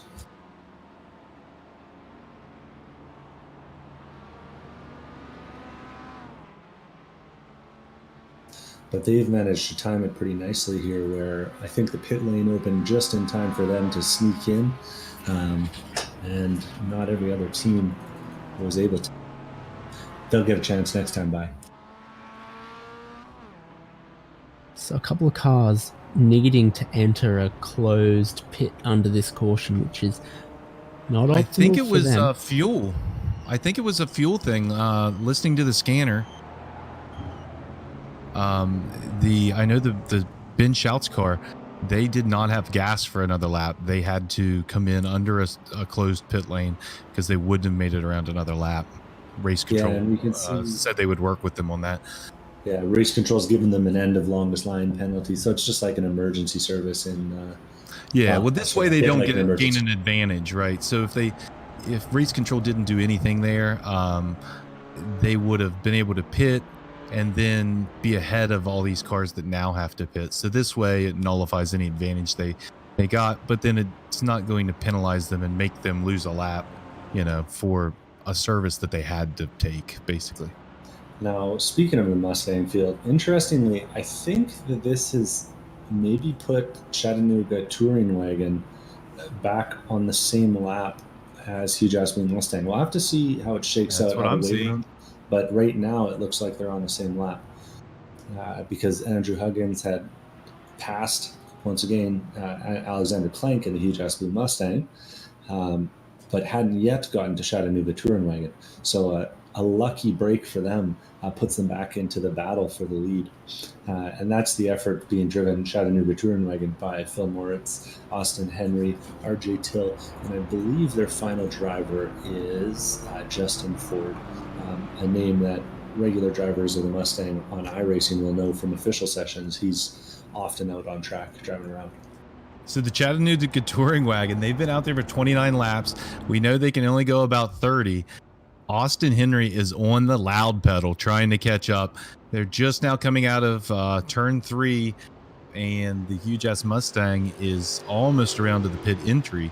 So I think that the Hugh Jass car will still have the lead, but it'll be interesting to see how far back through the traffic Chattanooga is. Oh, Danger's not pitting, so there won't be any more wave rounds there. The Mustang of Klink is going to pit, though. So that'll be the first one coming on the lane. For it. Quite a lot of cars deeper in the field opting for the pit lane, as you would expect. So Daring Prefect also follow them in. NNM also in the pit lane in that Mustang class.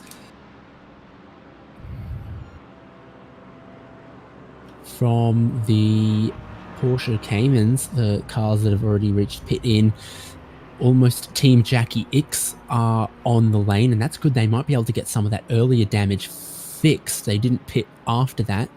They go into, might hold 5th. We've got Sorry for Partying and Hujas CCAA, the Colombian Canadian American Alliance.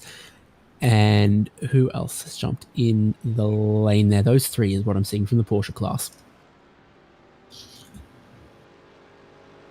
We did not see a lot of Miata pits that time by, which I guess makes sense because we see the leaders in class have had pitted in the last 4 laps. But it looks like Justin Hall may have gone in for a top-up. Either that or he got a wave around. He's hauling it around the circuit though right now. Yeah, so the way the cautions fell, Zach's Hitman Emporium, they had to pit a little sooner.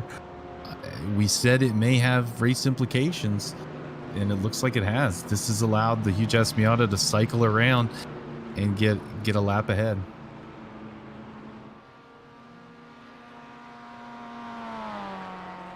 Well, and we'll have to see how this all shakes out after the caution. I think there's still some work to be done from race control here. Yeah, I'm sure race control is going back, trying to make sure.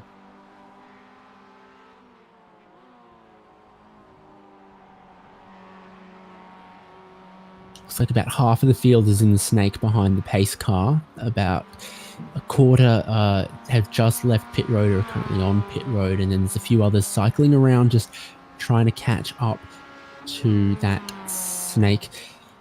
Can be tough for the Miatas to catch the pace car. Pace car does about 60 miles an hour.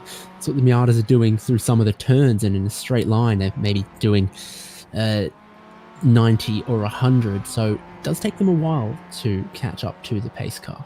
Yeah, pace car pace is about 4 minutes around here, but the Miatas are only about, just a little under 3. So the second place Miata team is lobbying to get a lap because of the way they got stuck a lap down.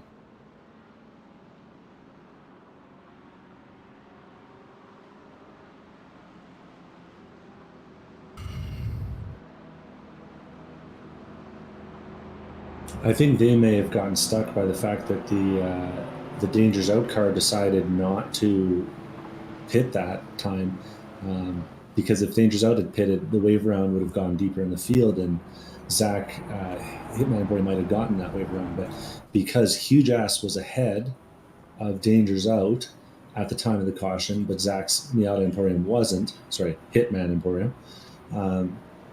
They didn't get the wave around, and the huge ass Miata did.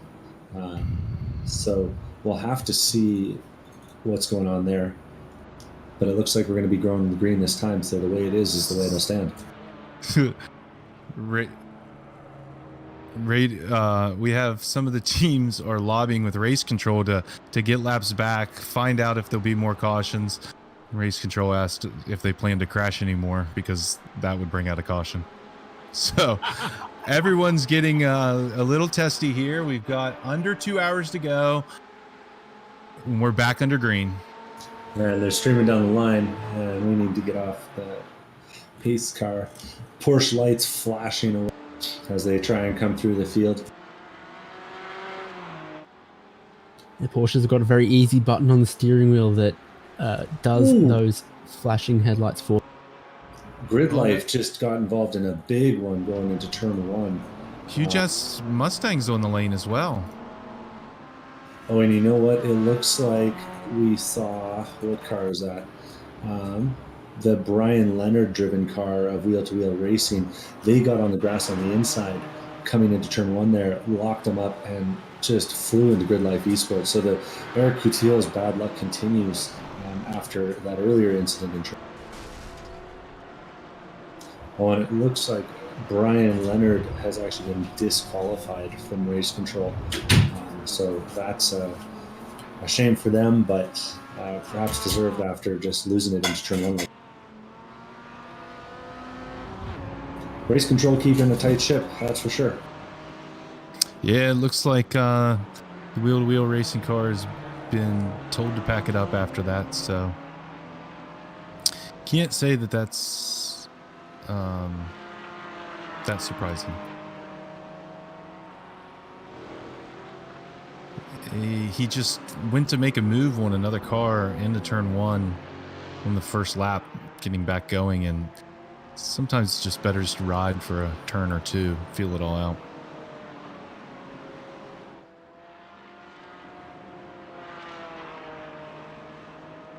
I'm going to run down to the huge ass pit, see if I can figure out why their Mustang had to pit as we went back to green.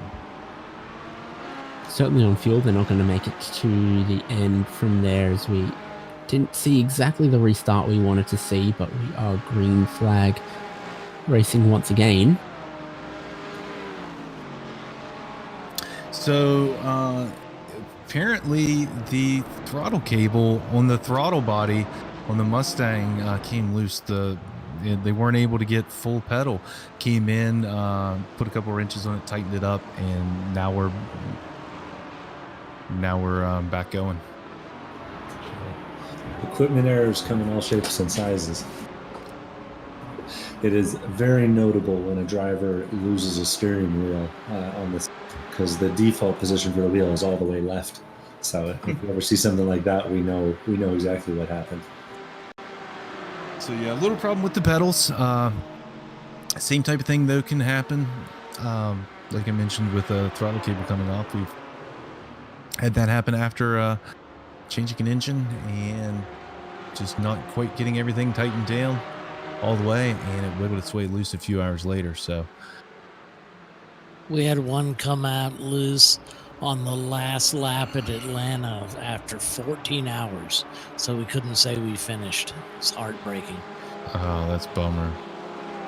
I know the first time I raced with Huge Ass, we had the diff go in the 23rd hour of the 24 while we were leading the class. I remember that. Yeah, that would hurt. But someone who's not a stranger to winning these races, Chris Huggins, continuing to set the pace out front. Yeah, the rich get richer. They've got that gap out now to, I guess it's just about 3 seconds. The gap back to Grid Life is 23 seconds, but that's going to get more because I've heard the flaggers talking about they've been showing the meatball to Grid Life the last couple laps. I have to believe if they don't pit soon, they're going to face disqualification. And while Huggins has done a good job at building this lead off the restart and currently stands at 3.5 seconds. That's much less than the 18 or so seconds that they had in hand earlier. And I have to feel like if anyone has a match for the speed of Chris Huggins, Michael Billy in the UGA car is doing all he can to keep up, and he's certainly had class-leading pace at times, both here and Daytona. So if the car's feeling good, if the consistency's there, I think he might be able to bridge a couple of seconds, get closer towards the lead. Weatherman, we've seen a bit of cooling of the track over the last hour or so, and if that suits the UGA car, they might have something here. Yeah, Oh, yeah. it's I don't think there's any question about it. We're going to have an exciting finish. so it's about 20 minutes till 5 on the in-sim time. The weather is mostly cloudy, 84 degrees air temp. The track temp's down to 93, which I think that will lead to some quicker laps as we go. Wind still 12 miles out of the southwest.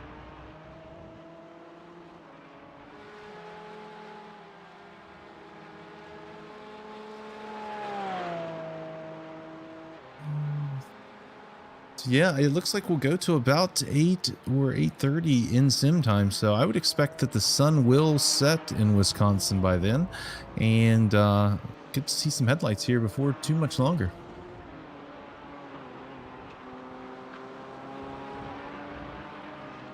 And the field's really begun to spread out now since that full course caution. You can see the cars beginning to some significant gaps there, and of course the Porsches got those tire temperatures back up, so they're looking a little bit more stable out there than they were when the green flag went down, or what came out rather. Yeah, these Porsches, wow. I mean, if you've done any driving with them, it's pretty sketchy. That outlap where the cars it's like they're on ice, and they just want to swap ends. They have that whole mid-engine thing going on, and you got to really be careful how you drive that car. But did some practice driving with it with one of the other guys in one of the sessions, and we discovered just the car just got faster and faster and faster as you drove it. So 10, 15 laps in, we'd cut like 2.5 seconds off our lap times. It was pretty remarkable. We do have a pretty significant change now at the front of the Porsche field. It looks like Grid Life Esports, after that damage from the most recent accident they had in turn 1, has decided to park it, I think. At the very least, they're waiting for the car to get repaired, and there's no driver in the car right now. So they might just be out of fast repairs and be waiting for a 10-minute repair or something like that. A real shame for them, though, after a lot of hard work and a really fast race up to this point. Just got caught up in some bad stuff in this most recent stint. Yeah, that's racing though. Sometimes it doesn't fall your way, and that's why we run the races. So bad luck. Hate to see them withdraw their car with an hour and a half or a little bit more to go, but hopefully they join us again in 2 weeks, and maybe luck will fall more their way. It's always something. Yeah. That's right. From the sounds of things, they might have been a victim of ping, which you don't usually have to think about in motor racing, but I guess one of their drivers was reporting a ping of over 400 at points during the race.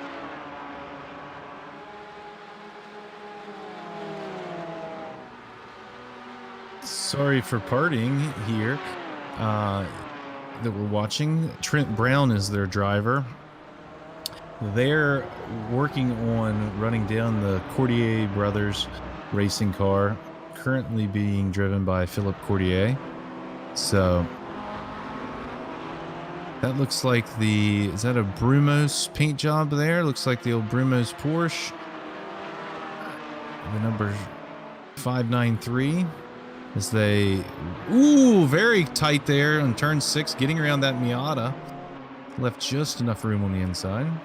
All right, just in the carousel now as well, and we had a wiggle from your favorite Brumos liveried Porsche of the Cotier brothers there, and sorry for partying close up a little bit, but between them, it looks like American Lunatics, who've been elevated into 3rd place. Best I've seen them running most of the day. So the caution definitely brought a lot of our Porsche pack together, not necessarily all of them on the same lap. Sorry for Partying and Coutier are on the same lap, battling for 7th there. American Lunatics looking for a way through, and that would put a little bit closer this battle 7th. Yeah, you mentioned the yellows. People try to take advantage of them to make passes, but sometimes the way you take advantage of them is just remain calm. Don't get caught up in the messes that are sure to ensue whenever all those cars are packed in tight together. So, saw some smart driving there and saw some not so smart driving on that last restart. We definitely had implications to the finishing order of this race. But this is a great battle here. Well, not really a battle for position, but a nice battle on the track there. Well, it is our now. third place car. Slips on because there's by. nothing between 6th, now 6th and 7th. They've gone a lap up on Grid Life Esports now that they're parked. So, yeah, the brothers Coutier and Sorry for Partying very close coming towards turn 5 after dodge one of the R-Bank cars, I think it was, rejoining there, but there was space for everyone. It looks to be maybe 0.3 of a second for this one now. Yeah, the Copart sponsored number 62 there, just lurking around in the mirrors of the 7th place running Coutier Brothers Racing. I'm going to have to dig in here into the data and see if we can see where one car is faster than the other. Looks like Coutier was a little bit faster last time through in the carousel. So it'd be interesting to see if they can open up that gap a bit here, or if maybe if it was just traffic last time.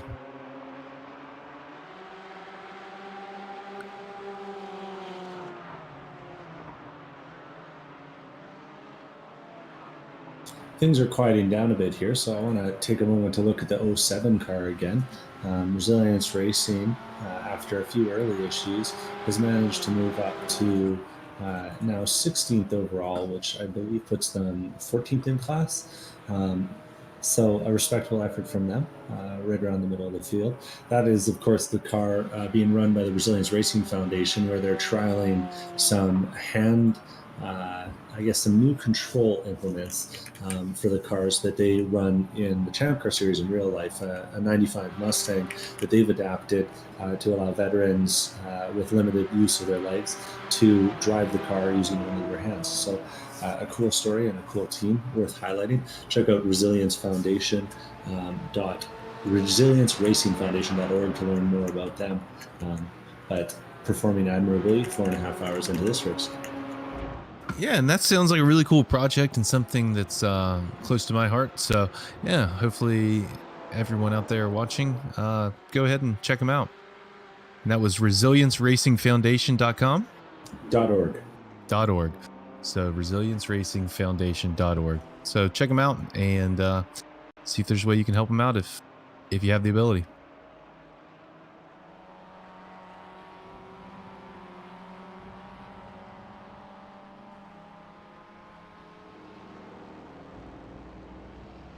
Oh, and the huge ass CCA car looks like it's gotten itself into some trouble on the exit of the final turn.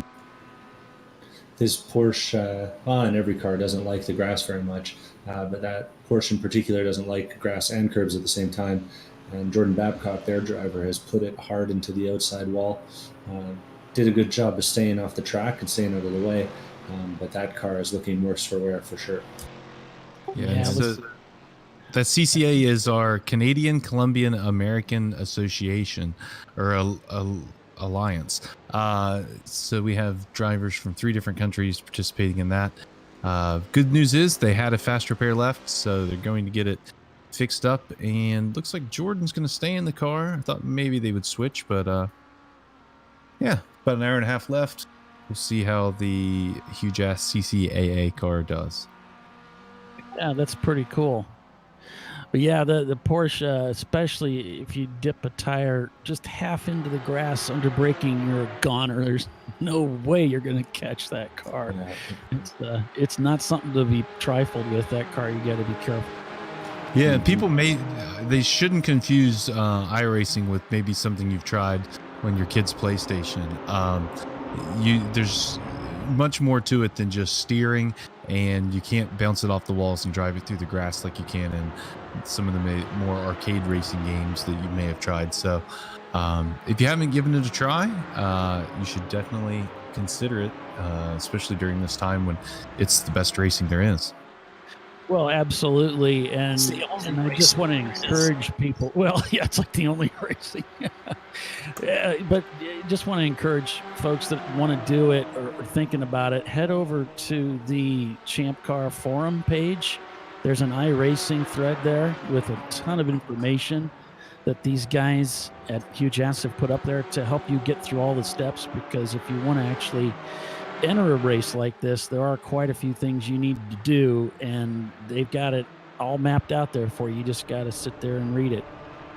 And the first step is learning how to drive on a sim. It's very similar in a lot of ways, but losing that sense of the car underneath you makes some people feel like they're a fish out of water. So you've got to learn your way around a sim rig and drive safely, earn a license, and then sign up for it.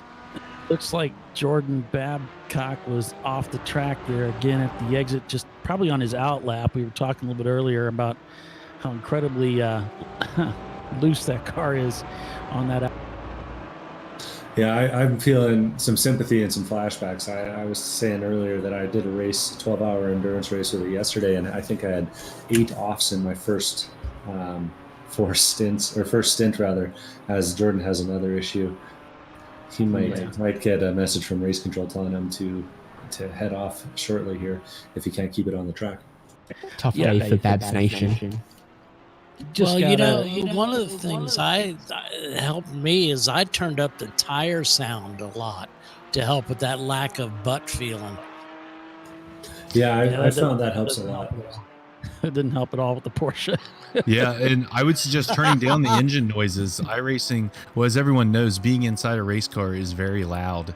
And similar to what Doc said with turning up the tire noise, turning down the engine noise so you can hear the tires can be a big benefit. Yep. So maybe you'll still hear plenty of it even with it turned down, but try turning that down and then just focusing on your eyes. And I think that in this time, if you become a good sim racer, it'll help you once you get back in the car, using all of your senses, maybe even the ones you didn't use to the fullest extent previously. And well, some of us had no sense at all, so. And I mentioned over in one of the YouTube Facebook posts that the Mustang's a pretty easy car to drive, and so it doesn't take you long to get up to speed with the Mustang. So yeah, you're not going to find it. You're not going to keep crashing into walls the way you will maybe with the Porsche the first time you take it out. So if you want to Well, we talked about that earlier, Paulie, is like, all the race car drivers want to drive the fast cars, but, they're a lot harder to control. They're harder to control, and it just can lead to frustration. You got so many guys with varying experience in iRacing. If you start with a more stable platform like that, everybody can have a little more fun, I think. Yeah, you got to be in it to win it. And we know that there's guys in this race that have been doing it for 2 weeks and guys that have been doing it for upwards of 15 years. Like I know that Alex Albert on the broadcast here had what was it? The original Grand Prix Legends game back in the day before steering wheels. Oh, that was awesome. Yeah. So yeah, I've been sim racing for 25 years now. So yeah, and then you have guys that are just now getting their first wheel and getting into this thing, since it's the only thing that we have right now to compete with each other with. So lots of disparity there in experience, but like Paulie mentioned, winning the overall isn't really even as important as getting a good finish in your class. As we talked about some before, we've started a points championship. I'm going to kick in some. It sounds like Doc and ChampCar and maybe some other people want to kick in some. And we'll have a little competition here and pay out some champ bucks at the end to the team with the best score. You know, I don't want to brag or anything, but I go back to pole position in arcade games. Are you any good at it? Oh, hell yeah. I had pole position best records on every bar I went to. Well, you were in a bar too, so. Yeah, well, it helps. Yeah. And you can do sim racing from the safety of your own home, and as long as you're not in an official session or in a race like this, if the beer fridge is right beside you, you can do that too. Well, yeah. And going back to something we talked about a little bit earlier about the practice and everything, and I don't remember, Alex, who it was, if it was you or Thomas that set up a practice race yesterday where the guys could get a feel for what it's like to switch drivers and all that kind of stuff. That was awesome. I mean, that was something that everybody, it certainly would have, mitigated some of the frustration this morning when guys were trying to figure out and they weren't even, in the league yet. Right. Yeah, we like to always have one of those, and everyone, just as to make sure everyone has everything ready. It's I guess, what do they call it in acting, a dress rehearsal. So we like to have a dress rehearsal the night before, and with a bit of a short race. But as you mentioned with the practice, most of these teams have put in hours and hours of practice, and part of the satisfaction that comes from this is not whether you can do faster laps than anyone else here, but can you do faster laps than you could yesterday? And I'm sorry, I'll cross you a tiny bit here, and you can get back to your point. Yeah. We just saw a swap in position there. Not too much fight put up by Coteria. Bros Racing, sorry for partying, move into 6th, and you should never apologize for partying. And they don't apologize for moving into 6th place, but it was a clean move. We just saw it on your screen then. Yes. So the point I was trying to make is just, a lot of the satisfaction that I know I personally get out of sim racing is improving myself and going faster and just doing better than I did the day before. So, hopefully some of the teams that are maybe in the Porsche this week consider the Mustang for in 2 weeks. Like Paulie said, I do think it's a little bit easier to drive, and the class is a little smaller, so you can get a little bit better points finish. And it seems like there's somebody said in Discord here, there's always somebody with a practice session that's running. I did quite a few. I know we've got the WDR car. WDR, Canada Corner, big impact for them. There was a bit of traffic, and they've maybe caught the grass. I don't think there was any contact there, but it sent them for quite the trip towards the Armco. WDR had just gone up a spot a couple laps ago at the expense of Jordan Babcock in the huge-ass CCAA car. I think we've looking at live pictures here at the moment. We maybe tried to wind back the replay on that one for WDR. Don't know how much damage there is for them, but they definitely left the circuit at high speed. Yeah, car is pulling into the pit lane. Looks like he just got a tire off under braking, and that sent the car sideways. We were talking about that a little bit earlier, but he did get into the wall there, David. Like, it was good though that he didn't get into that other car that was very close. So glad to see that it was just a single car incident. Bounced it off of 2 of the corners. Maybe he wouldn't have pit if we didn't have the fast repairs, but I think he's going to go ahead and try to get it touched up here real quick and get back out there. I'm watching the pit stop right now. They go up on the tire jacks. No such luck on the fast repair. It was Bradley Daly driving. He's out of the car. Not seeing anyone. Maybe Christopher Wilson's going to grab it now.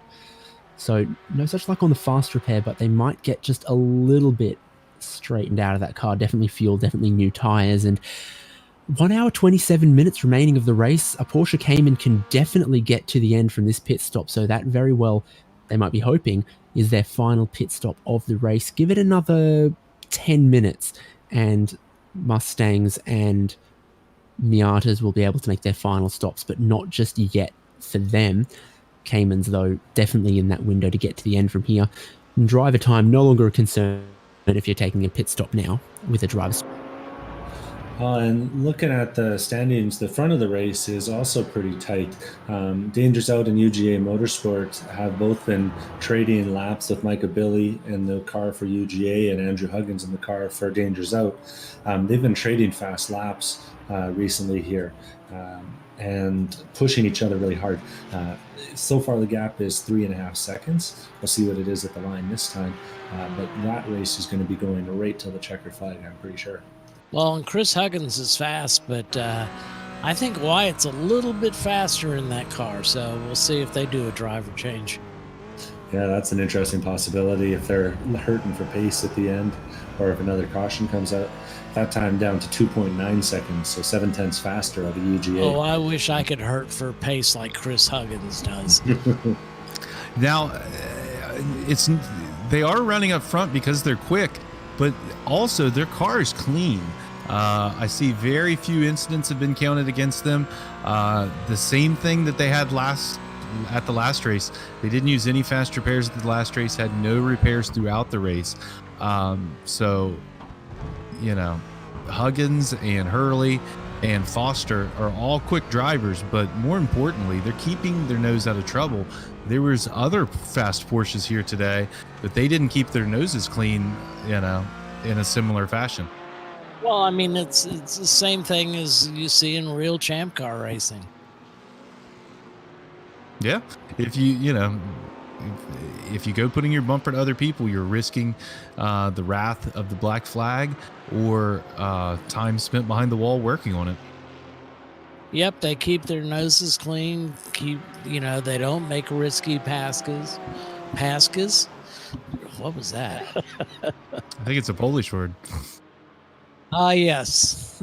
With those Polish lips, right? Polish, yeah.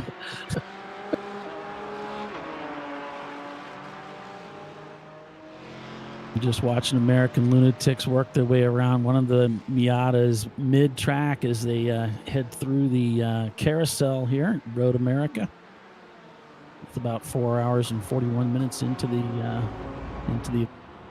6-hour race today. Ollie's doing math. Reading numbers, I don't know. Now, we haven't checked in on the Mustang field in a little bit, but after that last caution, Huge Ass Blue had to come in for a pit at the end. Not entirely sure why, some sort of equipment issue. The throttle since that time, cable. it seems to have been, since that time, it seems to have been fixed, whatever the issue was. And they've been lapping consistently in the 236s, which makes them the class of the field. Chattanooga Touring Wagon, who had a hope at catching up to them after that pit stop, have been lapping in the 39s and 40s and haven't been able to make a dent in that lead. Let me try. I've got the name, got the pronunciation here. What is it? Message? Mache. Mache is in third It's in the place. spreadsheet, Alex. Yeah, Mache is in the third position with Daring Prefect. Also on the same lap as Bavarian Mustache Works. Those two are closer together on track than either of them is to Chattanooga Touring Wagon, but still a chance for some battling there. Black Flag Motorsports has Dustin Barty rounding out the top 5, 1 lap down on the leaders, and running consistent laps, but not likely to find a battle here before the end of the race. Porsche's on the pit lane. From 3rd place came American Lunatics, and from 5th, Sorry for Partying. They're going to be joined by Team Hastings Tires as well. So, like I say, 83 minutes from here to the end, absolutely within the fuel window, absolutely within the allowed driver time window. We are seeing driver swaps here. American Lunatics are going to get David Wessel. Sorry for Partying are going to get Trent Brown. And I'm not sure if I've got an updated driver name for Team Hastings Tires just yet, but certainly looks like no names standing out to me that are going to attempt to violate the 2-hour drive time. Yeah, the only one that I know is close is the 91 car. Oh, Lunatics have looped it on the cold tires. They've kept it away from the wall. They've kept it from any other cars, but turn 3, the second turn that they find after getting onto that new set of tires, David Wessel figures out exactly how twitchy that mid-engine Porsche is on a cold set of tires. Track temperature is not cold out there at the moment, though, but it is continuing to cool off. Yeah, I mean, it's just dastardly. That outlap, you really got to be careful in 1 and 3. I mean, that back end is so loose. You really just need to point straight and just remove as much side load as possible before you go to power, or be going really slow, low in the revs, because she's going to loop on you. It just feels like the back end weighs 7,000 pounds and it's just hooked in the front. It just wants to turn around. Yeah, he just got in there and tried to take the corner the same way he could on a set of hot tires and low fuel, and heavy fuel and cold tires went around. But like David mentioned, luckily no contact. Car still looks great, and I think they're going to be able to get back up in the fight here as they work around these cars through the outside of the carousel. That takes a lot of lateral force. Yeah, that chutzpah's the word I was thinking, because it's a risky place. I think marbles are enforced, so you really got to be careful on that out. Oh yeah, as you mentioned, you can get on the bits that fly off the tires. You'll see the cars, they get marked up just like the real cars do, with little black marks all over the front of them. Those chunks of rubber will build up offline around the circuit, and whenever you're forced off into that stuff, it sticks to your tires and lowers your grip. So definitely something you have to take into consideration. Taking a look at some of the information provided here, David Wessel running the livery on the American Lunatics car for the Midwestern Council of Sports Car Clubs, of which he is the president, says his spirit animal is a wolf. I'm not sure how a wolf warms tires, but his goal for the race was finish and keep the fenders on the car, and that's certainly what they've got at the minute. Come on, David Haynes, you know exactly how a wolf warms his tires. He makes the tires howl. Resilience Racing turned the car around there in turn 14 at the in the gravel trap. Looks like they got it back underway without contact, but yeah, they went for. So Voodoo's been out there for a while on this set. I guess the leaders have been out quite a while on this set too, so expect to see some pit stops before too much longer out of the Porsches. Mm-hmm. It was down to under a second for the lead as well. Yes. Probably need to turn our eyes there as they work through some of this lap traffic. There's the Castrol Mustang, the 742 from Daring Prefect. UGA also able to get through. Huggins. Got to say, I love these combination teams that people have formed on iRacing here. We've got Danger's out leading the combination of Danger Racing Group, and Pinky's out, and they've just gone past Danger Prefect, the combination of Castrol Prefect and Daring Prefect, the combination of Daring Greatly and Castrol Prefect. So yeah, I mean, weird times we are living in, but it's bringing some people together that might not otherwise find themselves cooperating. Yeah, as the old fortune cookie says, may you live in interesting times. A blessing and a curse, that one. Yeah, we're certainly living in interesting times. We did see a pass for position in the Miatas. It would have been a lap ago now. As Team Team TNA Racing passed Team Village Idiots, who had to take a pit, and now Team Village Idiots looks like they've had a little incident on their outlap, heading into turn number 3. Lance Cameron on cold tires has spun it around, but is getting underway again. Yeah, so let's go ahead and ride on board here with this on board with the UGA car. Let's see if he can run down Danger's out. We're going to take a bit of a break, and then we'll be back to bring you coverage all the way to the finish.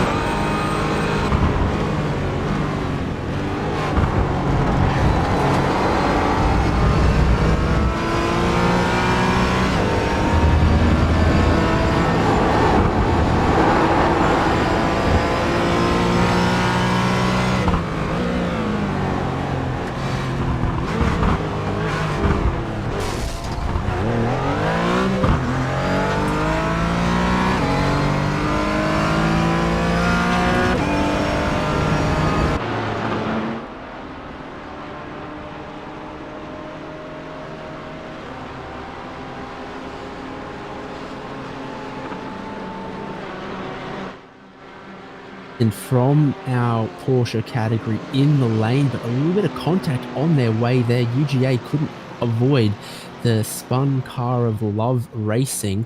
I think it's fortunate UGA were headed for pit entry on that lap anyway, presumably. But that is a bizarre turn of events there. And first and second now looking for their pit stalls. Yeah, it blew me out. I just went ahead and jumped in the pits there after that collision. That wasn't. Looks like great planning from UGA Motorsports, though. Had one of their fast repairs in hand. Michael Billy brought the car to the pit stall. Got it freshened up for... That's the place to have one. Yeah, so Garrett D'Alessandro now looks like is planning on driving that car to the end for UGA.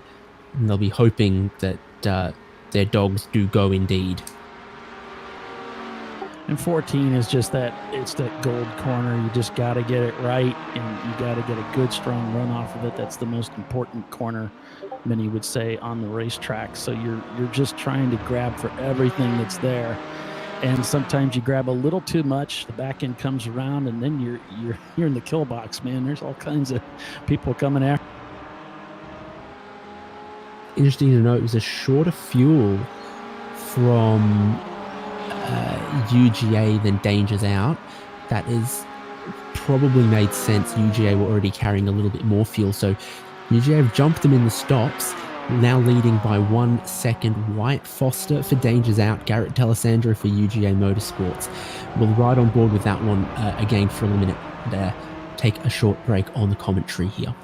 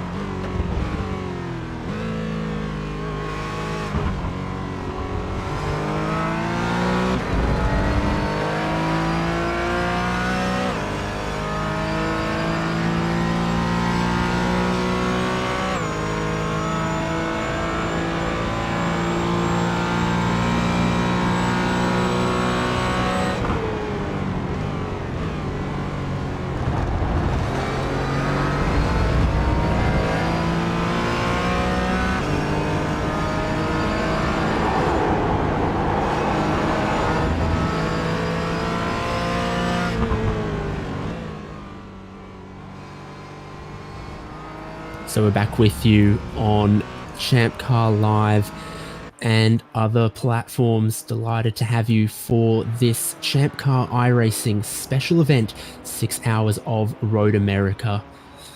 Well, we are right in the home stretch of this race, and once again, we are being treated to a fantastic battle. UGA Motorsports and Dangers Out fought at Daytona a week ago, put on a great show, almost all race long there as well, and now they rise to the top of the field right at the end of this one as well. And a little bit of and drama David, there. yeah, as we see, the gap's not quite as close as it was when the stops happened. It wasn't problems on pit road though. What was it, David or Devin? Garrett D'Alessandro seemed to have some issues on cold tires. Takes a few laps for the tires to get up a temp, and he went into turn one, got the car sideways, and drifted it out through the gravel into the wall. Now it looks like the car is driving straight, and there doesn't seem to be too much damage other than a little bit of wrinkle on the hood. But he did lose about 12 seconds over that, which might be the dagger here, because we know that Wyatt Foster, who's currently in the car for Dangers Out, is very, very fast, running one of the only laps in the 25s that we've seen during this entire race. Yeah, well, we'll just have to see how traffic and the yellows play out here. As we see on this lap, Wyatt has put our buddies over at Voodoo Racing a lap down, so they're fourth overall. I expect to see them on the pit road though for too much longer. This is their 37th lap on this set of tires with Chris Nicely behind the wheel. I'll see if we can get a word with him after he gets out of the car. He's usually pretty friendly and will share his feedback of what his stint was like. He's pretty friendly. He'll share his beers, but make sure if you head into his pit that he's around, because his buddies might not recognize him. Sounds like you're talking from experience. Maybe. No comment. It looks like he's going to come onto pit road this time, though. Yeah, and that looks like a scheduled fuel stop to me. They've been out there since about lap 75, and we're on lap 110 now, so 111. So yeah, that's about right for a fuel. But this one should put him fueled up and good to the end.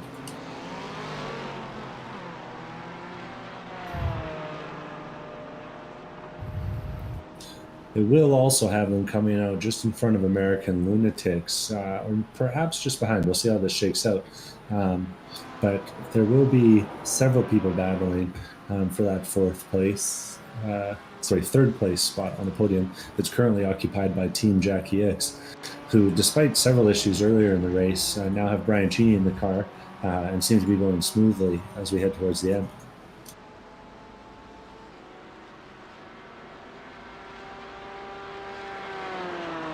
So they looks like Voodoo's putting Pinky back in. Pinky, I believe, is their hot shoe. Gonna have him in here towards the finish. Try to set as fast as laps as possible. Get as many, or actually as few as points as possible is the way our championship works. We actually give 1 point for winning, 2 for second, 3 for third, and so on, with your lowest score, your lowest 3 scores counting towards the championship. So Keeps the math easier. it does.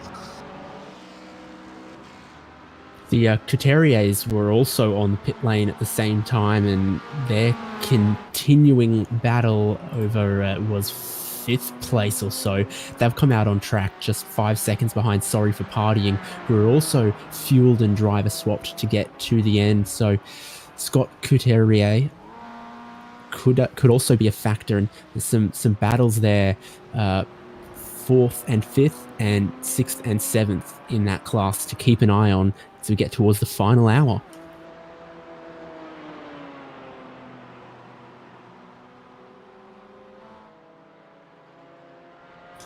Now, top of the hour, and 1 hour left in the race. I figure it's time we take a look. Not quite. We still have 1 hour and 6. Okay, thereabouts. But Huge Ass, starting out with the Miata class. The Huge Ass Miata is still leading over there. The pace of the field, as it stands in that class. Chris Flyman in the car. Zach's Hitman Emporium unfortunately got a little bit unlucky during the last caution, getting split up from the Huge Ass Miata. They have managed to make up some ground towards getting their lap back, but haven't gotten ahead yet. They are a full lap ahead of Team ESPN Phenomenal, who's in third place with Ronnie Osmer behind the wheel.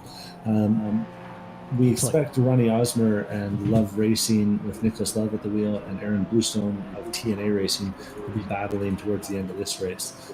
All three of them. Sorry to interrupt, but sorry for partying. Just spun, put it in the gravel, got back going again, but that caused them to lose some time. Sorry. No worries. Continuing on down through the Miata field, Team Village Idiots has settled in to 6th place now, I believe 7th place, where they'll be battling with Two Brothers Racing and Parts Badger to the end of this race. All three of those teams within a straightaway of each other. A little further back in 10th place, we've got Hooligans Racing with Speed Source. Hooligans Racing has David Struve at the wheel. Speed Source has Travis Pratt. And Bucket List 370 has William Corridor. All those teams have been involved in a few things and are a little bit further off, now between 7 and 8 laps down from the lead in class. Paulie and I are just happy to have track cameras. We can't get Bill to work, so. I think they're a little cheaper in iRacing than they are in real life.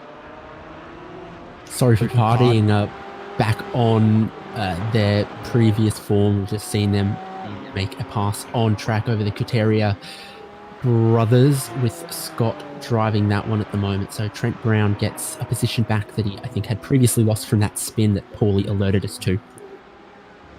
So I was able to... Is that 9.4 going around without their hood on?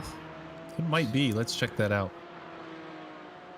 No, I see one on for 9.4. Okay, it's just a similar livery. Is it a Mustang dog? I just caught a quick glance of it. I think it was a Porsche. On second thought, I think is out there without a front hood. Boot cover, is that the...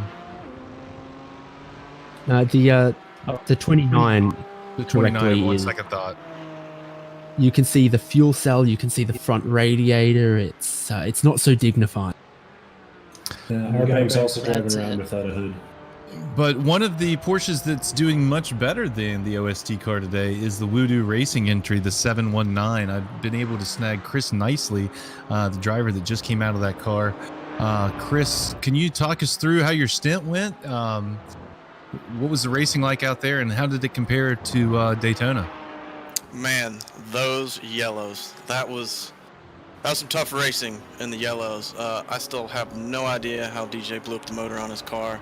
But man, that made for hectic racing. And my job was to keep the X's off the screen because we were pretty tight on those. We've got 10 left before we get a penalty. And we've already served one black flag today, so kind of stressful, but I probably ran my best stint ever.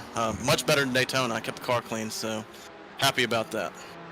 So do you think that extra pressure maybe got you a little bit more focused on the job at hand? A little bit, for sure. We did a little more tuning this time, and Pinky got us a good tune that actually feels pretty good once the tires are warmed up. We still don't have the pace for the top three in this field, at least in the first part of this race, so a little more work to do on the tune, but yeah, the pressure was good. Hands are sweaty. Mom's spaghetti, something like that. So it looked like you guys, you mentioned that maybe not the out and out pace of some of the other teams, but you guys were kind of hanging around the back of the lead lap there. It looked like if maybe you could have got a caution to fall at just the right time, it would have cycled you guys back around, got you back on the lead lap, similar to how things worked at Daytona. Yeah, so there was a yellow that fell with Andrew still in the car, and all the leaders except OST pitted, and we have no idea why OST didn't pit. If they would have pitted, we would have gotten the wave around. It was the craziest thing we've ever seen. Maybe they did it to keep you down a lap.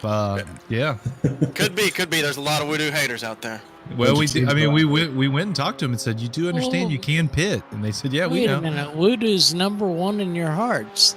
It is, and apparently dead last on the track sometimes.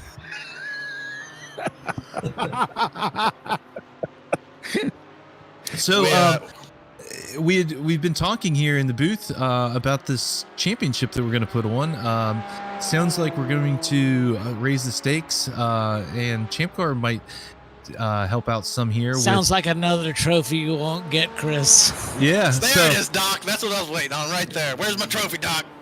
So. Yeah. We'll get him out one of these days. Do you think that'll encourage the Voodoo guys to?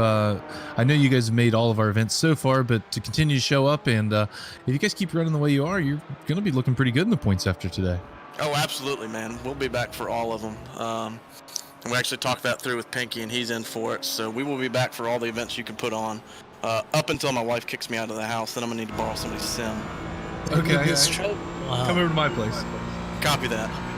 WDR off track again, coming out of turn 3, and kind of a that the turning radius on the Porsche is not so great, and the way he re-enters almost causes another big collision there. So I wonder if part of that is no clutch. So the biggest problem I've had whenever I've gone off in the Porsche is the lack of a clutch.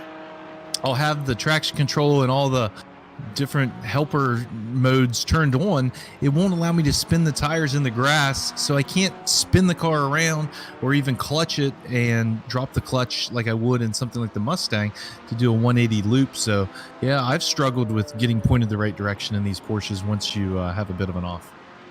I've had trouble being pointed in the right direction all my life. Well, these guys are going to have to be careful, if they keep becoming the source of conversation for going off the racetrack. They're probably going to draw the some concern for race control. Is it Dyer?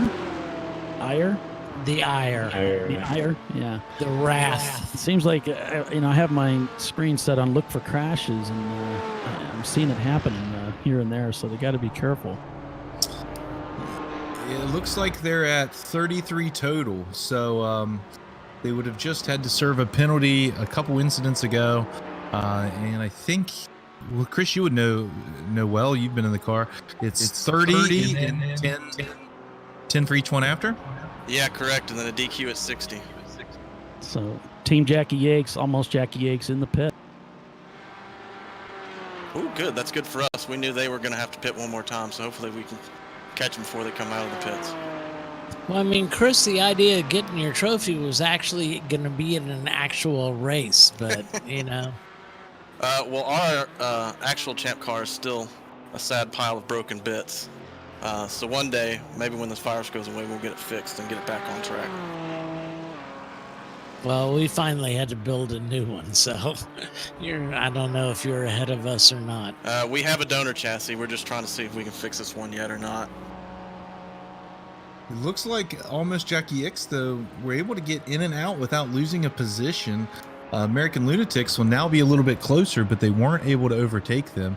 So the running order of the top 5 remains the same. Danger's out, UGA Motorsports, almost Team Jackie X, American Lunatics, and Voodoo Racing. Oof. Well, we'll try to give you a show here at the end, hopefully. All right. Well, thanks for stopping by and talking to us, Chris. Always good to talk to you, and can't wait to see you again in 2 weeks at Charlotte. And I'm sure we'll see you for the Wednesday night races for the sprint races in ChampCar too. Oh, absolutely, guys. Thank y'all for all y'all do. Appreciate it. Glad to hear the other broadcasters in here too as well. It's been too long since we heard your voices, so glad to have everybody in the same booth.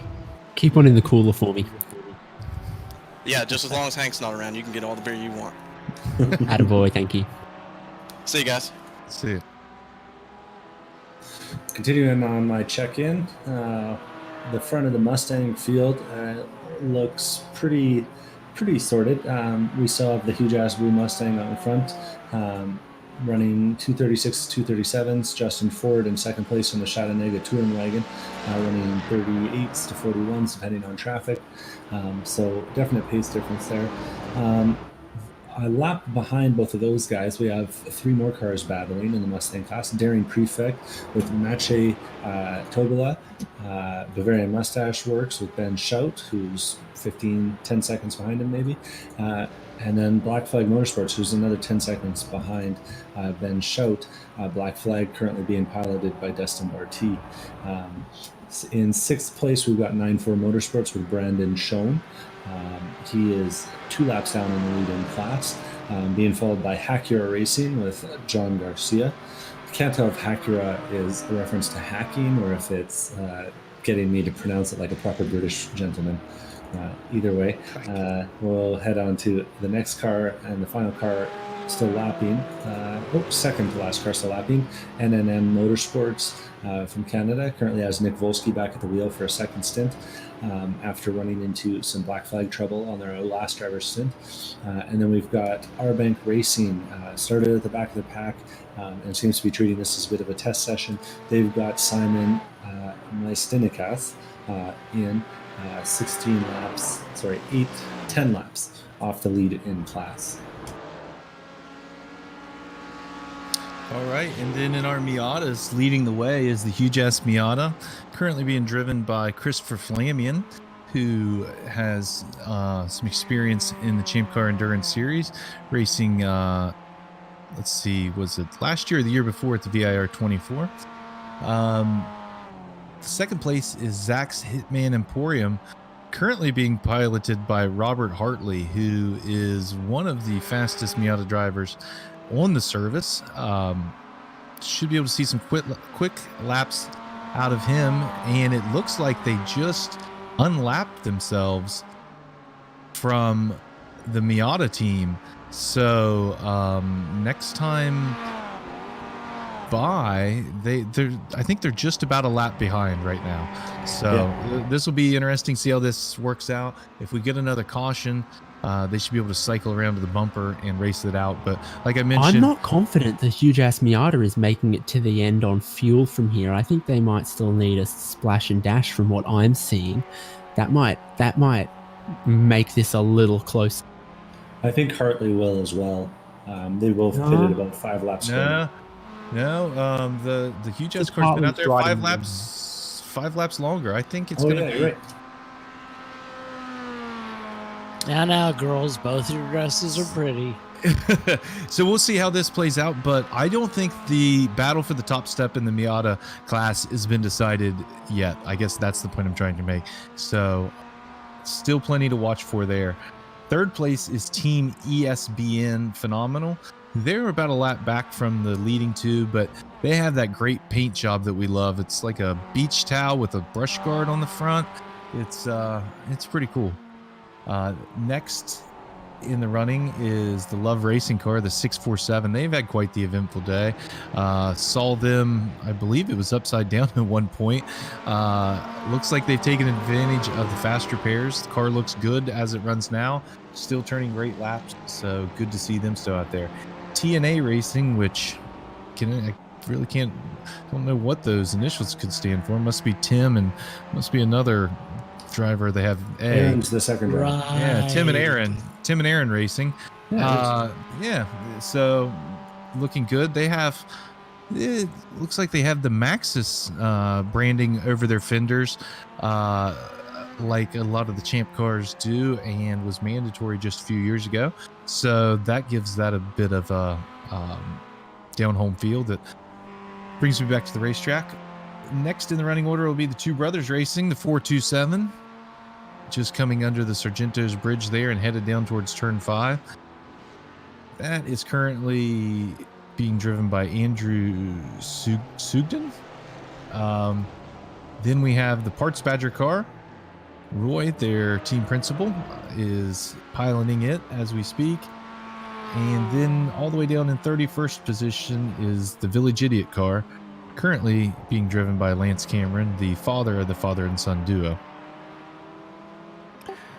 So, fellas, if you got your team going, everything's working great, and then all of a sudden your throughput falls below acceptable levels, and I assume the car disappears. So, what's a team to? So what we do to mitigate, because you can't protect wholly against this, is we keep a spare driver on the pit wall at all times. So if the car that's driving runs into this problem, it's basically when your network connection becomes too unstable for iRacing, it will cause your car to immediately start towing.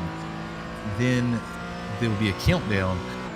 During that time is whenever the other driver needs to get back in. The driver that was in the car, I'm sure, is frantically trying to restart the sim. But if these teams have planned ahead, they have a driver waiting on the pit wall for any number of instances. We've had people with their wheels break, their pedals break, internet connection, power. My power's gone off while I was in the middle of a sim. The shifter come off your desk. Yeah, any number of things can happen, you know. So that's why having a well-prepared team with a spare driver sitting there on the pit wall, suited up, ready to go, can really be a big advantage in these long races. So when you say that, obviously it's figuratively, but how are they actually they're monitoring from inside the car? Or what are they actually doing so they can? So yeah, we have them joined into the sim, ready to be able to take the wheel at any moment, and then they're just sitting there watching the race, talking on the radio, giving their driver, you know, pit times, lap times, where the other cars are, telling them potential pit strategy, things to worry about. Sometimes, you know, the drivers get a bit of the red mist too, and you have to put on your counselor hat and just try to talk them out of it and say, now, look, he didn't really mean that. We're all out here racing. Come on now, you don't worry about him. So it takes a lot of roles, you know, to work the pit wall. So you're the guy that's kind of talking. Maybe you're waiting to get in the car the next. You're the guy that's on deck, as we call it in RB racing. So if you're the guy that's on deck, you're watching, and then suddenly, you see the cars being towed. You see that on your screen. You realize there's a. Yep. Okay. You might see the message pop up in the chat. With a waiting driver. We're doing our voice comms here by Discord, and so hopefully, if you're using some sort of program like that, if you get disconnected from the sim, you don't also end up disconnected from Discord. But if someone disappears from both, then you know it's probably time to get on. Gotcha.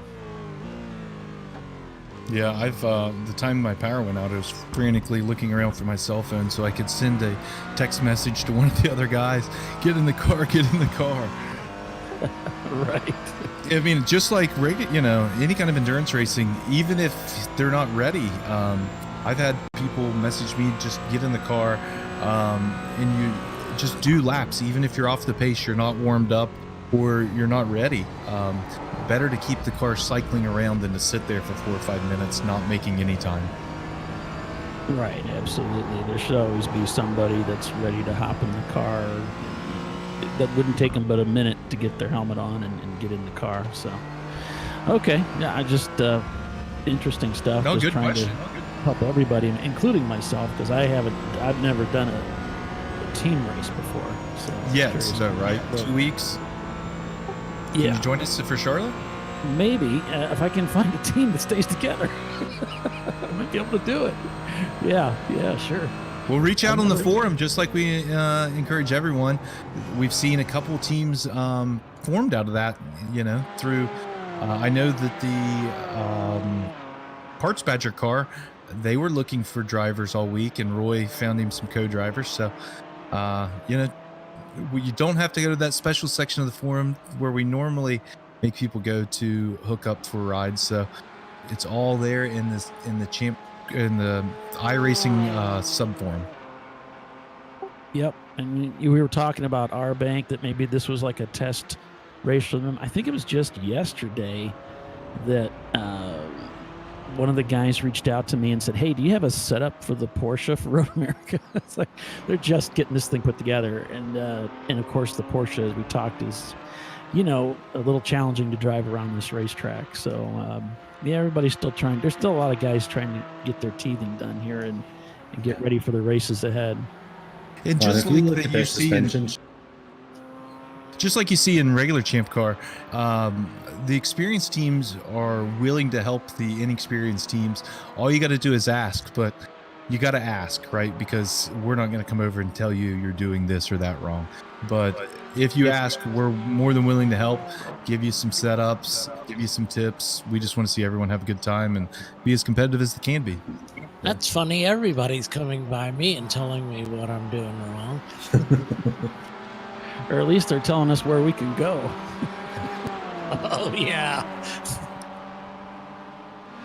Thanks, guys. You guys are definitely super helpful. So we appreciate all your efforts for all They've had this. to walk me through Discord for weeks. Yeah, it's a journey. But if you can put up with Doc and I, you can put up with anybody. Well, I don't know. We don't have Bill here, so. Yeah, he's insufferable. We were talking about asking it for advice, and there was always somebody to help. I was thinking, as long as it's not Bill that you're asking, you're okay. Hey, you're golden. Just kidding.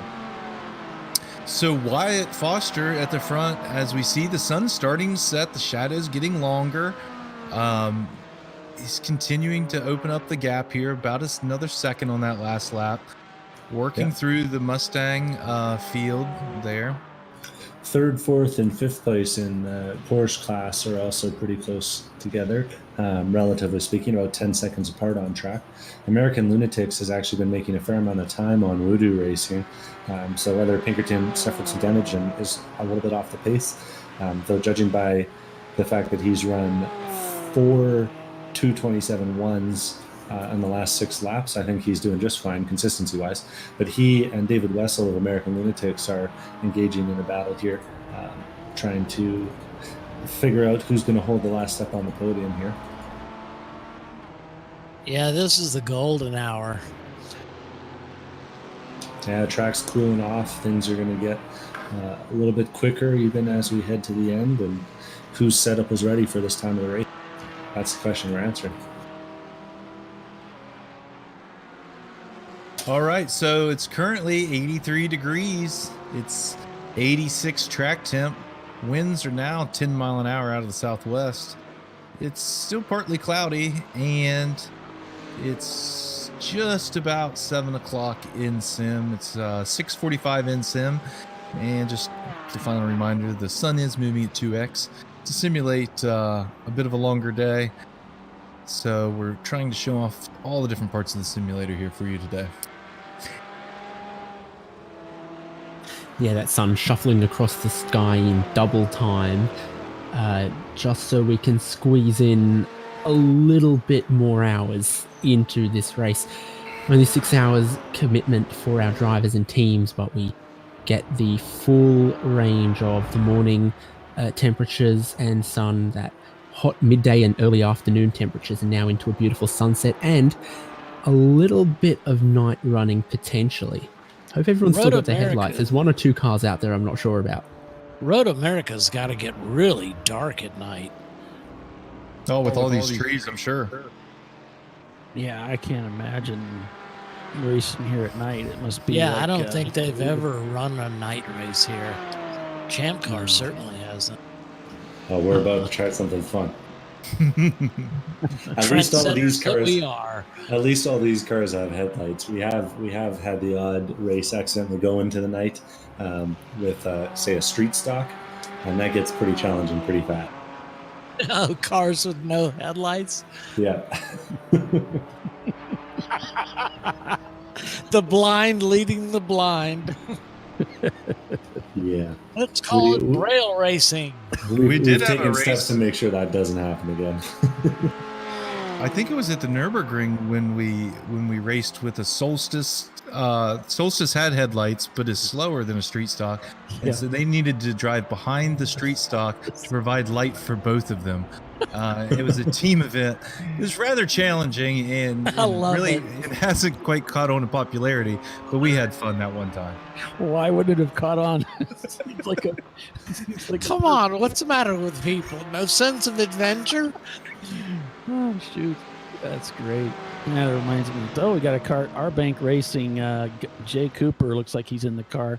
Got the car turned around, backed up actually onto the racetrack.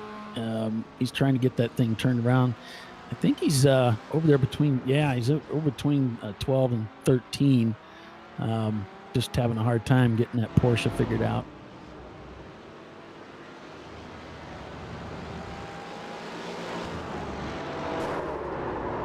So we're going to see a replay of that.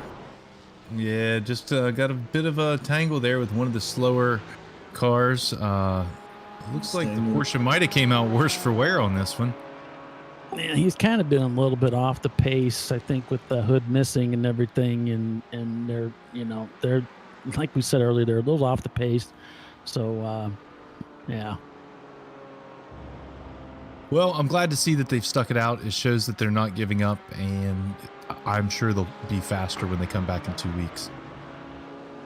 Yeah, I mean, that's a challenging race car. It actually is quite a bit easier to drive at Daytona, in my opinion. But when we came out here, it's like a whole different world with that thing. So, yeah, they're not the kind of team to give up. They'll keep going. Yeah, Daytona is one of the easier courses. Road America's, I wouldn't pile it into the easy course category.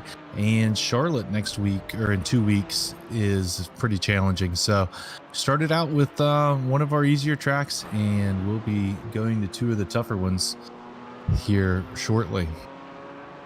Well, I'm going to try and get Doc Waldrop to join me in the race car in the Waiting for Data Mustang, sponsored by Distracted Drivers. We'll see how that plays out. Yeah, so it's you hard never to know. Hard to say how long this whole virus thing will go on, but we'll be here holding these races until we get back to regular racing. So, yeah, everyone that's at home watching, get you a sim rig and come participate. Yeah, these have proven to be pretty popular, so who knows? We may continue them even after we go back real racing. We'll have to see what all the schedule happens. So, or maybe we can make a winter series. Maybe we can, for those months when we don't race, maybe we can plan out there's something. a month that we don't race. All one. Yeah, it's crazy. What would be an intense month? You have January. We can give you January. Well, that's the one month when we're trying to find a way to get away from it all. Yeah, I mean, December stacked up with 4 regular races. And then, of course, the beginning, with February, we go right back with 4 races. So, one shot I should probably make on the stream before things start heating up towards the end here is for David Stern, for car number 41, Hang Loose Racing, currently being piloted by David Stern. They're in a race with WDR and Huge Ass CCA for 9th position. But Hang Loose Racing also has a driver on their team, the first driver that they had, in fact, Callan Crocker, and it's his birthday today. So happy birthday to Callan. And I think they said their goal when we interviewed them before the race was to finish in the top 10 and to have no black flag penalties. So they're one spot away from their goal. We'll wish them luck on that as we carry on into the last 40 or so minutes of this race. And now's probably a good time to mention, for anyone not aware, there is a Champ Car series that runs 16 rounds. They're hour-long races, so they're sprints comparatively so, but still rather long races. They involve a pit stop. We run different cars throughout the year. The street stock, which is similar to a 70s Camaro. Big old V8. It's got a 4-speed dog box and bias-ply tires, so it's a lot of fun. We also race the Pontiac Solstice, which people are probably familiar with, and the NC, the 3rd generation Miata, so an 05 to 2014, I believe, year models. Those races are on Wednesdays. There's 16 rounds.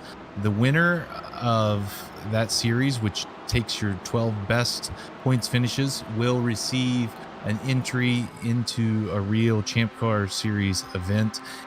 There will also be a drawing for one of the other participants at the end of the season to win an entry into the Champ Car events. So come on out and join us. Check us out on the forum for information on how to get involved with that. The racing's been great. Last 2 weeks have sold out. meaning we've had more interest than we've had room for participation. So the field is getting a lot stronger. The racing is very close, and the races are broadcast right here on HJBC. And they've really been a big hit this year, and so hopefully keep up this momentum. I would like question. to cancel the Pacific Division at the perfect time. Yeah, that was a great foresight on your part there. Thank you. I'm known for that. Simon Fowweather had a chat or a question over in the chat on the YouTube channel asking what Charlotte config are we going to run. Alex, do you have the answer? I think it's called Long, but let me look it up. It's the one without chicanes. So we're trying to mimic, what ChampCar runs. So the actual layout that ChampCar runs, we don't have that exact layout, but this one has one more infield loop in it, and it's pretty close, but I believe it's called Long. And there again, if anybody wants to get involved and they're not sure where to begin, you want to head over to the ChampCar.org website, go into the forum. There's an iRacing thread there, and the guys from Hugh Jazz have put some really great information in there. Thomas Ellison, to name one, and the first couple, 2-3 threads there in there. There's just a lot of great information that you can read through to help you get your team set up, to get your guys added. Yes, all of your guys have to have at least a D license. Hey, all that information is there. Make sure you read through that. It'll save you a lot of grief come race morning. But a D license isn't too hard to get. And I think as an iRacer, probably you would agree that it takes about that many races before you're really ready to get out here and take on something like this. A team event like this, people put a lot of hours into it. And if you're only in your first hour of time in the sim, you're probably not ready to race with these guys. And you definitely don't want to screw up something that they've practiced for weeks. I can tell you that the feeling of when Wyatt got caught out by the iRacing changes between real life. Mm-hmm. Yeah, and you can really the feelings are the same. I mean, I've wrecked a car in an endurance race before, and it wasn't very fun. And I could tell you that doing it in the sim doesn't feel any good either. So it's cheaper you though. want to put in the time in. It is definitely cheaper, but it still feels bad. Oh yeah, the letting down all your buddies, everyone set aside Sunday for this and practice for last week. Oh, the angst.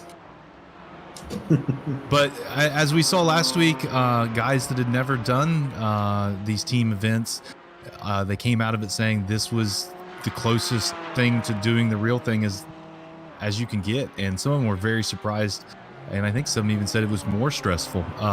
So. It's a lot of fun. It's we love it, and we're just trying to sharing this wonderful thing with everyone else. Well, I'm not sure exactly where we are on the pit cycles, but I do note that Dustin Barty with Black Flag Motorsports has just pulled in for what appears to be a gas and go. I don't think he took tires that time. He was running in third place in the Mustang class with Bavarian Mustache Works and Darren Perfect shortly behind. Those two have both overtaken him, but I suspect they'll also need pits before the end as well. Actually, no, it looks like Bavarian Mustache Works had to do a driver change, and same goes for Darren Perfect. So Black Flag Motorsports demoted from third into fifth in class, and they'll have to do some work to catch up to Bavarian Mustache Works and Darren Perfect. Well, there's still 32 minutes left, so let's see what kind of pace Black Flag has once they get back out here and get going again, but I definitely think it's possible. Yep, and Chattanooga Touring Wagon also had to take their pit stop, regular scheduled stop for fuel. These cars couldn't quite make it from the last caution. I believe they ran a little over an hour on fuel. And Chattanooga Touring Wagon still on the same lap as the Mustang, the huge-ass Mustang, which also pit, but about 3/4 of a lap behind. So they'll have to do some serious work or get some help from traffic or an accident from the huge-ass Mustang in order to take first. away from the huge ass guys.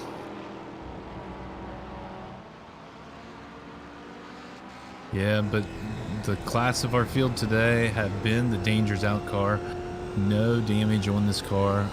I'm going to take a look here at their incidents count because it has to be low. Yeah, just 12 incidents all day long, almost 6 hours of racing. I'll tell you something else. They're the only Porsche team out there that's only been onto pit road 3 times. Second place has been down 4 times. Third place has been down 5 times. Ninth place, the huge ass CCAA car, has been down 6 times. Go a little bit further down that timing and scoring sheet. Resilience Racing 7 times onto pit road, and iRacing and R-Bank Racing both 8 times. So that speaks to keeping the car clean, not needing any unnecessary stops. That's how Dangers Out have ended in the lead. Yeah, they're smart racers. They plan this stuff out, and then they go out and execute their plans, and they're doing a great job of it. I want to go, while we're mentioning racing with few incidents, the Courtier brothers deserve a shout out with only 10 incidents between the two of them for this whole race. So for a newcomer to us, we didn't see them at our last race. Very good effort though this time, with only 10 incidents among their 3 drivers. And for folks who are less familiar with the sim, apologies if I'm repeating myself, but an incident occurs whenever 2 tires go off track, a driver loses control, or a driver makes contact with another car. And drivers will receive between 1 and 4 X's is the unit of measurement. Usually a 1X is for something less severe and a 4X is for something more severe that ended up causing damage.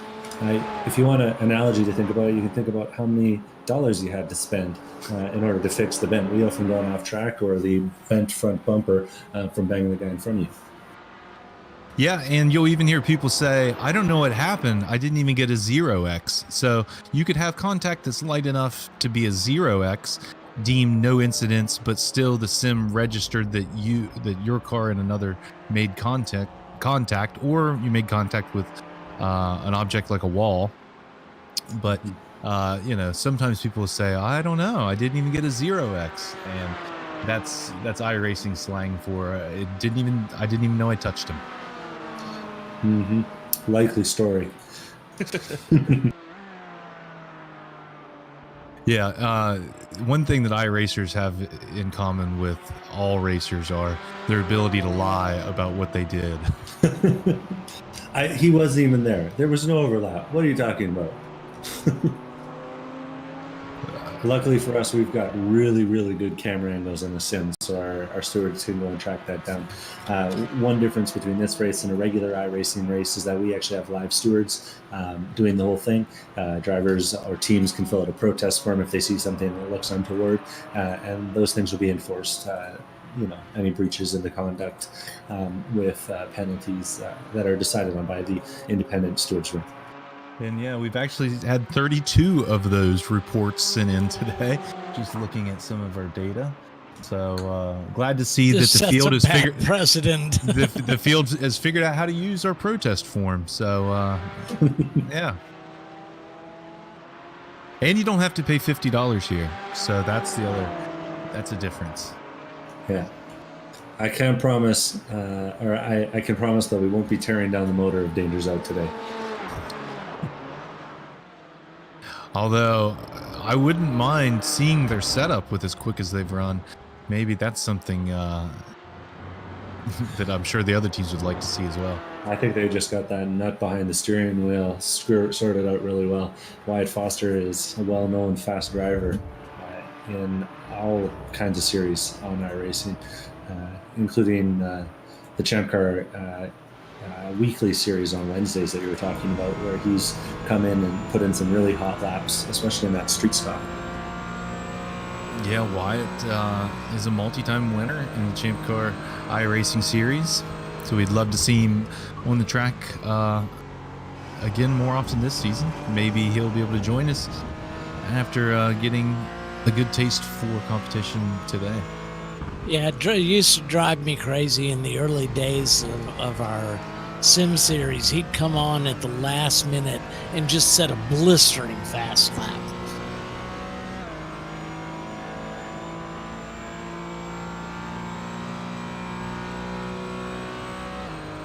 We've had some really good races the last couple weeks. I know I'm a little partial as a participant, but yeah, anyone that hasn't checked us out, definitely do. I think you'll enjoy it.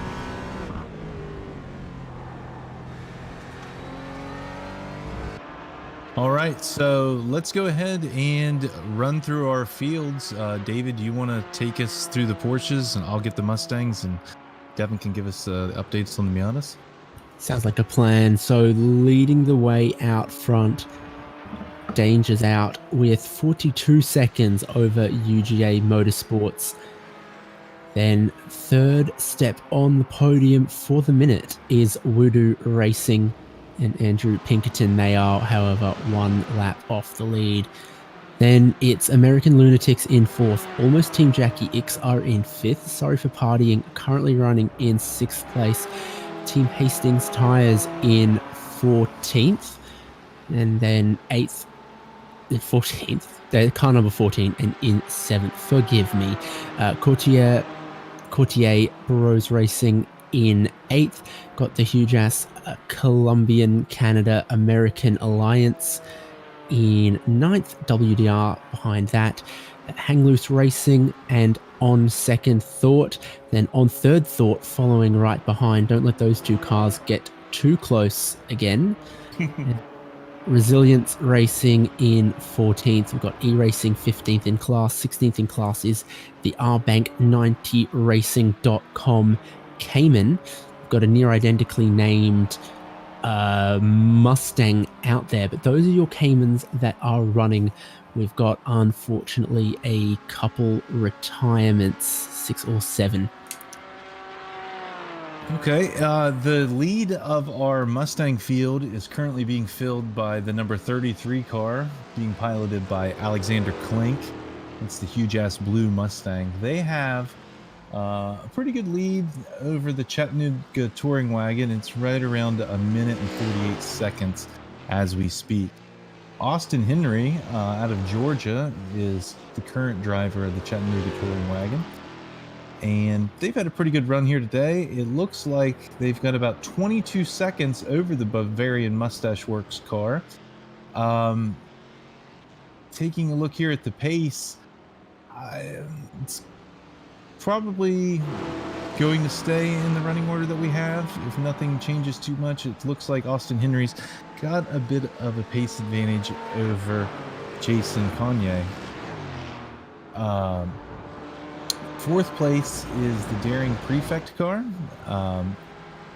with the driver of Lee Molman.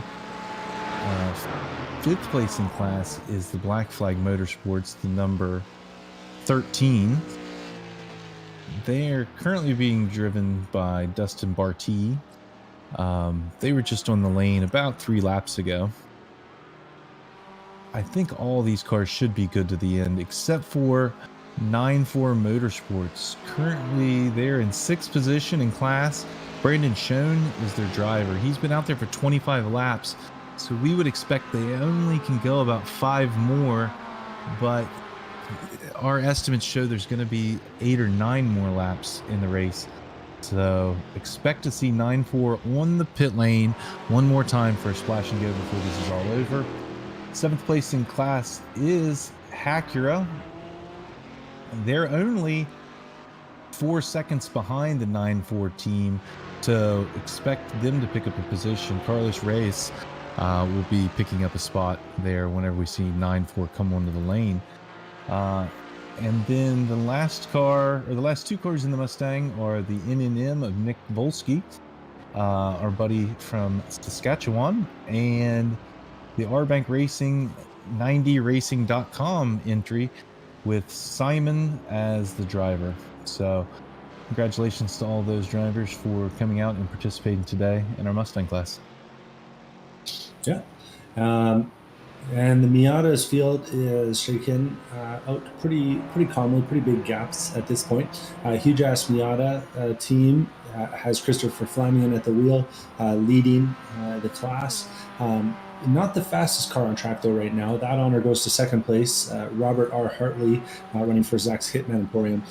Hartley is scary fast in the Miata, one of the best drivers in the service in that car, and has been consistently lapping in the 46s while the huge ass guys are only managing 48s.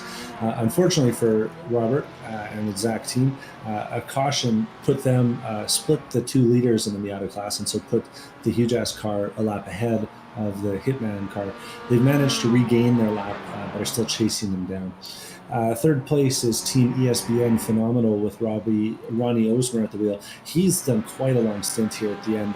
I'm pretty sure he's okay on drive time, but he's been in the car for a long time. He's got to be feeling a little bit more out. Nicholas Love in fourth place is trying his best to catch up to the folks in third, Team ESPN. He's about 30 seconds behind them right now. TNA Racing with Tim and Aaron has put Tim back in the car to finish after a stint from Aaron. And Tim and Aaron are, looks like 3 laps behind the lead in class, starting a group of cars that are. Parks Badger has had a few issues, but is lapping consistently. They are about 30 seconds behind Two Brothers Racing. Team Village Idiots, another 30 seconds back on Parks Badger. Those guys all competing for what looks like 6th, 7th, and 8th place in class. Hooligans Racing is 9th place with Joshua Van Velde at the wheel. They are just ahead of Team Bucket List, number 370, which has William Corridor driving the car currently. Both of them on the same lap, battling with each other. Too Mediocre to Motor has Evan Horner at the wheel, still churning laps. Speed Source has Andrew Faulkner at the wheel, freshly in the car for the last 25 minutes. Looked like they ran into some drive time concerns. And the final running Miata is Bucket List number 147 with Carlos Corridor at the wheel. Caught up in a few incidents throughout the day. They're well off the pace, about 25 laps down. All right. Well, thanks Doc, for that update. Go ahead, David. Doc, Paulie, go have someone chat with Pit Out. Tell them it's dark out there and make sure that everyone's got their headlights on. Yeah, right. I don't know how accurate it is, but I love seeing the rear brake rotors of the Mazdas glowing. Yeah, that's pretty cool. I don't think do they have rear brake rotors on an NA? I don't. On I the have NDs, no they do. earthly idea. They're not very big. They're the same size used for bicycles. It's all round, but they're not particularly beefy on the rear rotors. I mean, that's one of the fun things about Daytona is sitting up in the turn-in and turn one and watching the brake rotors glow and the turbos back spitting flames.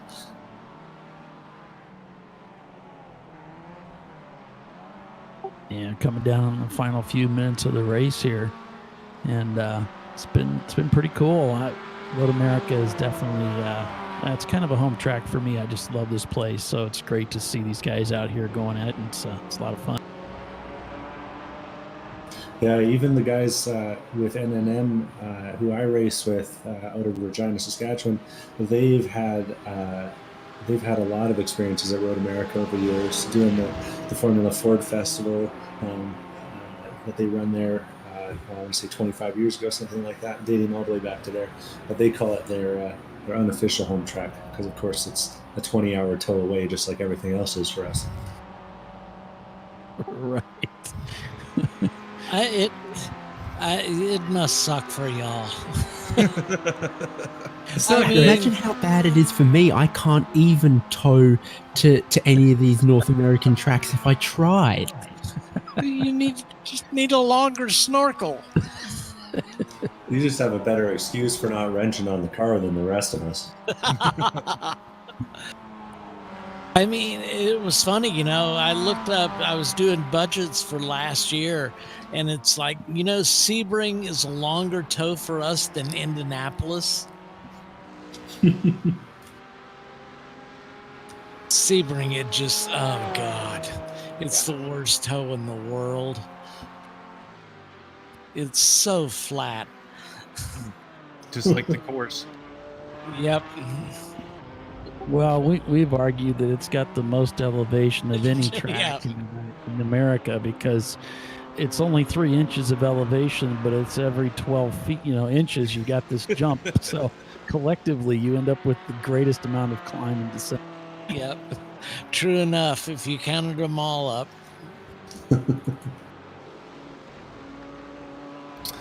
So right now, David, my timing and scoring is showing an estimate of 6 laps to go. Next time the leader crosses the line, he's working his way past that Mustang there from, is that Daring Prefect? How could that be? 6 laps with 5:42 left on the clock? So 15, we have 15 remaining. The elapsed time that you may see in some places started counting when they left the grid for the formation lap, but the race time only actually started when the green flag waved. So there's some places you might see a number that's incorrect. Yeah, on the graphic we have on screen ought to be accurate. Yeah, on the low res, it's 5 minutes. So there we see Wyatt Foster coming through that last lap, getting ready to jump on that loud pedal one more time down the front stretch, or I guess I should say 6 more times down the front stretch. Looks like he's getting ready to put a lap on the 91 Zax Hitman Emporium, flashing the lights to remind them he's there.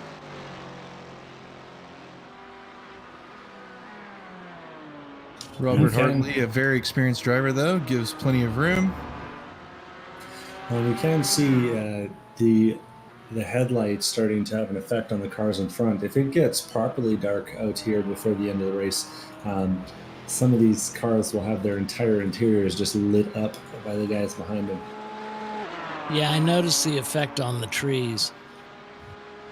Yeah, the headlights in iRacing are pretty amazing. They do a good job with the darkness. It's very dark at dark tracks, but the headlights they have are some of the best that money can buy and really do a good job of lighting up the track, much better than the headlights that we took to our first race. That's one of those things you learn, that you get what you pay for, and buy once, cry once. So Wyatt Foster out here in the Dangers Out machine, putting on a clinic again this weekend, working his way through turn 7 and back into the carousel here. I've had a look at some of the lap count numbers since the last pit stop for some of our competitors here. Almost everyone is going to get to the end, but I think I found one exception, which is the 9-4 Motorsports Mustang. Obviously, the number 94 there. Brandon Schoen currently about to finish 29 laps to this stint. There'll be 6 to go, and we haven't seen anyone go further than 32 laps in the Mustang yet. So I think he might come up 2 or 3 laps short on the fuel. That might be a bit of a painful splash and dash, but I can't see it costing them a position.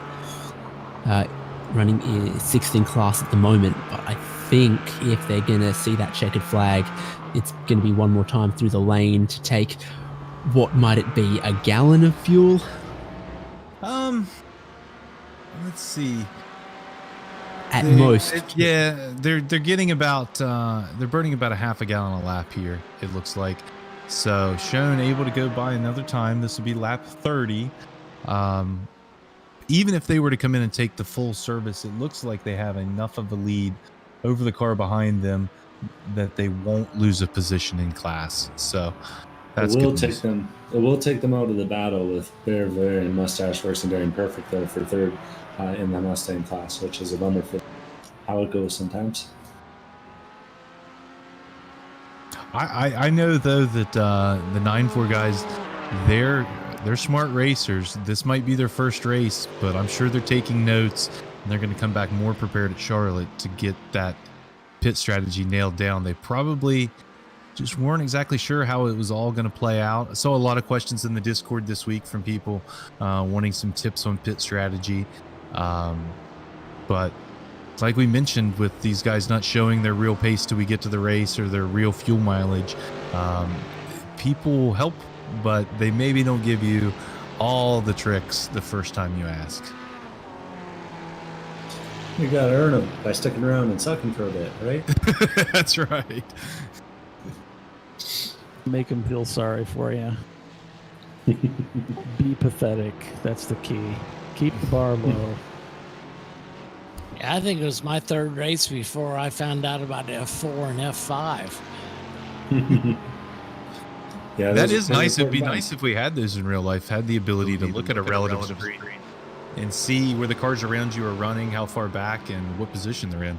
So in some ways you're at a disadvantage in the sim, but in some ways you have the advantage. And with the Flagtronics system, I think maybe that's what you're alluding to. Yeah. Once that comes into effect, we should be able to see timing like the Formula One teams, see where the cars all around the track, and it may even be better than what we have here in the sim. Yeah, James Ballinger was up in the broadcast booth with us at Road Atlanta, and of course we had like 3 hours of nothing going on, so we were able to talk with him a lot about the capabilities, and it's pretty incredible. Yeah, we're definitely looking forward to that. So Wyatt Foster back on the front straightaway here in the Dangers Out machine, just clicking off the laps, hitting all of his marks. Yes, catching some slower traffic, but flashing those lights. Teams are alerted to this and letting him by cleanly. 9-4 is on the lane, David. Yep, I've just looked and seen that. So that's with 5 laps to go. So maybe 2.5 gallons? We're talking 2.5 gallons. Yeah, that's not going to be a particularly long fill unless they decide they need to do something else in that stop. In the box, 4 seconds, 5 seconds, 6 seconds. I can hear it revving. They're not just waiting on someone to tap the roof to let him know to go. And there they go. Nice burnout on the way out of that pit box as well. So Brandon Schoen can have 5 more laps to go, and he's, I think, comprehensively fueled for that couple more tours of the circuit.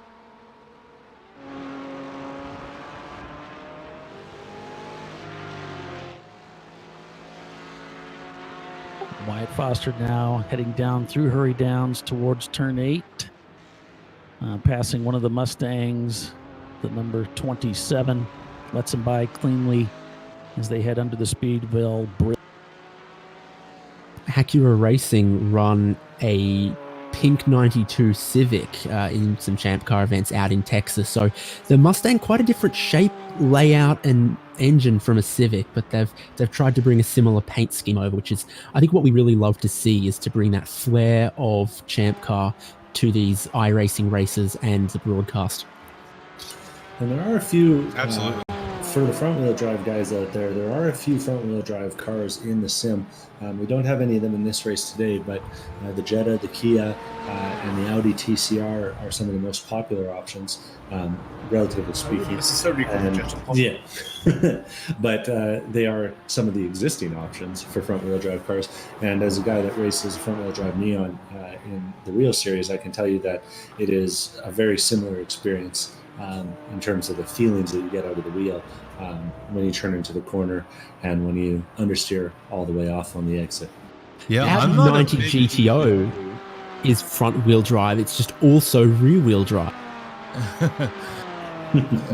I'm not a huge fan of the front wheel drive cars myself, but I've done some time in that new Audi TCR, and I find it to be fun to drive, as fun as front wheel drive can be, but you definitely have to manage the power and the grip, and it's a ton of fun. So any of you guys that love front wheel drive, check it out in the sim. Let us know what you think in the comments. And if there's enough of an audience, then maybe we'll consider the Jetta for the next round.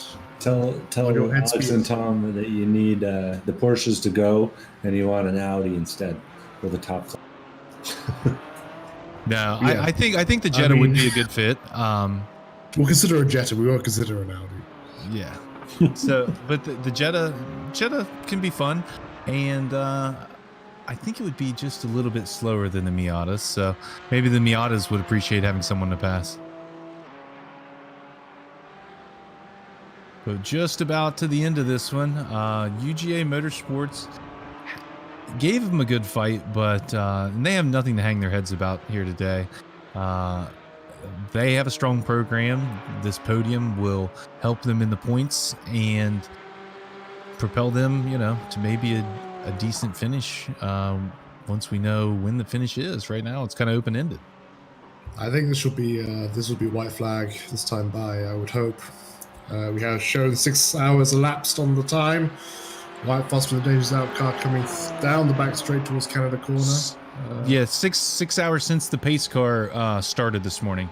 Right. So we should see 6 minutes of racing left. Yeah. Wyatt Foster rolling Math through is hard.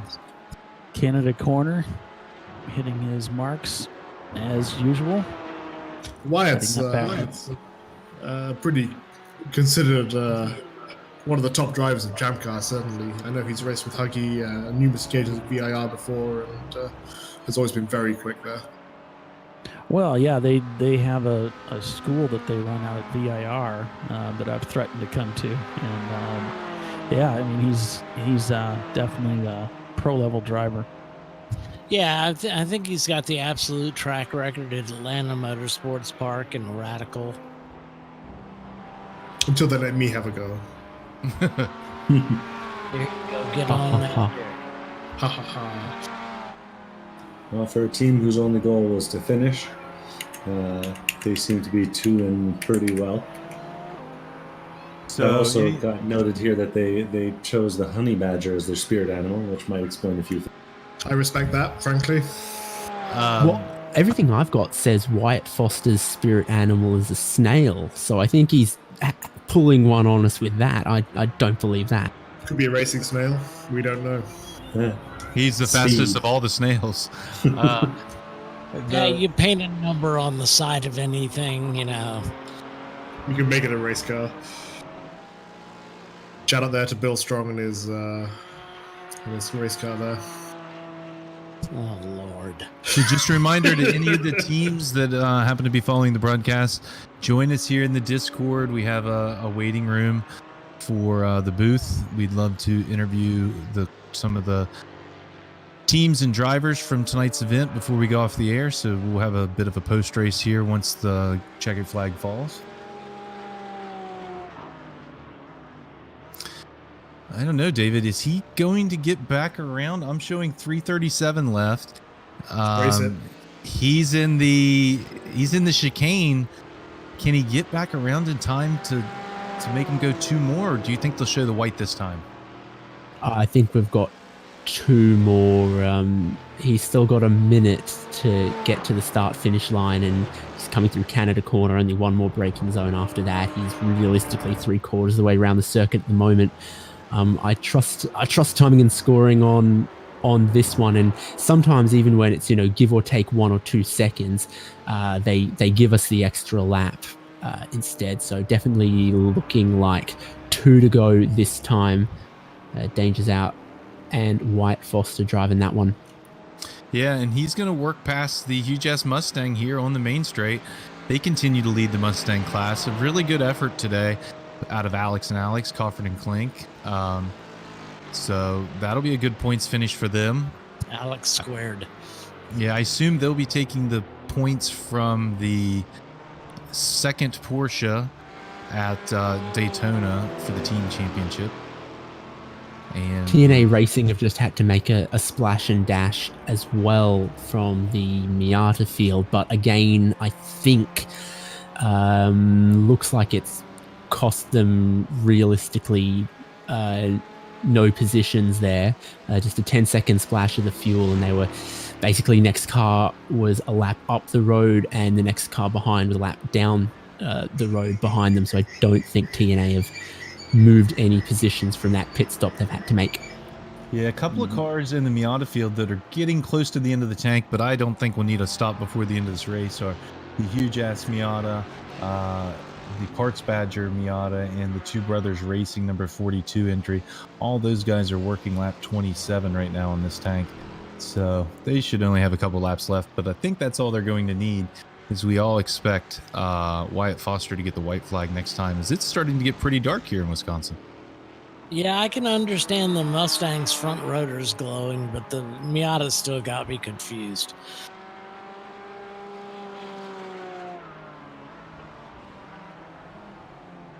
It defies most logical sense, but maybe, get close to a 50-50 brake bias distribution, bit of cooling on the front rotors and none for the rears. I don't know. Certainly gets much more noticeable in the dark here. I've certainly felt in the VIR 24 braking into turn 1 in our Miata, I can feel the brake discs of the car alongside me glowing and seeing them light up the cockpits. So I'm not sure if that's necessarily a Miata, but it is realistic and relatable with respect to racing in Champ Car. You do get those rotors glowing into the night, and it is a very evocative feeling throughout a stint into the darkness. Here we go, lights flashing. Go ahead, David. Yeah, the flagman has that white flag ready at the start-finish line, and it's out, it's unfurled, and it's waving for Wyatt Foster. He's going to start his final 4-mile trip around Road America.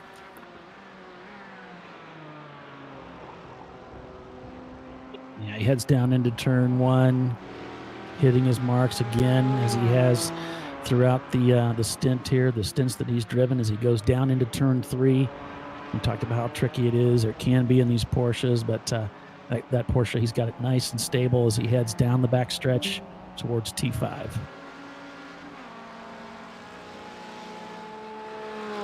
Again, you just got to emphasize the point that Dangers Out have ended up in this situation of leading the race by 50 seconds, just on account of keeping their nose clean, staying out of trouble. There's been other cars that have had 1 lap pace to challenge them, including Grid Life Esports, including UGA Motorsports, but they have just, run afoul of small incidents, had small mistakes that Dangers Out to this point just haven't made. And I think that's kind of how you expect endurance racing to work when Champ Car is physically at circuits. It's also how it's worked in this iRacing event today. 6 hours, 3 cautions, and Dangers Out emerged to quite the lead for the Cayman class.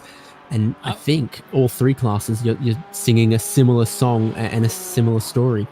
I wonder if anybody anticipated running at night. Potentially not.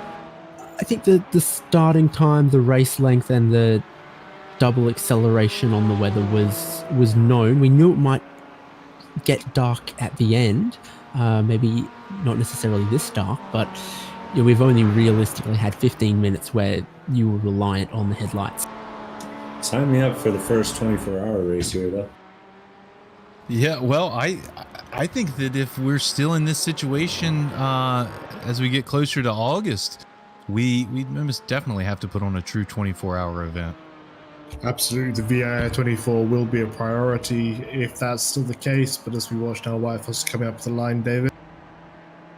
Yep, that flagman's replaced the white flag with the checker, and it waves for Wyatt Foster. He flashes those headlights, ever so noticeable in these conditions, because they are proud of their achievement to be a race winner here in Champ Car iRacing special event, 6 hours of Road America. Got 2 more class winners to come to the line. Yeah, here comes our Mustang coming up the hill now, running right down along the pit wall, throwing up the debris. And also crossing right around the same time was our Miata winner. So all 3 class leaders in a very similar place on the track, so they all see that checkered flag right after each other. So do we want to go through and do a quick rundown of the of the finishing order and then maybe get some interviews. I know I was down in the pits. I've talked to a few of the teams. It looks like Flamian from the Winning Miatas is available to do a interview, and maybe we can go from the bottom to the top since we talk about the Porsches so much. But yeah, let's start at the top with the results and the bottom for the interviews. Yeah. So Danger's Out finished in first place, UGA Motorsports in second, Voodoo Racing in third, with UGA having Garrett D'Alessandro in for the end, Andrew Pinkerton for the end at Voodoo. Jackie X and American Lunatics rounding out the top 5 in the Porsche class. In the Mustangs, Huge Ass Blue Mustang and Chattanooga Touring Wagon were 1 and 2, with Bavarian Mustache Works crossing the line in third place, with Darian Prefect not far behind him. If he finishes this corner, he ought to finish in fourth place, and he will. Black Flag Motorsports finishing in fifth. The Huge Ass Miata finished in first place with Zach's Hitman at Emporium, chasing along behind them. A few more corners to go, and they'll lock up second place. Team ESPN finished in third, with Love Racing right behind them, and TNA Racing rounding out the top 5 in the Miatas. All right. Well, thanks for that quick rundown there. Let's see if Christopher Flamian, if we can get a copy with him on the radio. Chris, do you have a copy? Chris might be still getting his helmet off. Let's see if we can get a copy with Alex Klink from that winning Mustang. Or not. There he is. He's back in. He worked out how to work the door now. I think he's back in the booth. Klink, you here with us? Do you have a Klink? Do you have a copy, Klink? I think I do, if you can hear me. Yep, we got you. So congratulations, first of all, on the finish today. Did it go about like you planned? Was there anything that kind of caught you guys out? How did the race go from your perspective? Yeah, thank you. With endurance racing, there's always something you can't expect, and that definitely caught us out today. But Alex Crawford and I were both well prepared, I think, and we showed that with our driving. Most of the incidents were with having some pace car situations with, pitting or not. And also towards the end of the race, Crawford had an issue with his pedals. So he had to pit right after getting into the car to recalibrate them. But otherwise, it went great. Yeah. Did running after dark catch you guys out a little bit, or did you guys kind of have an idea that it might go just a little bit past sunset? Yeah, we were definitely aware that it was going to get dark. We weren't obviously sure exactly how dark it would get. And, it was fine. I know for me, it was literally right as I crossed the finish line to finish, it sort of clicked over to night. Because I have my, graphic settings a bit lower. So it really transitioned from relatively bright to quite dark. So if I had to drive in that, it would have been a bit more interesting, but it wasn't an issue. Well, good job today. Good points. And I hope we can plan on seeing you again in 2 weeks at our race in Charlotte. Yeah, thank you. Thank you to all the broadcasters and all the team, all the crew for organizing this and running this, and just shout out to Alex Crawford and the whole Huge Ass crew. All right. Well, thanks for your time today, Klink. And that was one of your drivers from the winning Mustang entry, Alex Klink. His co-driver was Alex Crawford. So good job today. Next, Devin, I think we've got Chris Flamian now got a copy. Can you want to give us an interview?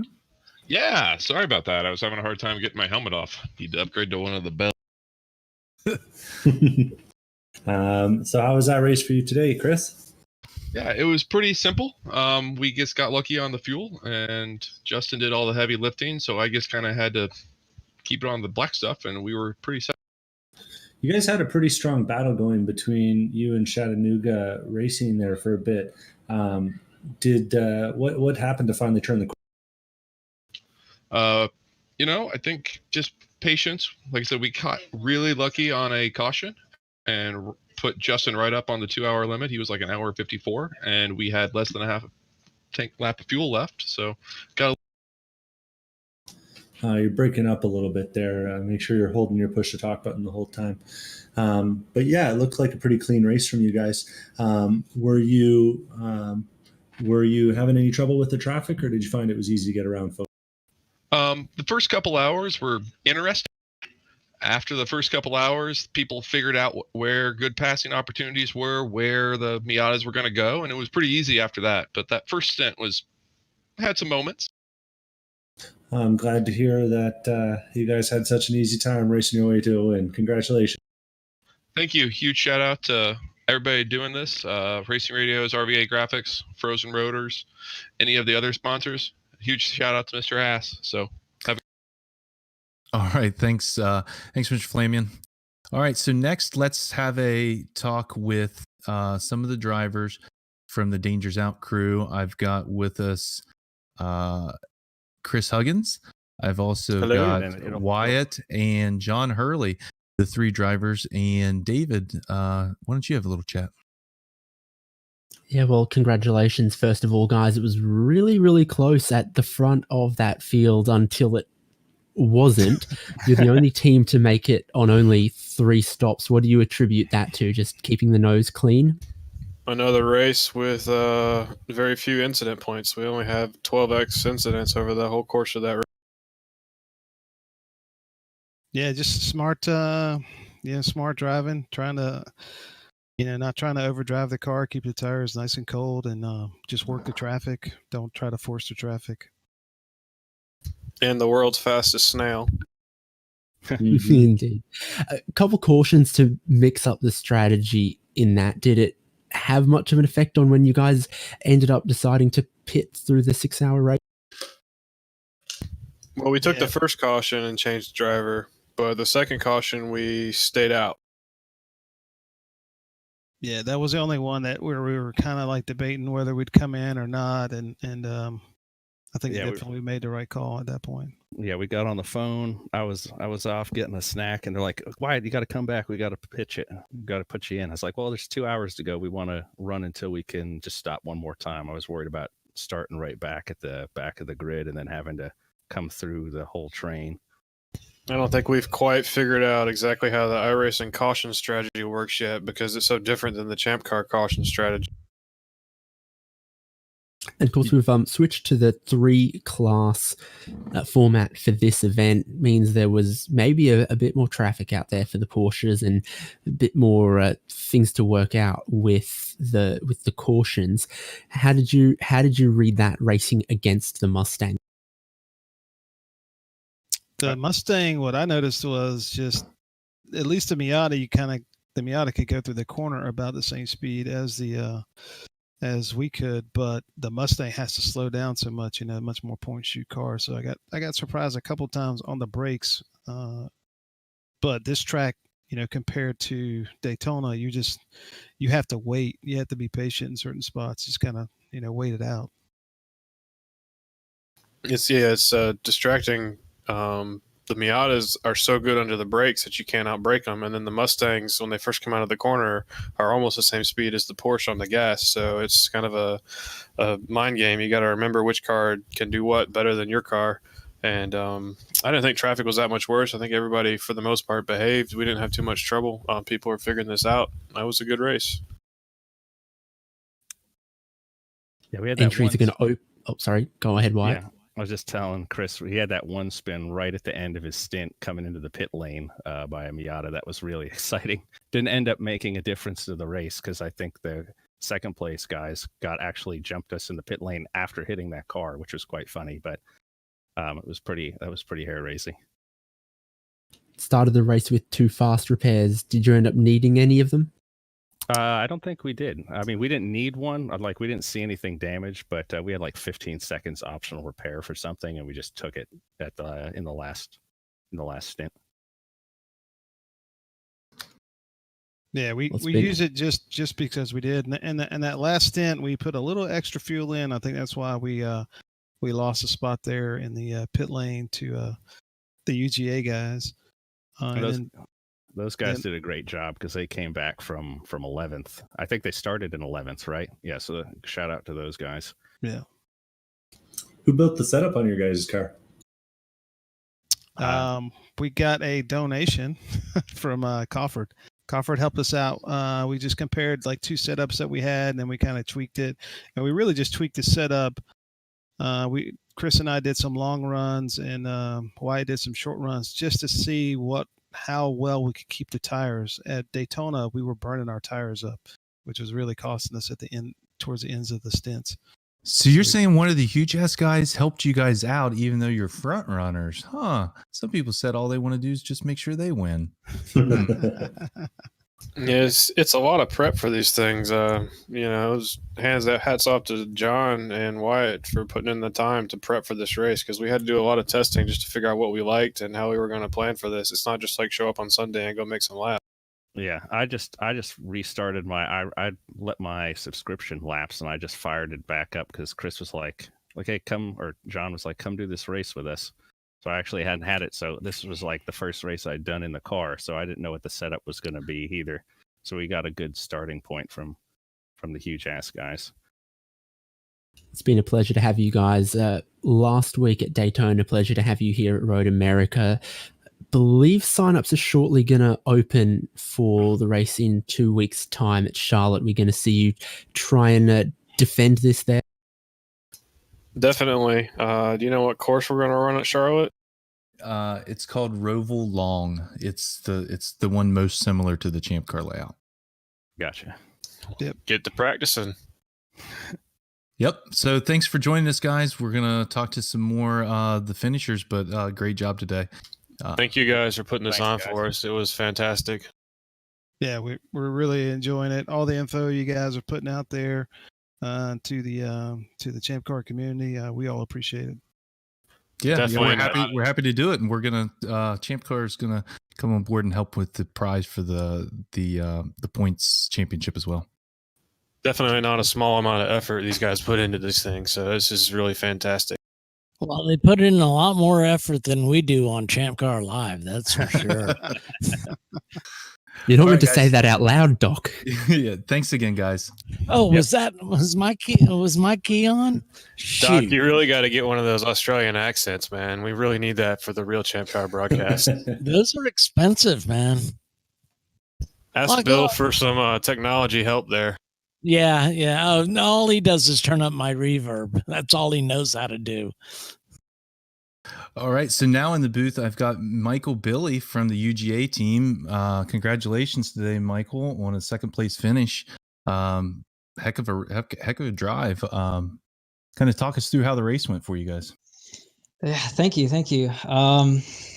Let's see. Let me think all the way back. Yeah, we started off with an incident at the beginning, which it happens, racing incident, so no worries. Fell back a little bit. Got super lucky with the cautions 2 times in a row, so we were back into the fight for the top 3. And then unfortunately, after my last stint, Garrett got a little caught out on the cold tires, but it's all good. Second place this time is better than 7th at Daytona last time, so we're happy with it for sure. Yeah, and that'll be some good points for the championship. I assume we'll see you guys back in 2 weeks' time for our race at Charlotte. We'll see. Me and Garrett are actually doing the 24-hour at Nürburgring this weekend. So we'll see how tired we are after that. That'll be like 3 weekends of racing in a row. But most likely. What else is there to do right now? Yeah. True. And we still got class tests and stuff. Oh wow, that's brutal. Any shout outs to anyone maybe they're part of the university program? Definitely the whole team. I know a bunch of them are watching once again. I know Dr. Mativo, not sure if he's watching. He's our faculty advisor. And then just a bunch of friends all over. They're all watching once again. So hopefully we get the same sort of showing of support for Charlotte if we end up doing that. Yeah, sounds like you guys have a bunch of people on the team. Maybe we need to get a few more rigs and get you guys up to a 2-car effort. Oh yeah, definitely. We've got a few more guys that are practicing, getting quicker and quicker. So working on it. All right. Well, I hope to see you again in 2 weeks. Thanks for coming out today, and congratulations once again. Yeah, thank you very much. Jack Joyner gave Pinky some bad advice.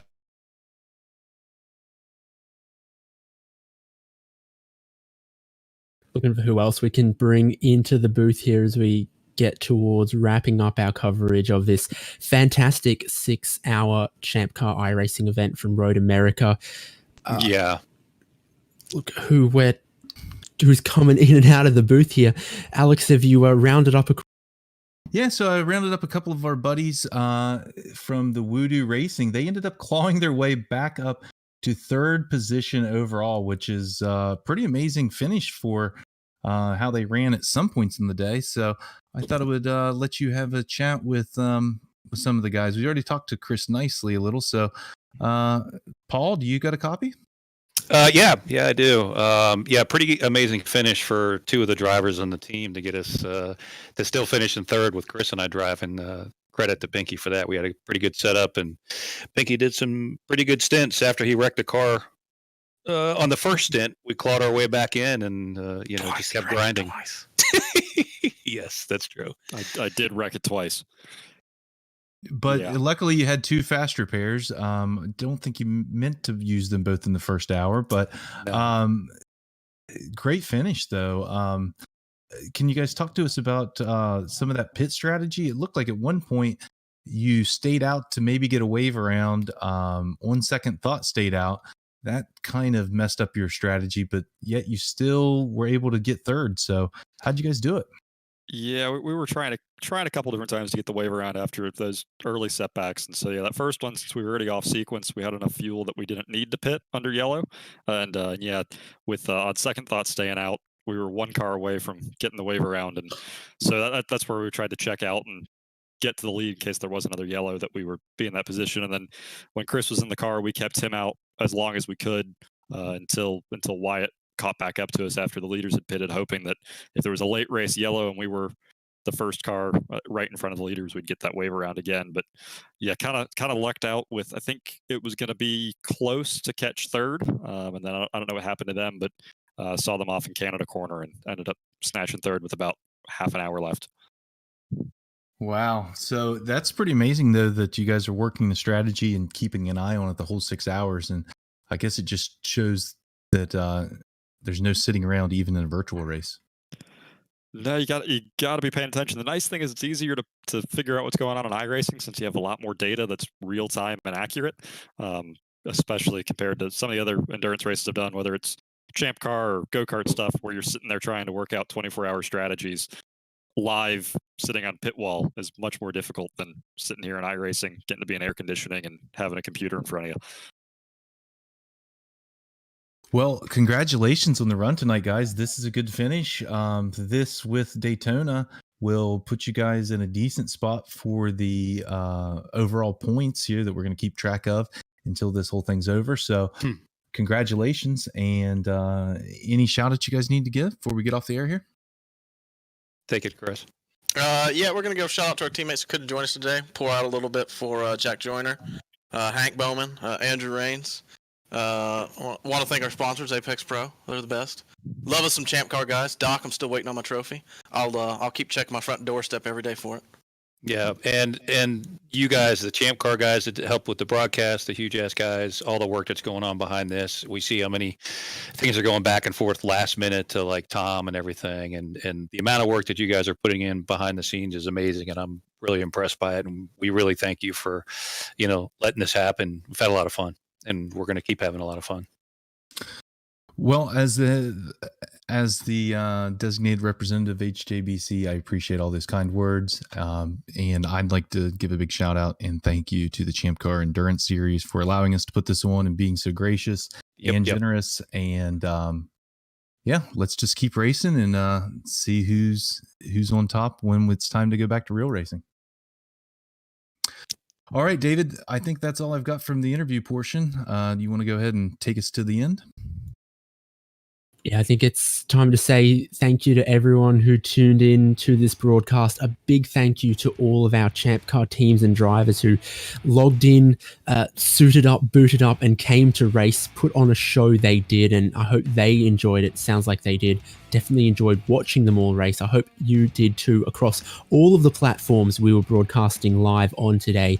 Thank you to Champ Car for lending their support to this, having our broadcast on ChampCar.Live and other platforms as well. So big thank you to them. Big thank you to everyone tuning in, listening to us for what was quite a long slog of a 6-hour race. But boy, did we really, really enjoy it. Everyone who was here in the commentary box, we had Doc Waldrop, we had Paulie Velton, we had Michael Derby producing 6 non-stop hours of racing coverage. Cannot do it without him. We had myself, David Haynes, we had Alex Albert, we had Devin Peters. We also had Tom Ellison drop in for a bit as well. We thank them for their enthusiasm with this broadcast, and we'll do it all again in a couple weeks' time at Charlotte. Until then, keep an eye on forum.champcar.org. We've got the ChampCar iRacing series coming along Wednesday night for practice round as well soon. Keep that in your calendar, and we'll see you soon.